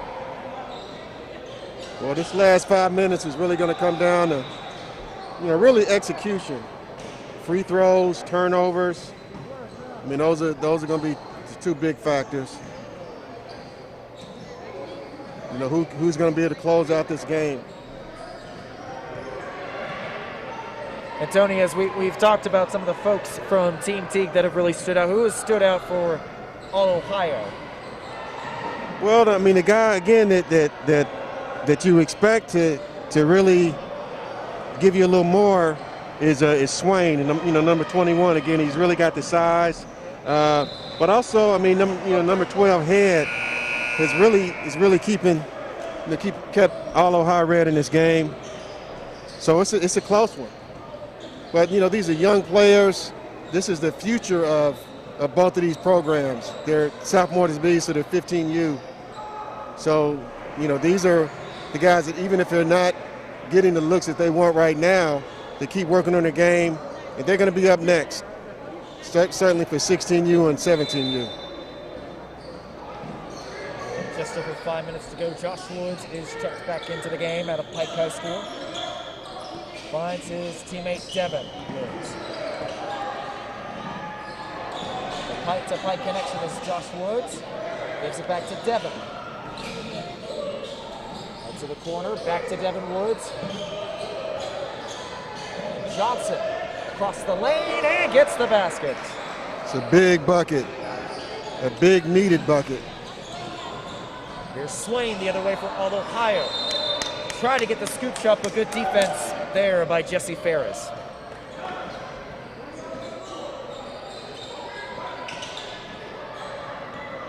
Now with the ball is Clay Butler. He's yet to score in the second half.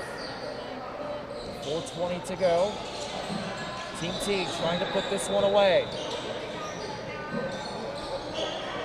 Butler. Inside, and a foul will be called on the floor.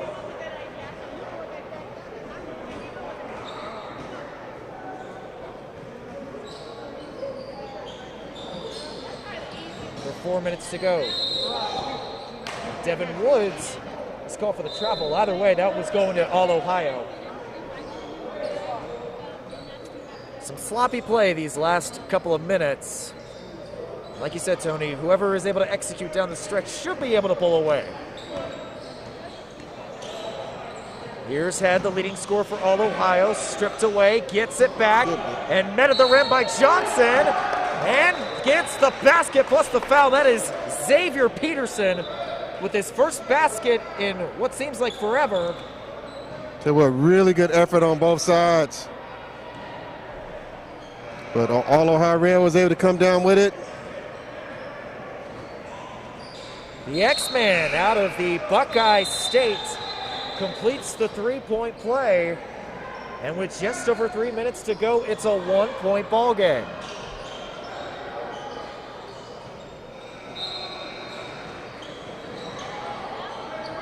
Can Team Teague respond?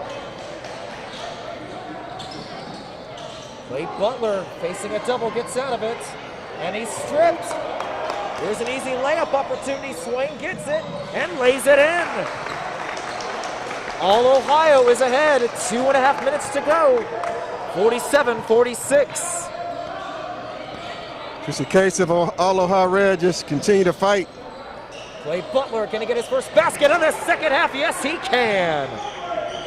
Clay Butler with 19 points leading all scores and gives the lead back to Team Teague, 49-47.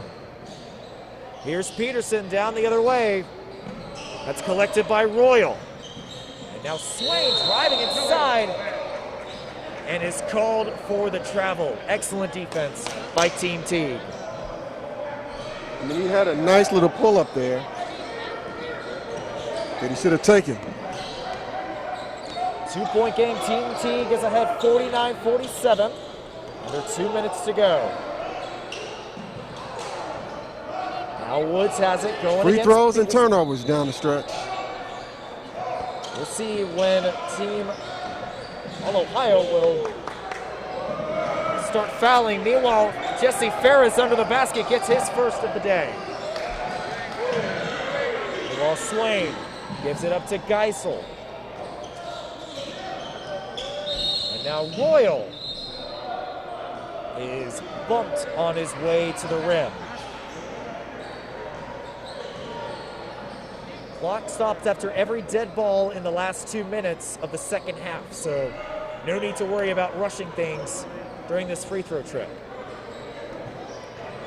Devin Royal with 1 field goal in this second half. Knocks down that first free throw. That was a 1-and-1 opportunity.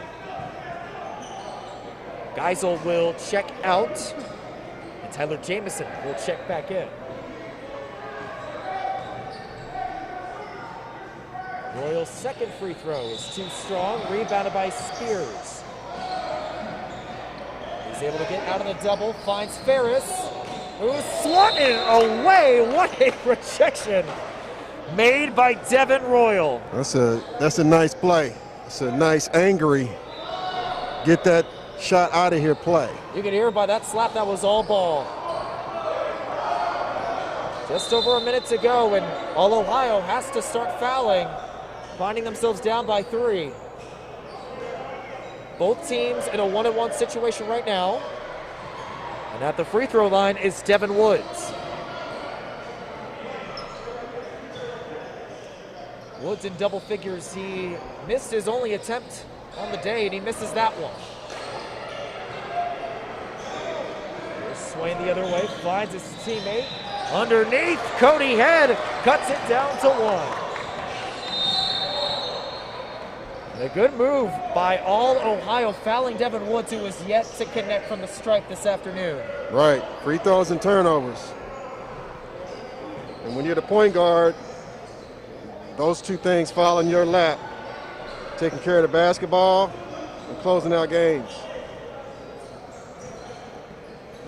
See if Woods can do it. 1-and-1 opportunity, that one's no good. And look who's there to pick up the rebound, Devin Royal. 49 seconds to go. Royal inside, off the glass and in! Royal getting it done on both ends of the floor. All Ohio leads 52-51, 36 seconds to go. Butler is bumped on his way to the rim. He'll be shooting free throws.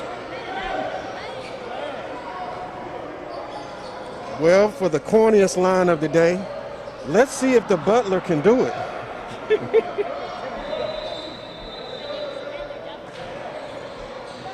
A not so subtle homage to the Bulldogs. Not too far from here. Butler can't get it. Man, Team Teague cannot connect on their free throws.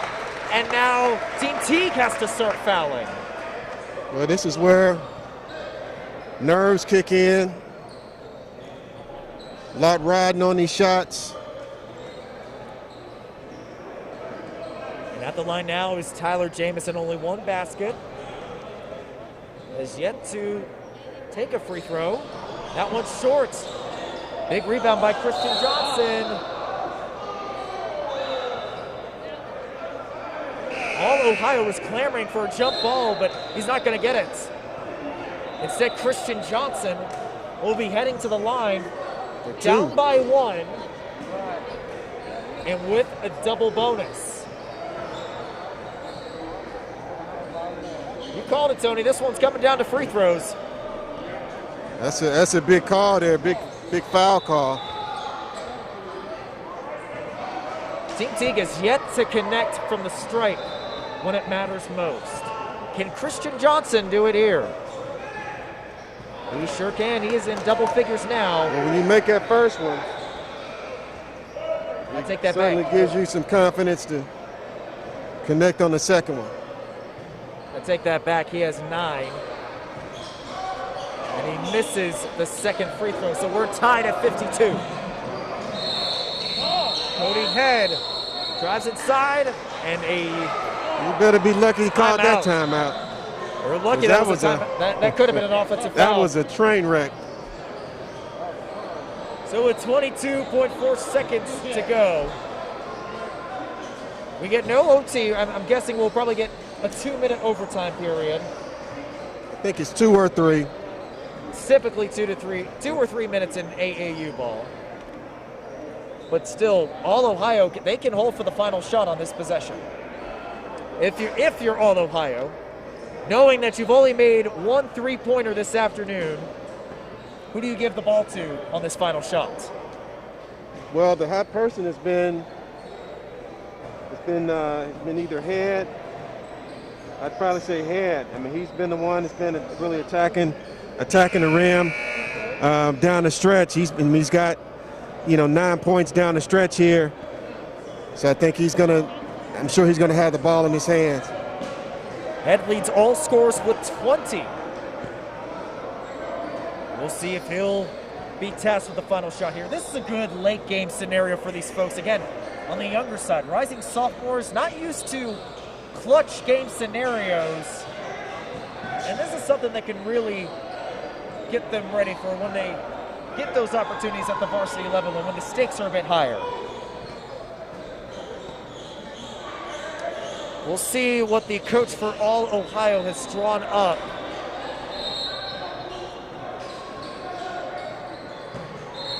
Right now you've got Swain underneath the backboard set to inbound. Swain, or rather Head, gets the ball. 20 seconds to go. He's going to pull it out, hold for one last shot. I'm surprised they're not applying some pressure right now to get it out of his hands. 10 seconds to go. Here we go. Head will hold for the final shot. Head picks up this dribble, finds Jamison for 3. Short. The rebound made by Jamison, or rather Johnson. That was nice defense by Christian Johnson. I mean, he cut off Head's path to the basket, made him have to give it up. And they'll have, Team Teague uses a timeout. There's not much you can draw up with 1.4 seconds, perhaps a half-court heave. Well, I mean, if you can try to get a pass to the half court, then maybe you have a chance. Maybe one dribble and a shot. Maybe draw a foul? Possibly.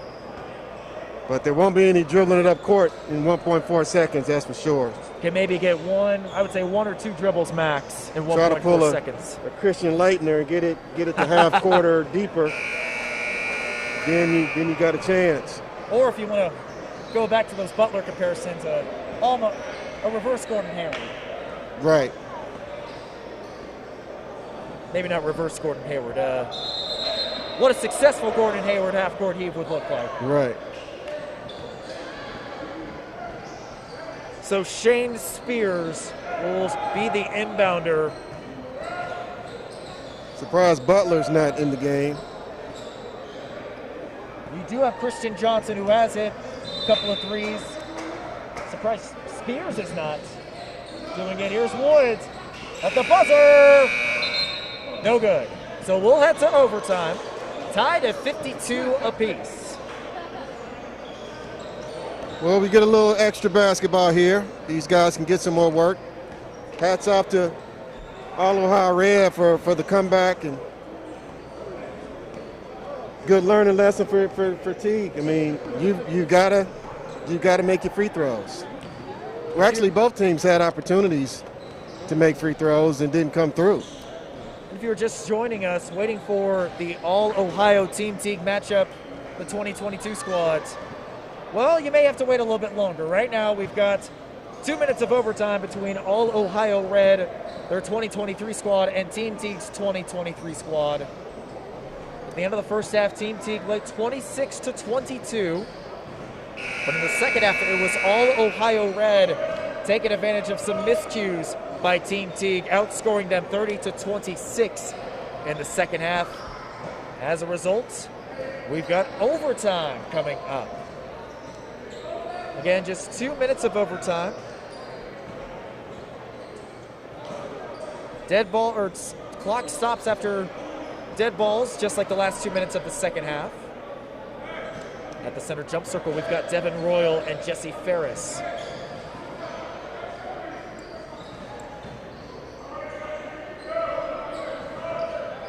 And really, if you're Team Teague, this overtime period could have been avoided if you just hit your free throws down the stretch. They should be getting some Gatorade right now.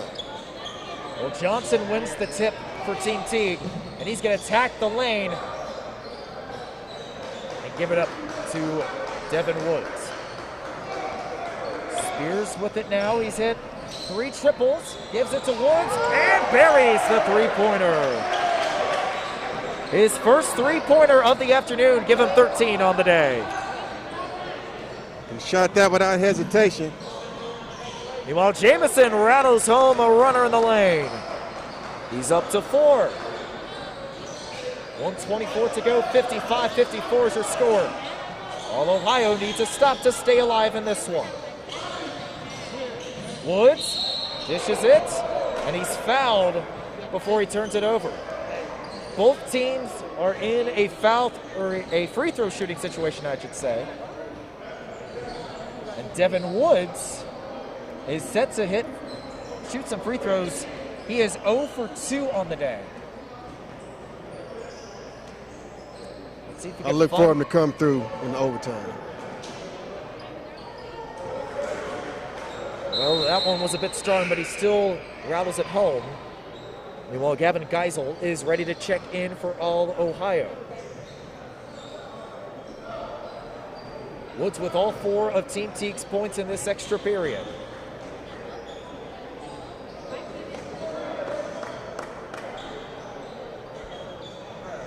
Second free throw, also good. Now 57-54 is your score. Jamison kicks it out. Three-pointer on the way. That's good! Oh, goodness, Cody Head, have yourself a day. He has both three-pointers for All Ohio. We're tied at 57. Woods the other way, crashing the boards. That might have been a goaltend. But here's Devin Royal. Up and over, can't get the basket. But Royal is heading to the line to possibly give All Ohio the lead with 46 seconds to go. It's a good block.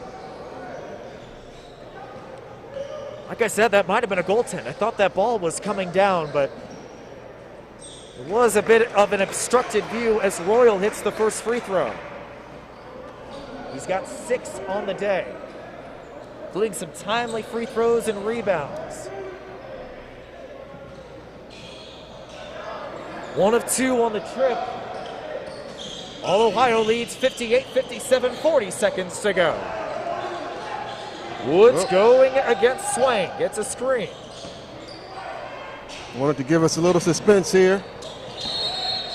And we've got another timeout on the floor with a hair under 30 seconds to go. Now I'll flip the question on you, Tony. Your Team Teague, who gets the ball on this possession? Well, I mean, Devin Woods has all 5 of their points. He's certainly going to have it in his hand to either make a shot or make a play. I see also Clay Butler checking back in. So I think it's going to be one of those two. Butler, the leading scorer for Team Teague, at 16 in the first half, but just 3 in the second. She'll see if he can deliver in the clutch. But the other thing about Teague, too, I mean, they've got, a couple other players who have shown that they can knock down a 3 this game, and that's Christian Johnson, who's also on the floor, and also Shane Spears, who's on the floor. So, Shane Spears has hit 3. You've got 4 shooters out on the floor with Johnson, Woods, Spears, and Butler. Only big man you have out there is Jesse Ferris. I don't think you'll see Devin Woods try to get to the rim again, though. Well, Ferris goes one-on-one with Swain. Coach is not happy about something for Team Teague. Woods attacks the lane. Teardrop. It's short. Johnson, rebound, gets fouled.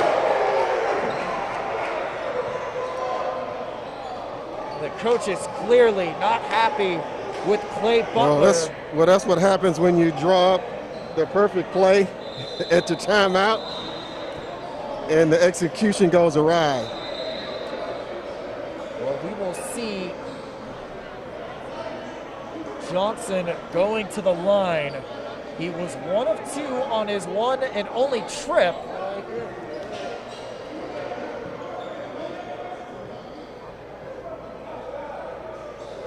With 13.4 seconds to go, Johnson has a chance to tie or take the lead back for Team Teague.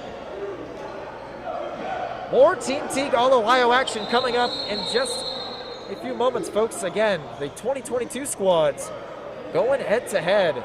Lots of Division I prospects on court number 1 at the Factory, D1 Indianapolis.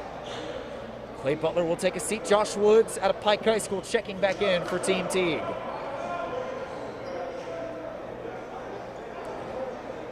Johnson shooting 2. Misses the front end. This free throw is monumental. Your knees will be rattling on this one. Johnson needs this free throw, otherwise you got a foul. And he can't get either. Devin Royal with a big man's rebound. And Royal heading to the other end of the floor to shoot a pair. And that is disheartening if you're Christian Johnson right there. It's not over. There's still a lot of time left in this game. It's only a 1-point lead. Even if Royal does go 2 for 2 on this trip, it's only a 3-point lead.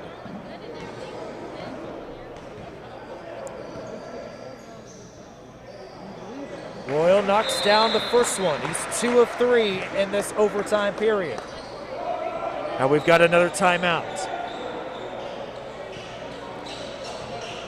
Score 59-57. One more free throw to come for Devin Royal out of Pickerington Central. I think what you'll see, whether they make or miss, definitely if they miss, I think you're going to see a hard sprint to the rim. And if they can't get all the way to the rim, you're going to see a kick. Probably be a wide open 3. Somebody's going to have a chance. Somebody's going to have a chance to be a hero today. We've certainly seen some outstanding individual efforts. Like we said, Cody Head, what a huge 3 by him. Again, the only player on this All-Ohio squad to knock down a shot from beyond the arc in this contest. Then you've got Devin Royal making plays on both ends of the floors, knocking down free throws, hustling back on defense with rebounds, blocks. You see all Ohio Reds they're pointing out who they're going to guard, getting ready defensively already. Got one already back on Spears. Royal is 2 for 2 at the line. 3-point lead for All-Ohio. Taking too much time. Can Team Teague tie things up? Taking too much time. Spears for 3. Short. Rebound. Royal. That will do it. All-Ohio coming back down from a huge deficit to start things off. Tying things up at 52, and now 60-57 winners over Team Teague. What a great win for All-Ohio, and again, for Team Teague, this has got to be disappointing. If they just hit their free throws, it could have been a different result for them. Well, I mean, these are young players.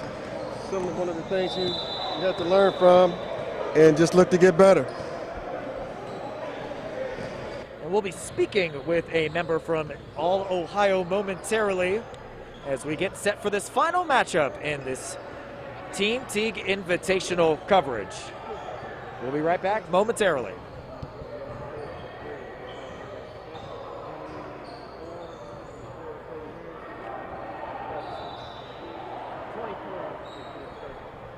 Let's speak to Hat. Yeah, did you want to talk to them this time? Oh, okay.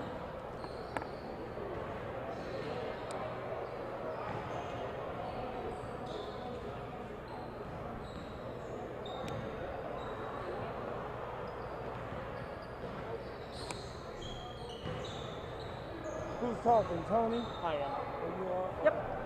Mike's up here. Okay.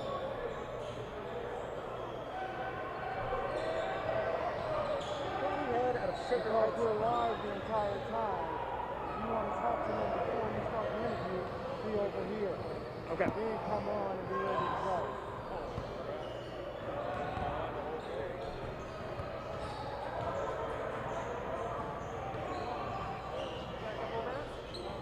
Awesome. We'll go off camera for a sec. So you put 23 points.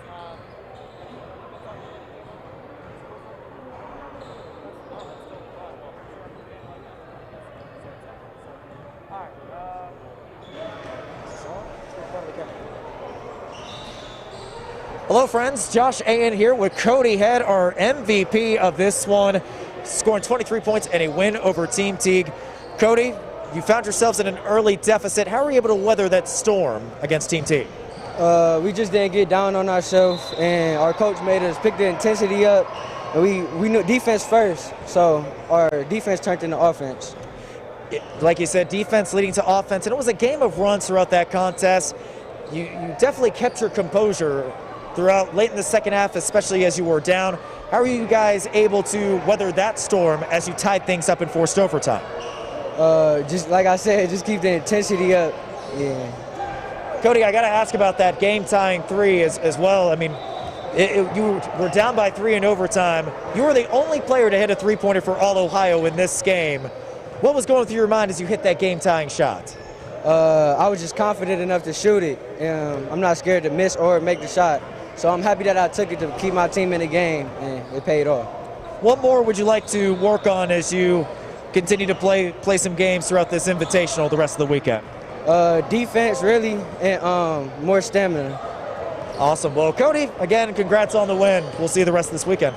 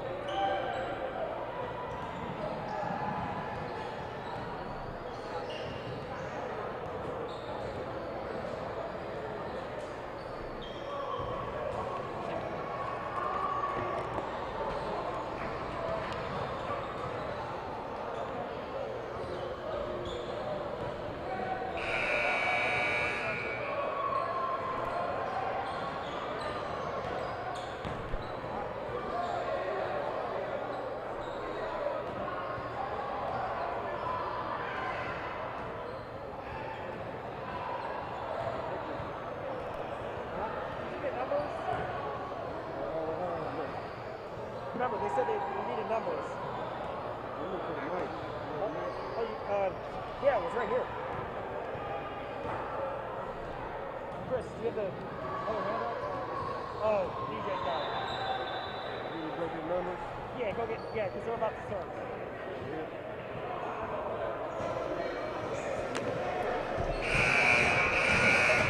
You already changed yours?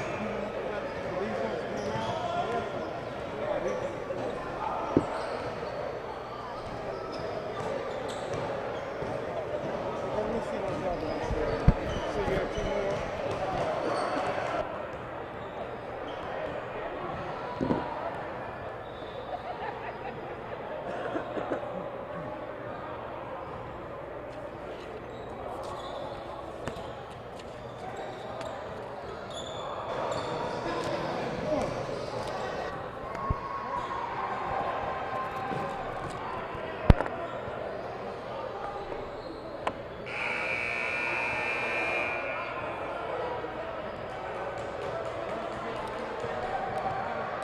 What the heck kind of jerseys are those?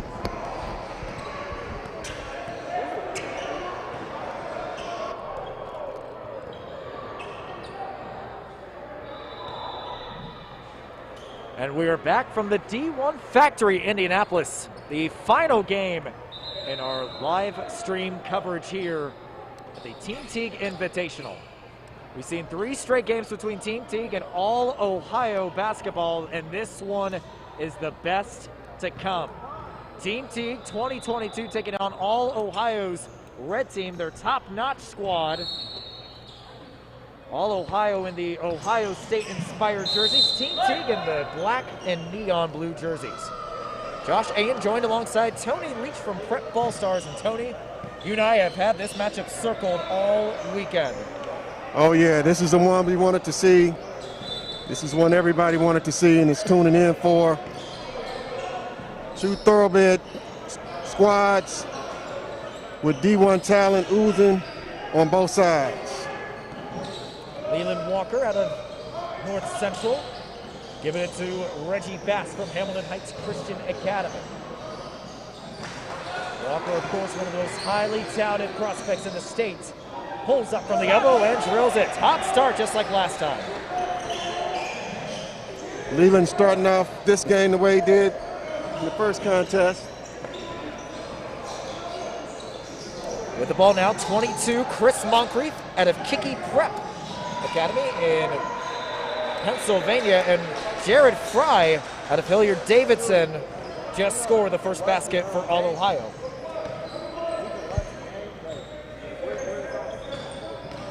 Reggie Bass drives in the lane. That kick out is intercepted by Moncrief. Inside, 25, Ramar Pryor gets that basket to fall.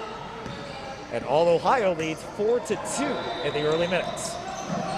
Peter Suter, number 11, gives it up to Jeffrey Simmons. Walker inside, takes the contact and finishes anyway. Walker with all 4 of Team Teague's points. We're knotted up at 4. Just over 20 minutes to go in the first half. Walker with the rejection. Down the other way, Rasheed Jones falls out of bounds, and it's a turnover for Team Teague.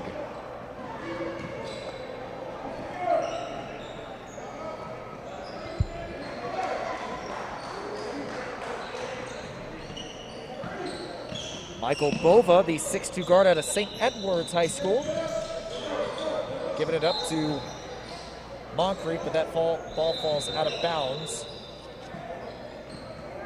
And Fry will reset the offense for All Ohio.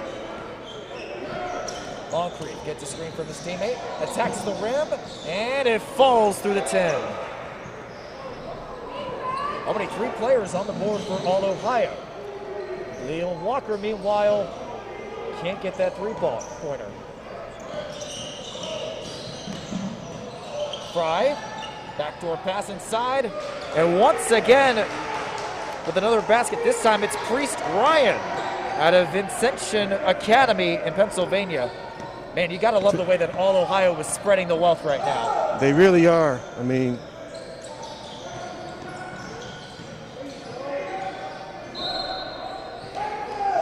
that ball falls out of bounds. Meanwhile, for Team Teague, it's only Leland Walker on the board right now.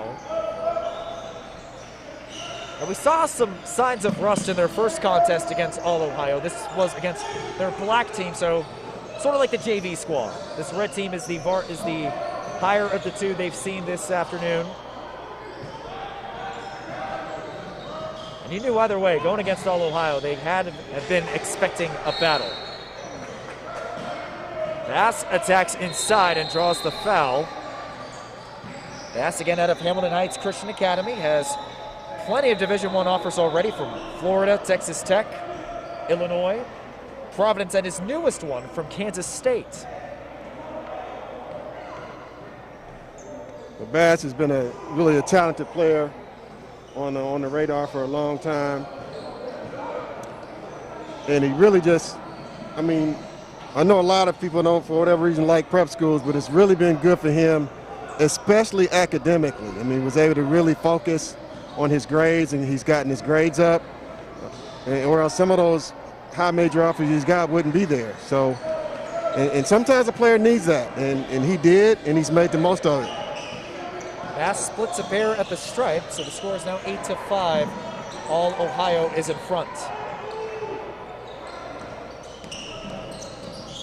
Another backdoor cut inside to Bova, off the glass and in for two.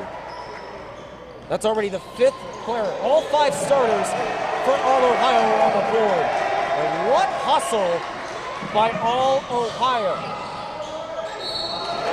And fouled underneath the basket, that was Moncrief. I think that foul is going to go on Leland Walker.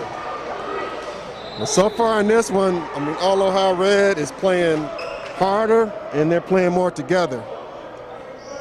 Like we said, all five starters already on the board. They're playing a bit short-handed this afternoon, only 7 total for this red squad. Yeah, they're missing Sean Jones, who's a really talented point guard from Gahanna Lincoln. He was first team All-State last year. He's got 15 Division I offers, I mean, from just about everywhere. You know, Pittsburgh, Mississippi, Kansas State, Xavier, and more. Also missing Josiah Harris, a 6'8" forward. He's got Ohio State offer, amongst others. And then A.J. Clayton, who's 6'9", just recently committed to Ohio. Averaged 18 points last year. What a dish! Leland Walker finds Jeffrey Simmons for the slam. But they definitely got enough still here to make this a really hotly contested game. Bova catching Walker off the dribble, but it's stripped. Here comes Bass the other way, 2-on-1 with the lob and the finish. Rasheed Jones is on the board. Rasheed Jones, the game MVP from just a couple hours ago with his first basket out of Marion High School. And what a spin move inside. Priest Ryan with his second bucket. Priest Ryan out of Vincentian Academy. Already has an offer from Bryant. There's Ryan again, swinging it out to Bova off the glass for two. I mean, Bova just keeps the game simple. I mean, he's got a Youngstown State offer. I mean, he's not a big player in size, but high basketball IQ, makes the right play. Walker drive in the lane, and he draws the foul. So with 15 minutes to go, All Ohio Red leads 16-9. Tony, you've followed Team Teague this summer. Where would you rank this All Ohio squad as far as all the challengers they've taken on this summer? The best team they played. I mean, I can see that already. They've only lost once this year, Team Teague, I'm speaking of. They lost to Indy Heat, actually 3 weeks ago. But this is the best team they've played.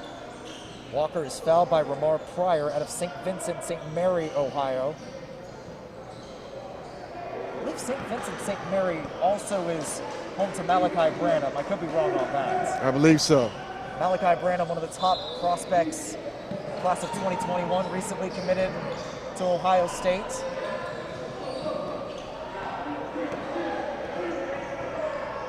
Walker against Bova. Takes the contact, gets the basket to fall. Walker already with 6. The lead is now 16-11, all Ohio in front. Into the game now, Fry. Pulls out for three. That's too strong. And the officials say it hit the shot clock, so that was going out of bounds. Walker in transition, trying to catch him napping. Two more. Well, you knew that Leland Walker was going to show up. I mean, that we knew and expected. Ryan, nifty move inside. But it's going to be called off as there's an offensive foul. So it looks like Team Teague weathering this early storm. Now they're only down by 3, 16-13. Now Peter Suter leading the charge for Team Teague. Suter had a quiet game just a couple hours ago against All Ohio Black. This is bumped from behind. Team Teague will inbound for 25, Charlie Williams out of Carmel High School. Trying to get it to Chandler Jackson, but it's picked off. Down the other way, number 5, Jamal Sutherland feeds it to Chris Moncrief for 2 more. All Ohio Red, I mean, they're playing very well. Play well together, they're sharing the ball. Walker shakes and bakes, and he's already in double figures. And another steal, a quick 2-for-1 opportunity made by Davion Turner out of Arsenal Tech. That was actually Davion Turner was actually scoreless in the contest against All Ohio Black. That's really encouraging to see him on the board this early. It really is. I mean, he's really a shooter. Didn't get anything to fall in that first game, so watch out if he starts to make some threes. Here's Walker driving to the lane. He is making this look easy. Already with 12 points, we're midway through the first half. And All Ohio answers back. Jerron Morton is on the board out of Rogers Clark High School. Chandler Jackson drives inside and he gets the first basket. He was nailing threes a couple hours ago. We finally see a 2-point field goal out of him. The ball will stay with All Ohio. For the high major players that haven't offered Leland Walker, I don't get it. I mean, I said this 3 weeks ago. The kid is special. I mean, mentally he has something that just most players don't have. And so for that reason, I mean, I wouldn't hesitate at all. Well, there's already been some reports that head coach Archie Miller from the Hoosiers has reached out to Leland Walker about a potential fit with the program, but no scholarship offer yet. Yeah, he's reached out. He's kicked the tires. Okay, you know, they know what to say when they want to make an offer. I mean, everyone knows what they say, and they haven't said that yet. They should, but. Bova attacks the lane. Left hand scoop to the hoop is good. Bova has 6 already. Meanwhile, Walker facing a double team, dribbles out of it. Jump cut. And he does draw the foul. All Ohio was clamoring for a travel, but they're not going to get it. 9:43 to go. Team Teague finds themselves down by 1, 22-21. And Walker will head to the stripe. I mean, they're trying to guard him when the ball ain't live. If he guarded him that tight when the ball was live, maybe he wouldn't have 12 points right now. First free throw is good. As we mentioned, Walker getting plenty of offers from mid-major schools. One power conference school, and Xavier has also offered. He also has received offers from Arkansas, Little Rock, and Miami of Ohio. Walker is 2 for 2 from the stripe, and Team Teague retakes the lead 23-22. 9 minutes to go in this. Bova once again, he is shifty. They're gonna have to switch Chandler Jackson off Bova. That's Davion Turner that definitely ain't gonna happen. Turner the other way leaves that one short. Morton the other way, feeds it to Moncrief. Far for the loose ball. It's picked up by Team Teague. Jackson lobs it ahead. Inside, and Turner is heading to the free throw line. I mean, this game is pretty much going to be like this the rest. I mean, I think it's going to be this way the rest of the way. Probably several lead changes, back and forth. Somebody's going to get dunked on before it's over with. This is the epitome of a five-star matchup right here. We've got two very evenly matched teams. A lot of folks that are going to be playing college basketball at the Division I level.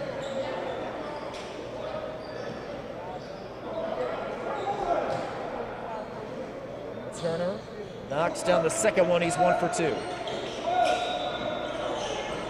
He's got 3 now, and we're knotted up at 24. On the other way, what a score by Jerron Morton, but the official waves it off.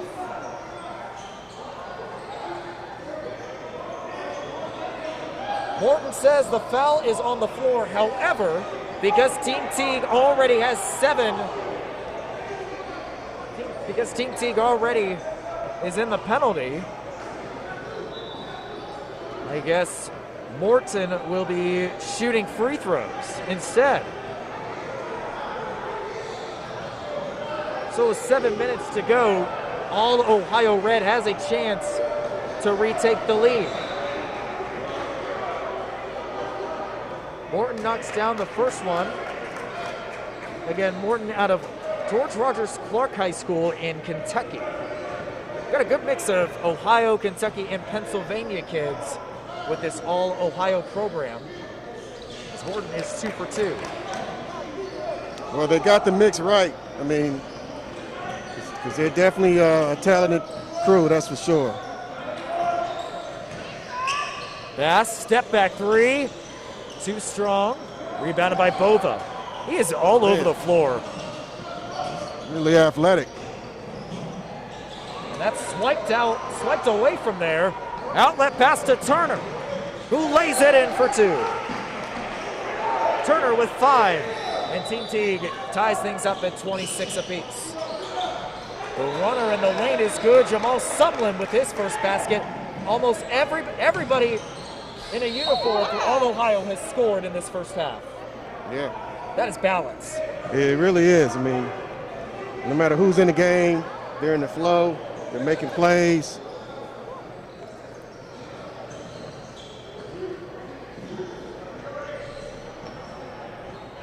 At the line now is Reggie Bass, who's been held in check in this first half. Knocks down the first one. He was 1 of 2 on his last trip. 75% free throw shooter on the season. During his previous season over at Hamilton Heights Christian Academy.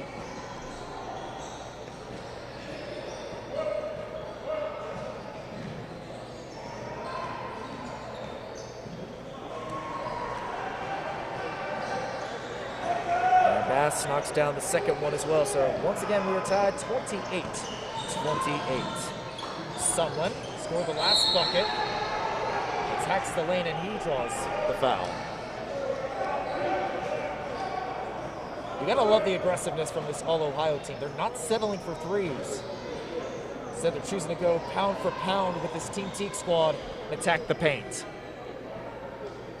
Sumlin at the line knocks down that first one.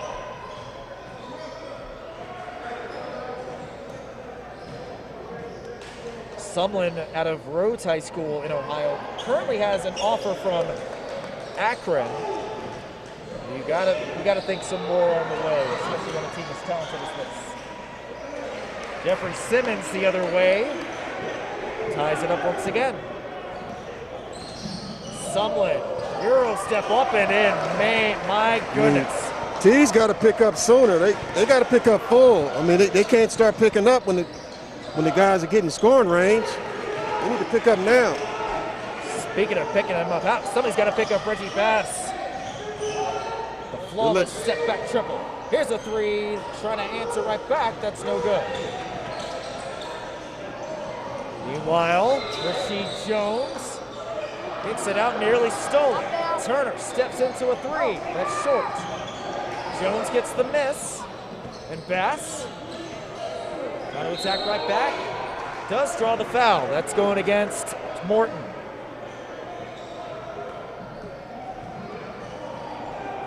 High-flying action in this final game of our coverage here, the Team Teague Invitational. Bass has been living at the free throw line in this first half as he knocks down that first one. Some substitutions checking in as Pete Suter. Leland Walker set to check back in. Chandler Jackson and Turner will take a seat.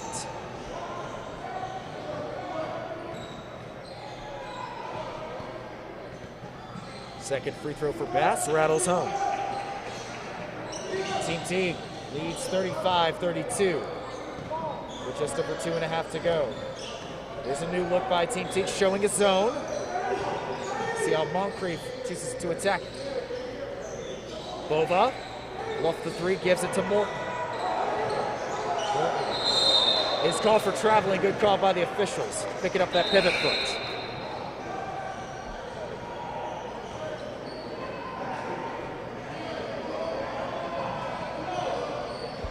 Just over 2 minutes to go. Let's see if Team Teague can extend their three-point lead. Walker back in, leading all scorers with 14. All from inside the arc in the free throw line. Turner checking back in, attacks the lane off the glass, but he's called for the offensive foul, shoving Morton.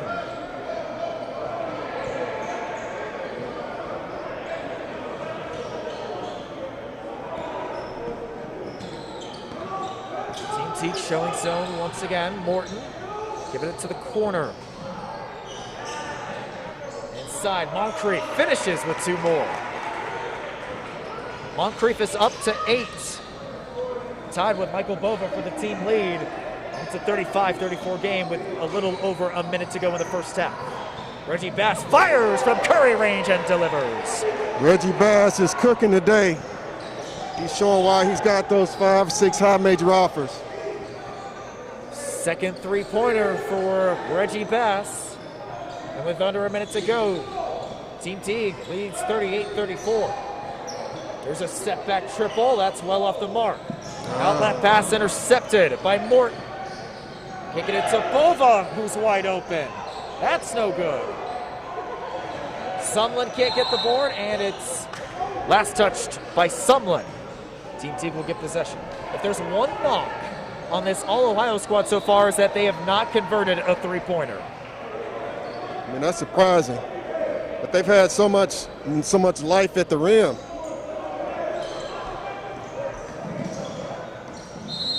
Meanwhile, Peter Suter with a circus shot. That doesn't go through, but he was fouled before the attempt.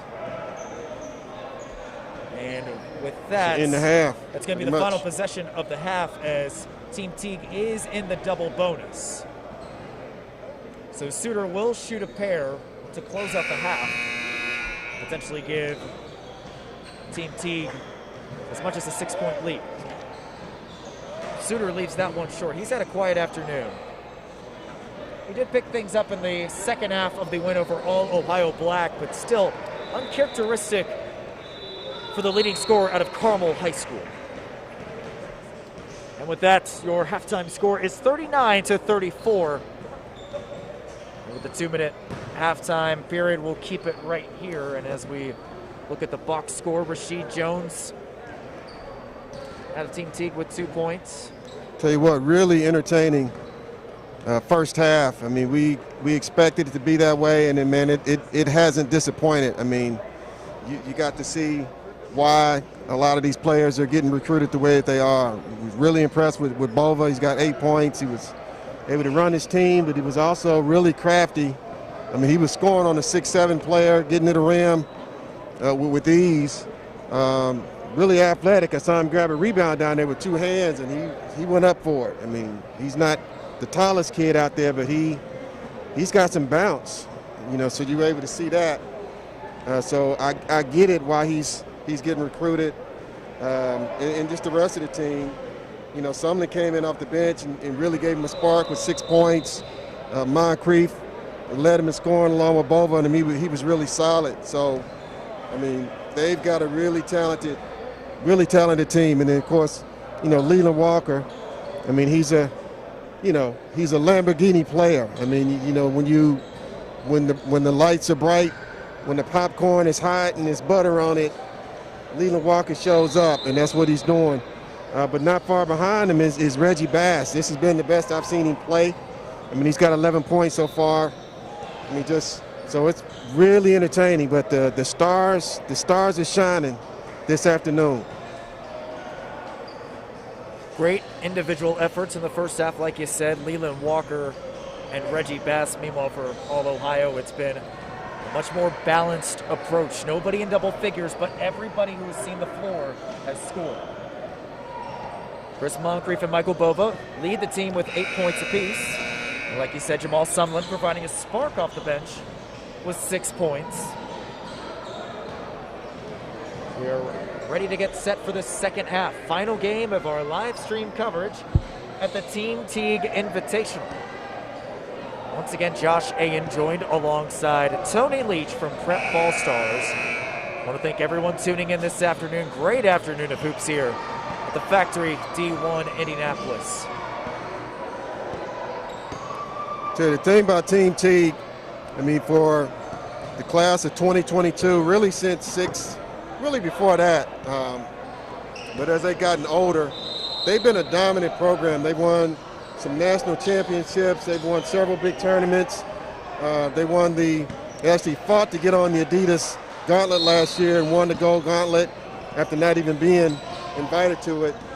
So, I mean, they just continue to be dominant. Hats off to Damon Turner, who's done a terrific job with this group. Walker, the leading scorer for Team Teague, finds Simmons in the post, who finishes with 2. I mean, that's easy. That's just real easy down there. Simmons with 6 now after 4 in the first half. Team Teague once again showing zone. And that's certainly been working because All Ohio has yet to hit a 3-pointer. Chris Moncrief on the arc. Attacks inside, skip pass to the corner. 3-pointer on the way, that's short. And it's going back to Team Teague.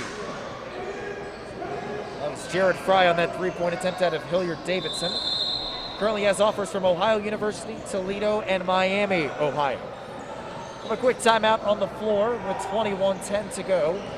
This second half, just a reminder, we do have 2 22-minute halves, running clock, and in this half, every dead ball, the clock is stopped after the 2-minute mark.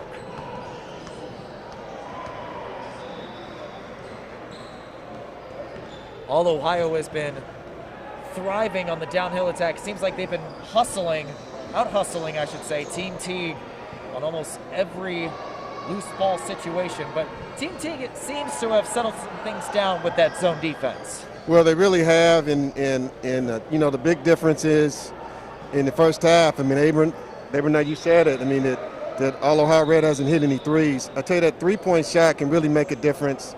It's been a difference maker in this game for Team Teague. You know, Reggie Bass has knocked down a couple. I believe Leland, I don't think Leland's hit any, but Bass is the only one that's hit 3-pointers for Team Teague, but still, it makes a difference. It really does. And they're doing this without, I mean, Rasheed Jones hasn't done anything yet, neither has Suter. So it's going to be an interesting second half. So All Ohio will instead inbound. Bova inbounds it to Priest Ryan. Bova pulls up 15-footer. In and out. Here comes Bass the other way. He was hot in that first half with 11. Bumps his man, can't get the basket. Simmons with the offensive board. And Walker will reset. Walker with the left hand, scoop to the hoop. He just makes it look too easy. Walker with 16. Trying to force the double team. Moncrief inside, he answers right back.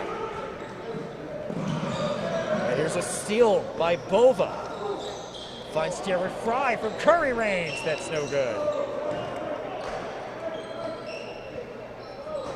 Lucky that one wasn't able to fall. That was serious Curry range. He did not hesitate to pull it up either. Walker, meanwhile, feeds it to Suter.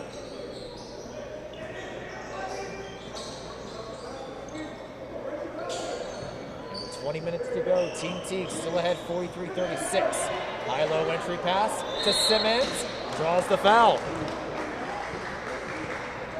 I tell you, Simmons, like I said, I mean, he's not this, high major player, whatever, but you need play. I mean, he's the kind of player that helps you win. I mean, he rebounds hard with two hands. He gets it out to the thoroughbred guys that can get out in transition and run, and he finishes well inside. I mean,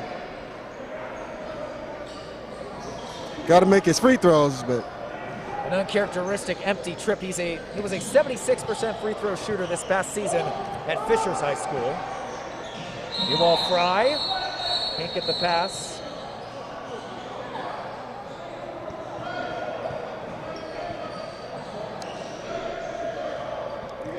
But it will stay with All Ohio. Open three. That's short. All Ohio still has yet to connect from beyond the arc. Here comes Reggie Bass trying to outrun Moncrief. What a move using the left hand. Bass trying to clamor for a foul too, but he's not going to get it. That's a nice finish by Bass. Looked like he got fouled on that play as well. Moncrief from the elbow, too strong. Rebounded by Suter. Team Teague with their largest lead right now, 45-36. Looking to build on it some more. Almost did with that three ball. Bova will reset the offense for All Ohio. Sumlin, tough shots, fadeaways no good. 18 minutes to go. Walker against Sumlin. Shake and bait, pulls up, long two, that's a brick.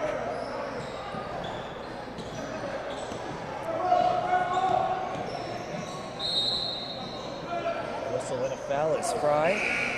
The other thing that's really impressive about Teague is not only are they a talented team and program, and they've been doing it for a long time, they are independent.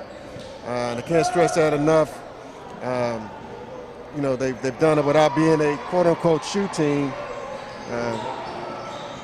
Proud that they actually represent, SVR Sportswear, the local sportswear company, and they do a terrific job.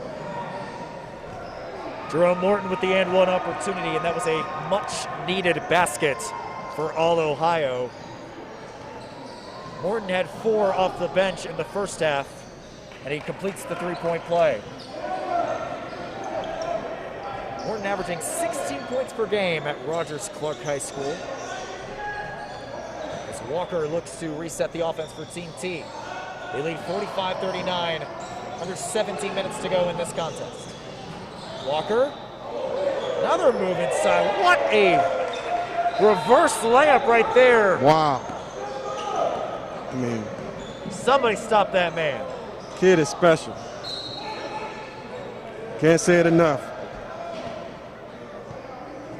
Again, the fact that he's only able to do this when he's only listed at 6 foot, and that's probably being generous too. You can list him at whatever you want, but fight for the loose ball. Jeffrey Simmons was almost able to take it away, but Priest Ryan comes away with it. Bova, meanwhile, will head to the free throw line. His hands were straight up. That's what Team T coach Damon Turner is trying to argue about. He might have bumped him before he put his hands up. The line, Bova leaves that one short. He's yet to attempt a free throw before this trip. He did have 8 in the first half. Second free throw, also off the mark. So an empty trip for all Ohio when they're still down 47-39. That was Peter Suter with the basket, his first field goal of this contest. Largest lead now for Team Teague, 49-39, as the backside official calls a travel. Just like that, Team Teague starting to pull away in this one, but again, plenty of time still left. Well, the struggle part of this 10-point lead, I mean, there's still a lot of time left, but, you know, all Ohio Red hasn't demonstrated that they're like a 3-point shooting team, at least not to this point. Suter, inside the arc, pretty spin move, but it's stripped away. Last touch by Suter, going back to the Buckeyes.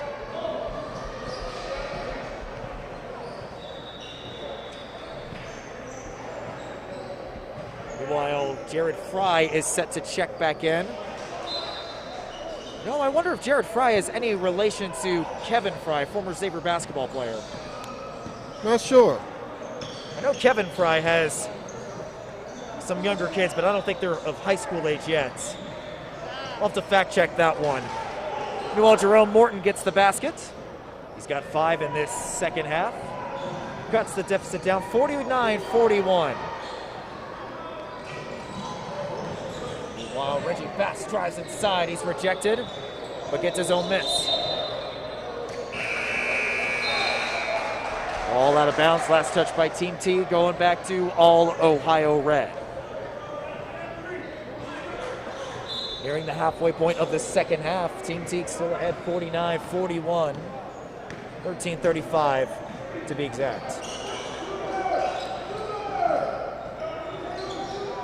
Reese Ryan across the lane, too strong. That's a nice play by Williams.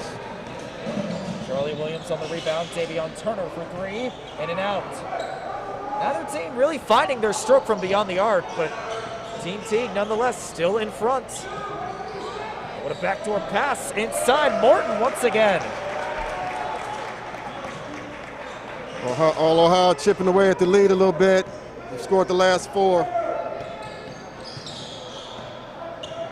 Now Leland Walker going against Teague Jamal needs a bucket.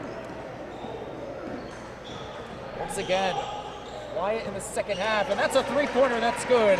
Was that Chandler Jackson on that 3? That is Chandler Jackson. That's what he does.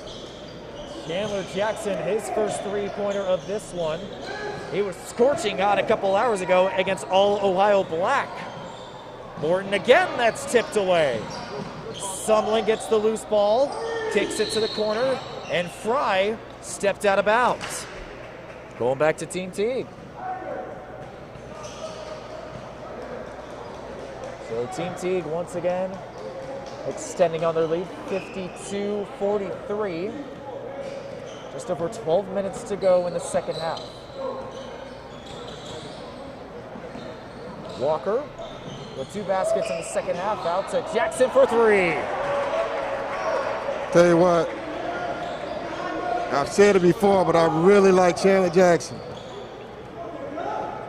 I don't think you like him enough, Tony. Well, unfortunately, I can't give him any money. Because if I could, I would. Meanwhile, Jamal Sumlin with an and-one opportunity. All Ohio sticking around. They are not going away easy. So you've got a timeout on the floor. With 11:29 to go. 55-45 is your score.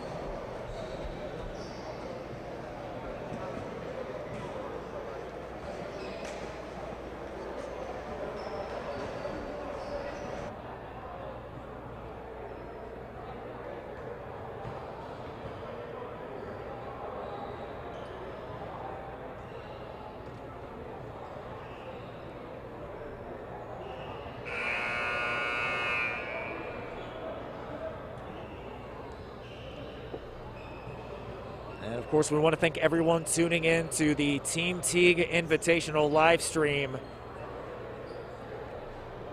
Once again, Josh Ayen joined alongside Mr. Prep Ball Stars, Tony Leach. We hope you've enjoyed your first day of August. Of course, basketball returning at the professional level with the NBA and WNBA. We've had hoops here at the grassroots level in the heartland of Hoosier country. And Sumlin at the line. Completes the three-point play. He's up to 9. 55-46 is your score. Under 11 and a half to go. Leland Walker being guarded by Sumlin. Going one-on-one. Finds Chandler Jackson, who hit the last three-pointer for Team Teague. Walker has to give it up. Reggie Bass makes his defender miss, and he almost got the basket. But are they calling an offensive foul? I think they are. You hear Damon Turner on the far sideline screaming, travel. Oh, he called travel? He called travel, apparently.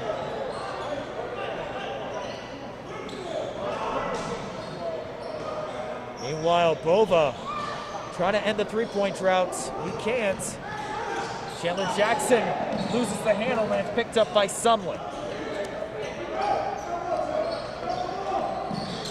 Sumlin behind the back dribble in the lane. Right hand through the strings. What a pretty move by the Rhodes, Ohio native. Sumlin holds an Akron offer. I tell you, I see why. He's got a nice game. Chandler Jackson driving inside, right hand, too short. Williams, offensive board.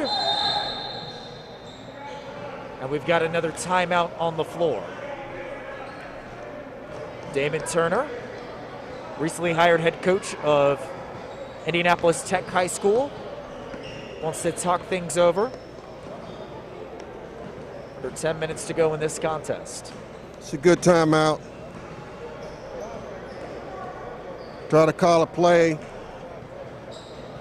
Need a bucket, go up 9 or 10. You can turn up the defense. So Tony, for those of us who have tuned into this live stream, or if they were planning to attend this Team Teague Invitational, who are some of the other teams that we didn't have a chance to cover this afternoon that you were going to be keeping an eye on? Well, these are the main teams. I mean, a lot of these are the main high school teams that we've been showcasing, which is what the Teague family, the Teague organization wanted. They wanted this type of showcase not only for teams that play under their program, but also, I mean, again, All Ohio Red is one of the top programs in the country. Their program is part of the Nike circuit, EYBL. So to have an opportunity to have them come over and play and then be able to broadcast it has been good work for both of the programs. And you see some hotly contested games.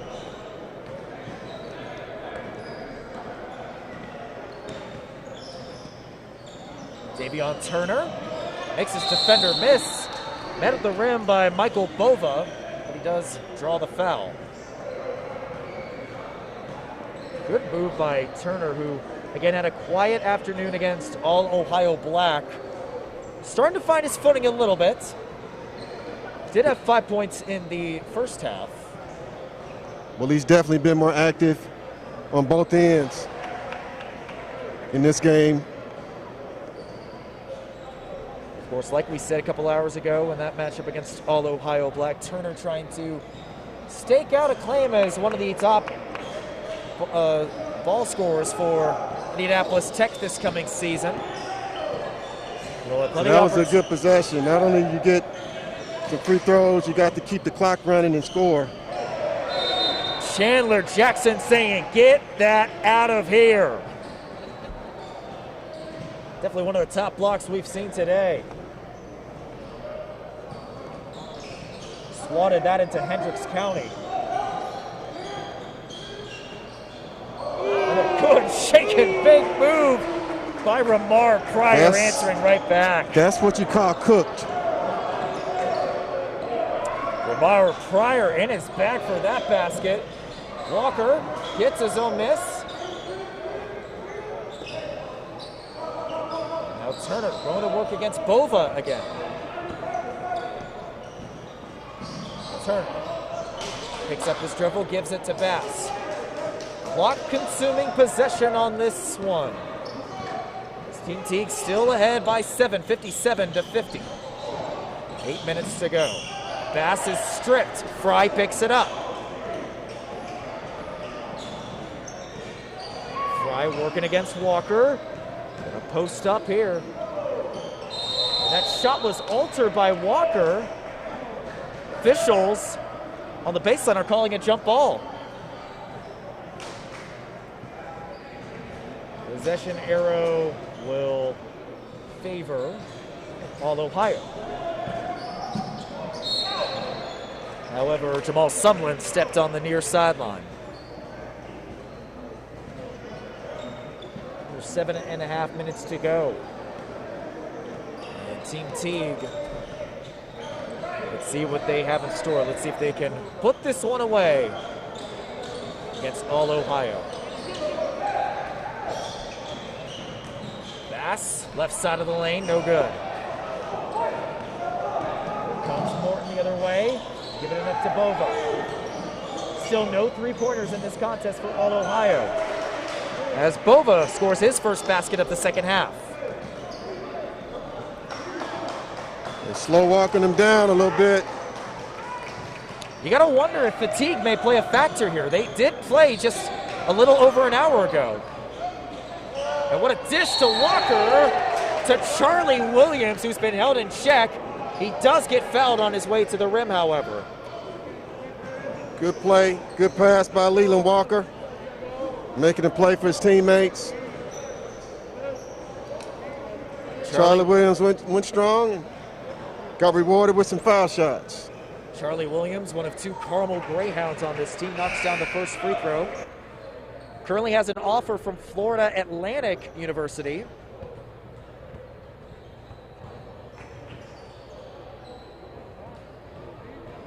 With 6 minutes to go, Team Teague trying to put this one away. Williams is 2 for 2 from the stripe. So we have some more substitutions. Williams will check back in. Jeffrey Simmons from Fishers High School checks back in. Now Sumlin for All Ohio will get the offense rolling.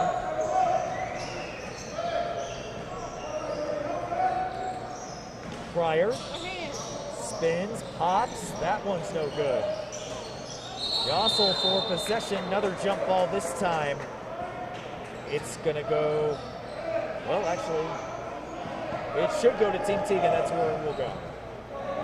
Leland Walker trying to catch All Ohio napping. A good job by the Buckeyes to get back in transition.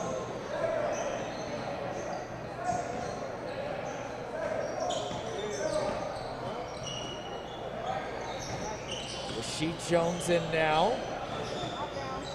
Inside the arc, Walker. That three ball's too strong. And another traveling violation is called.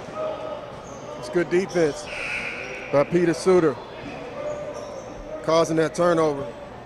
And again, that just goes back to Peter Suter. He may not be filling up the score sheet right now, only 3 points, but does all the little things right, just like forcing that turnover.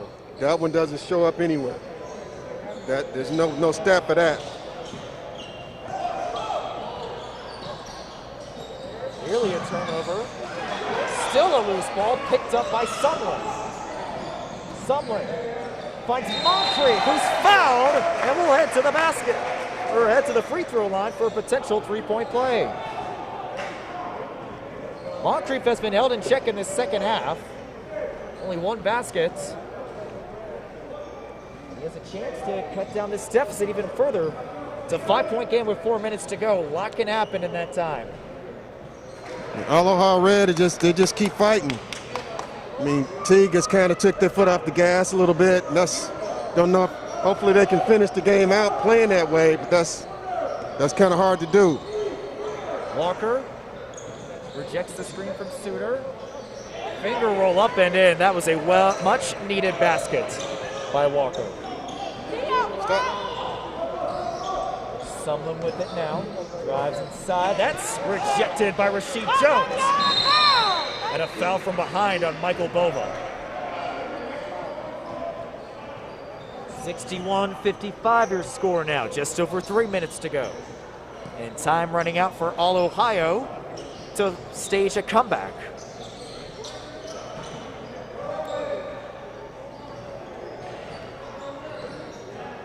Now Walker Key telling the possession guys, here. There's Walker again. This time he's fouled, I believe, by Pryor. Pryor has had a quiet afternoon himself. That's not to knock on the fact that he has some Division I offers as well. A couple from the Horizon League in Youngstown State and Cleveland State. As Walker misses the first free throw.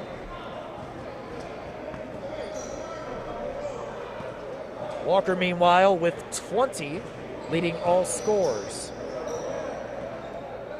And that second one is good. Just over 2 minutes to go, approaching the point where every dead ball is a stoppage in the clock. 3 possession lead right now. And an offensive foul going against Moncrief. Good job by Peter Suter to draw the contact. Again, another play. Doesn't show up on the stat sheet, but it shows up in the minds of coaches that are evaluating him. I mean, Peter Suter's got a couple of Division I offers. I mean, I really think he deserves more. But you know, this time of the year, when I talk to recruits, I mean, college coaches, I mean, they swing for the fences this time of the year. Suter's more of a double. I mean, maybe even a triple. But I tell you what, he could play for me any day. Walker stops, hesitates. That's no good. Suter nearly with the steal. Pryor stops and pops. That's no good. And Suter with the rebound. Team Teague looks like they're on their way to getting out of this. Is this the dagger? Yes, sir! Reggie Bass with the dagger. And that one should put All Ohio away. 66-55. Team Teague leads with under a minute to go. That was one of those shots of, no, pull it out. Oh, yeah, great shot, Reggie.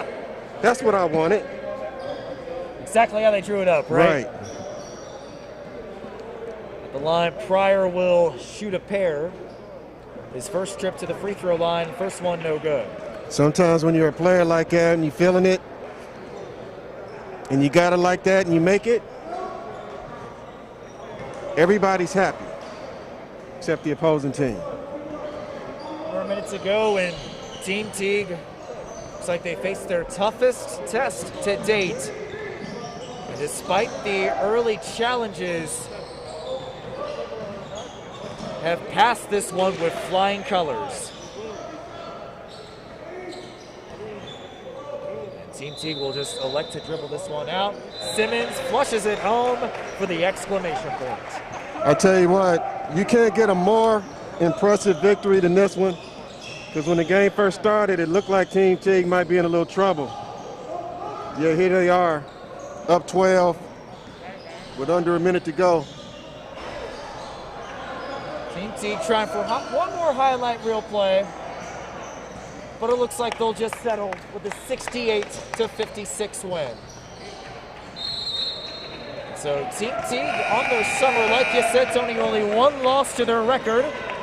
Our top scorer of the day, Leland Walker with 21, is our MVP for this one. We'll be speaking with him momentarily. Stick around, folks.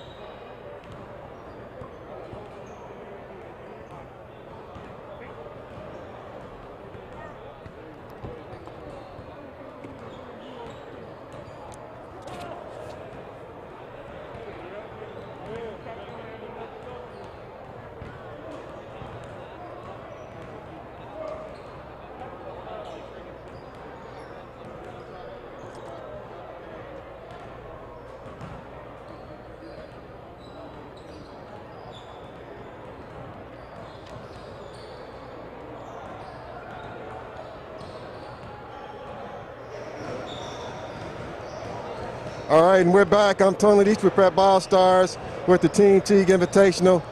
Team Teague is victorious again over a spirited EYBL All-Ohio Red team. I've got Leland Walker here. He's our player of the game with 21 points in the victory. So Leland, talk about the game. You played All-Ohio Red. They're one of the most noteworthy teams really anywhere in the country playing the EYBL circuit. How did it feel? Did you get up any more particularly for playing in this contest today? I mean, really, not really, but like I go hard every game, so I play hard every game, and like I wanted to play them so much, and like they wanted to play us too, so I just had to come out and show me and show us how we work, how Team Teague work. So what would you got a lot of college coaches recruiting you right now, and if you could speak to them right now about recruiting you and kind of what you're looking for and what they can expect of you, what would you tell them right now? Well, I would just tell them, like, I really don't know that question, but, like, Winthrop, I like Winthrop, and, like, I want to go in, not just go in and just, like, sit the bench, just go in and do me and do what I can do instead of just sitting and stuff like that. And I can bring, like, a lot of excitement and hype to the table. All right, Leland Walker, he's definitely one of my favorite players, and I'm not just saying it because he's standing here. He's a special, talented player. So, again, congratulations, Leland, on another great effort on this broadcast. Continue to your success here with your team. Again, Team Teague is victorious here at the Team Teague Invitational. Leland Walker, again, is the MVP. And I'm Tony Leach for Prep Ball Stars. All right. All right. Thanks a lot.